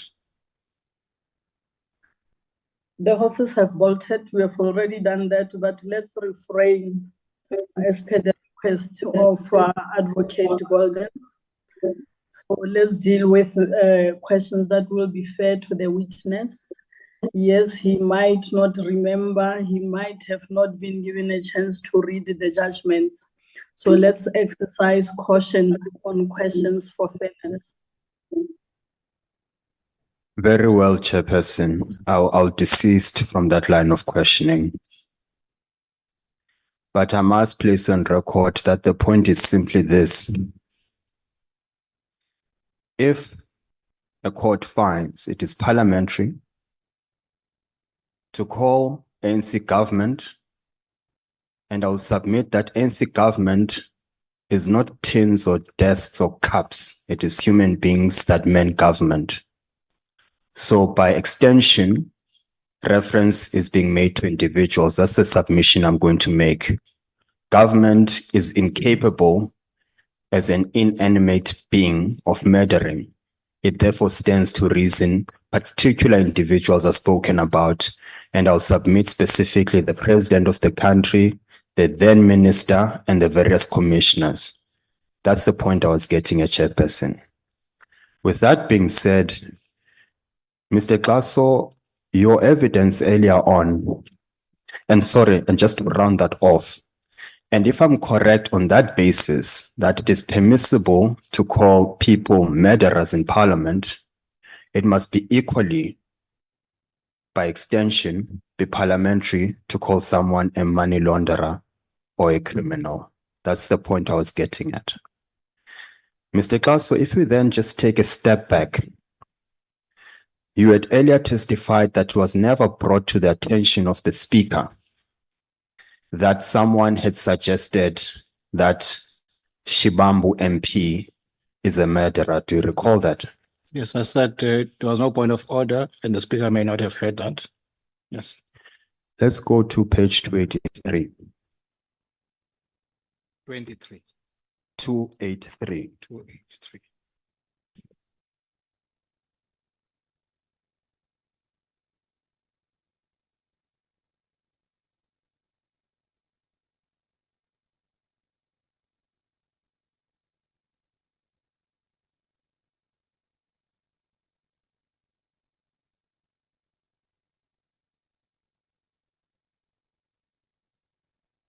Are you there, Mr. Klaas? Yes, I'm there, Chairperson.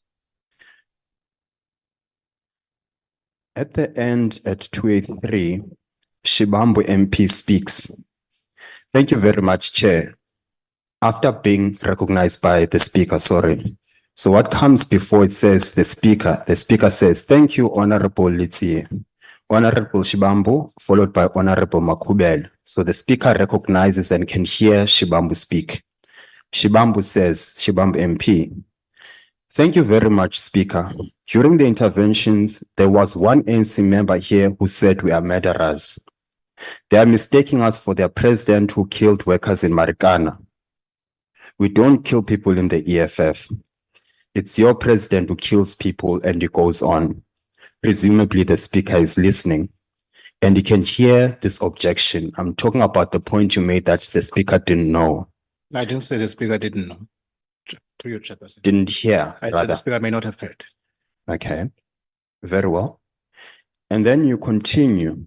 Now, we accept that Shibambu MP made this point after the speaker recognized Shibambu MP. Do you accept that? Yes. And you accept that Shibambu MP specifically raised that point of being accused of being a murderer. Do you accept that? And I accept it, Chair, and I accept that the member could have raised a point of order on that. Yes. And then what you see later on is the speaker responding now to Honorable Shibambu, page 284. Honorable Shibambu, can you please withdraw? Honorable Shibambu, you are requested to withdraw. Honorable Shibambu, we are not throwing you out of the system. Will you please do that? You accept that the speaker does not address Shibambu's complaint. Do you accept that? I didn't see this as a complaint. Honorable Shibambu say is making remarks. Thank you very much, Speaker. During the interventions, there was one ANC member who said, well, murderers, they are mistaking us for their president who killed workers in Marikana. This is not a complaint. It's a statement being made. And of course, Chair, through you, Chair, two wrongs do not make a right. Very well. Is your proposition that if someone makes reference to unparliamentary conduct, at least as far as the speaker is concerned, that when you cast negative aspersions, then in breach of the rules. Now, let's assume that's a mindset. And it must be because he reprimanded other people for calling others criminals. Is now your proposition that if you bring to the attention of the speaker what should be unparliamentary conduct, at least as far as the speaker is concerned, the speaker has no obligation to deal with it because not raised as a point of order technically or as a request to deal with it. If it's made as a statement, then it's not incumbent on the speaker to deal with it.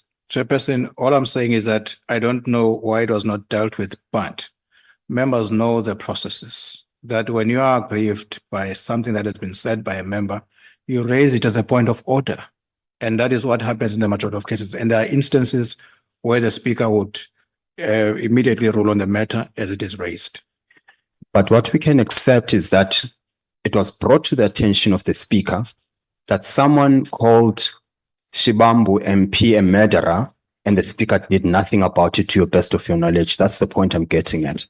What I accept is that Honorable Shibambu made these remarks and continued to make other remarks, unparliamentary remarks, and the speaker ruled on those remarks. Which remarks, sir? The remarks that they are mistaking us for their president who killed workers in Marikana. And she did not respond to the initial remark, which was a starting remark that we are being called murderers. She didn't respond to that as far as you're concerned. She responded to the statement of fact that Honorable Shibambu was making. Further record, the record reflects. I'll ask the question again. When Shibambu made the statement, you're called murderers, to the best of your knowledge, the speaker did not respond or do anything about that. Not so. The speaker did not respond to that aspect of the remarks by by Honorable Shibambu. The speaker addressed the accusations that Honorable Shibambu was making about the president. To the best of your knowledge, have you, or rather, to the best of your knowledge, has the speaker, the Rules Committee, this committee dealt with this statement by Mr. Shibambu?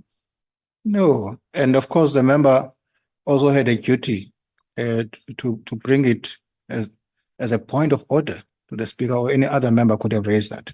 So to the best of my knowledge, that part of the statement was not dealt with.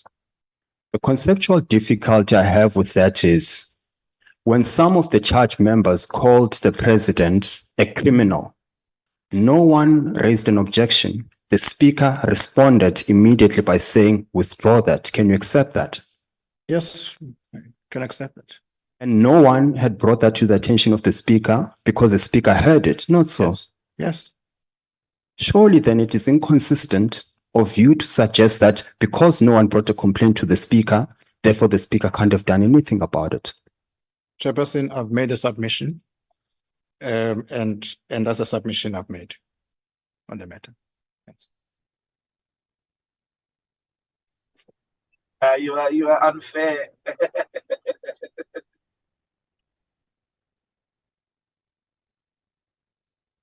Let's deal with the second aspect.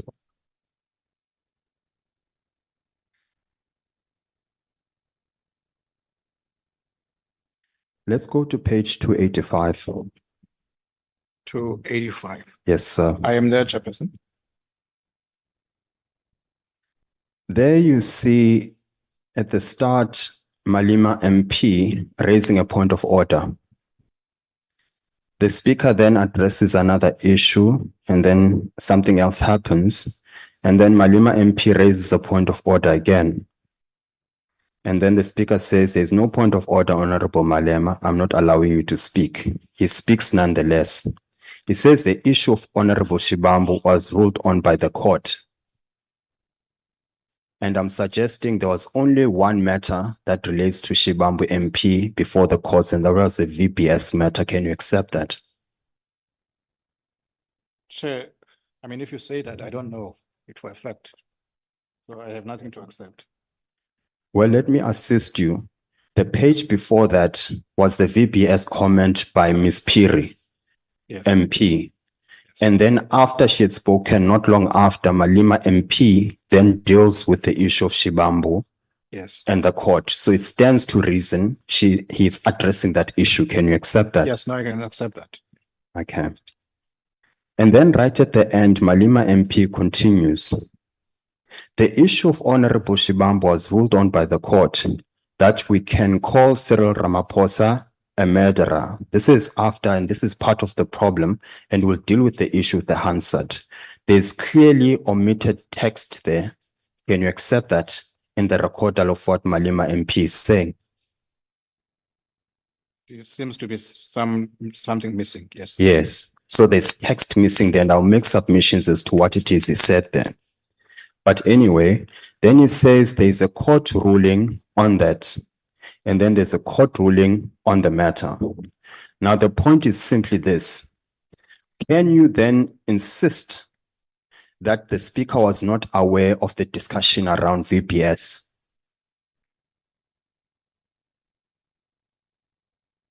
No, I can't insist on that. Yes. So not only did the speaker know about the VBS complaint, or rather the disparaging remarks against Mr. Shibambu MP, she also knew about Shibambu's statement, Shibambu MP's statement about being called a murderer. And we've established earlier on that the speaker has not done anything about any of those comments. Not so. We have established that the speaker was not asked to make a ruling on the matter. And of course, she also did not make a ruling on the matter. Yeah. Precisely. And as an advisor to this committee, would you say the members were treated fairly in this respect? And I'm saying fairly, and I'll be specific. If members that are charged for calling the president a criminal, and that is viewed as disparaging remarks, would you say it is fair if, on the other hand, the speaker is aware of other disparaging remarks where members are called murderers, they are called V-based heist syndicate members, they, on the other hand, are not punished? As a matter of principle, would you say that is fair treatment? Chair, to start with, I'm not advisor to this committee. So I can't make a comment on the reasoning of the committee on these matters. No, I'm sorry, Mr. Glasso. Maybe I didn't specify my question, and perhaps that is what misled you. What I mean is, on the part of the speaker, is it fair of the speaker to admonish and ask members to withdraw for calling the president criminal and a money launderer, yet at the same time not reprimand and admonish and seek punishment of members that called Shibambu MP a murderer and part of a syndicate in the VPS heist. Would you call that fair from the speaker's perspective? Chairperson, I call the manner in which the speaker ran the proceedings on the day fair, and she dealt with the matters before her to the best of her ability, and that would be my version. So your view is she dealt with the members fairly? My view is that she dealt with the matters before the House on the day fairly. Very well.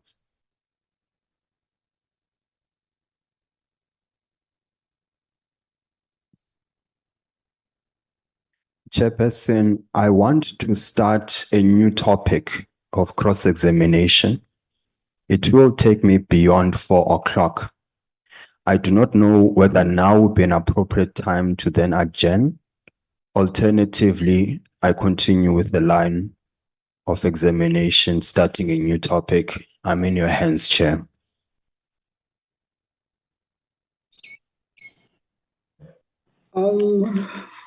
Thanks for bringing that up, Advocate Kasiboto. As you would know that we scheduled for pause at 4 o'clock. And I want to respect the members and everybody who took their time to be here, because they would have scheduled their time for this hearing until 4 o'clock. So I would request that if your next questioning takes us after 4 o'clock, probably we post here, so that when you start the new topic, you have ample time.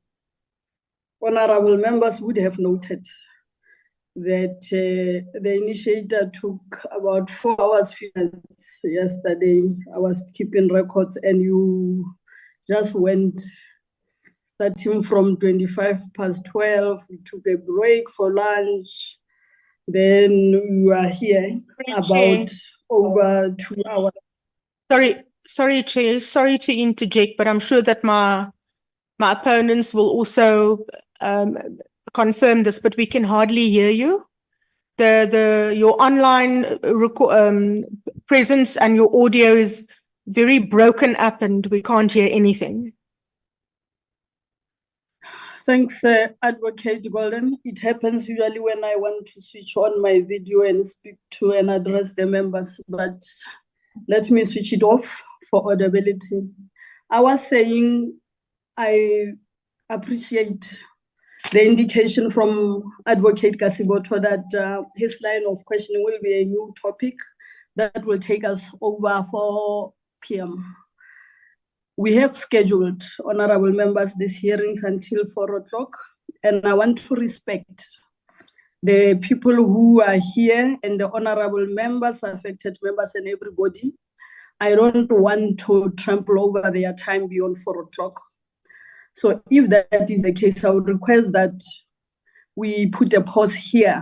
And I was at a point where I was indicating that he still has ample time to deal with his matters. I was taking notes yesterday that it came up to 4 hours, 15 minutes, the evidence being led by the initiator, and you just went just now over 2 hours. So we still have a long way to go with you, Advocate Kasiboto. So I will then request that we pause here, but ask or request both legal teams to meet and also engage the chairperson of this committee on a date to reconvene and continue with this hearing. As we have indicated that we only got scheduled for yesterday and today. So moving forward, let's ask both legal teams to meet and engage with the chairperson as to the appropriate date available so that we reconvene and continue with the hearing.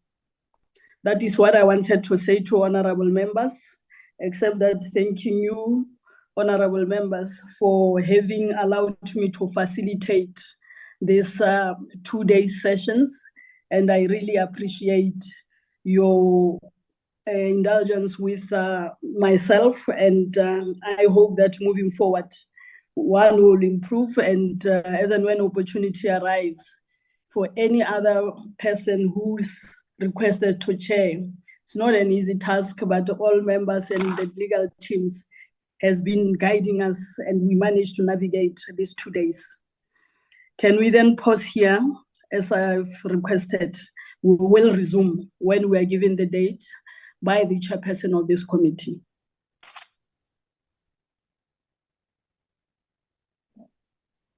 Chair, that is understood, Chair, and we thank you as well for chairing the meeting. Thank you, honorable members. This hearing stands adjourned. Thank you, Chair. Thank you. Thank you, Chair. Thank you, Chairperson.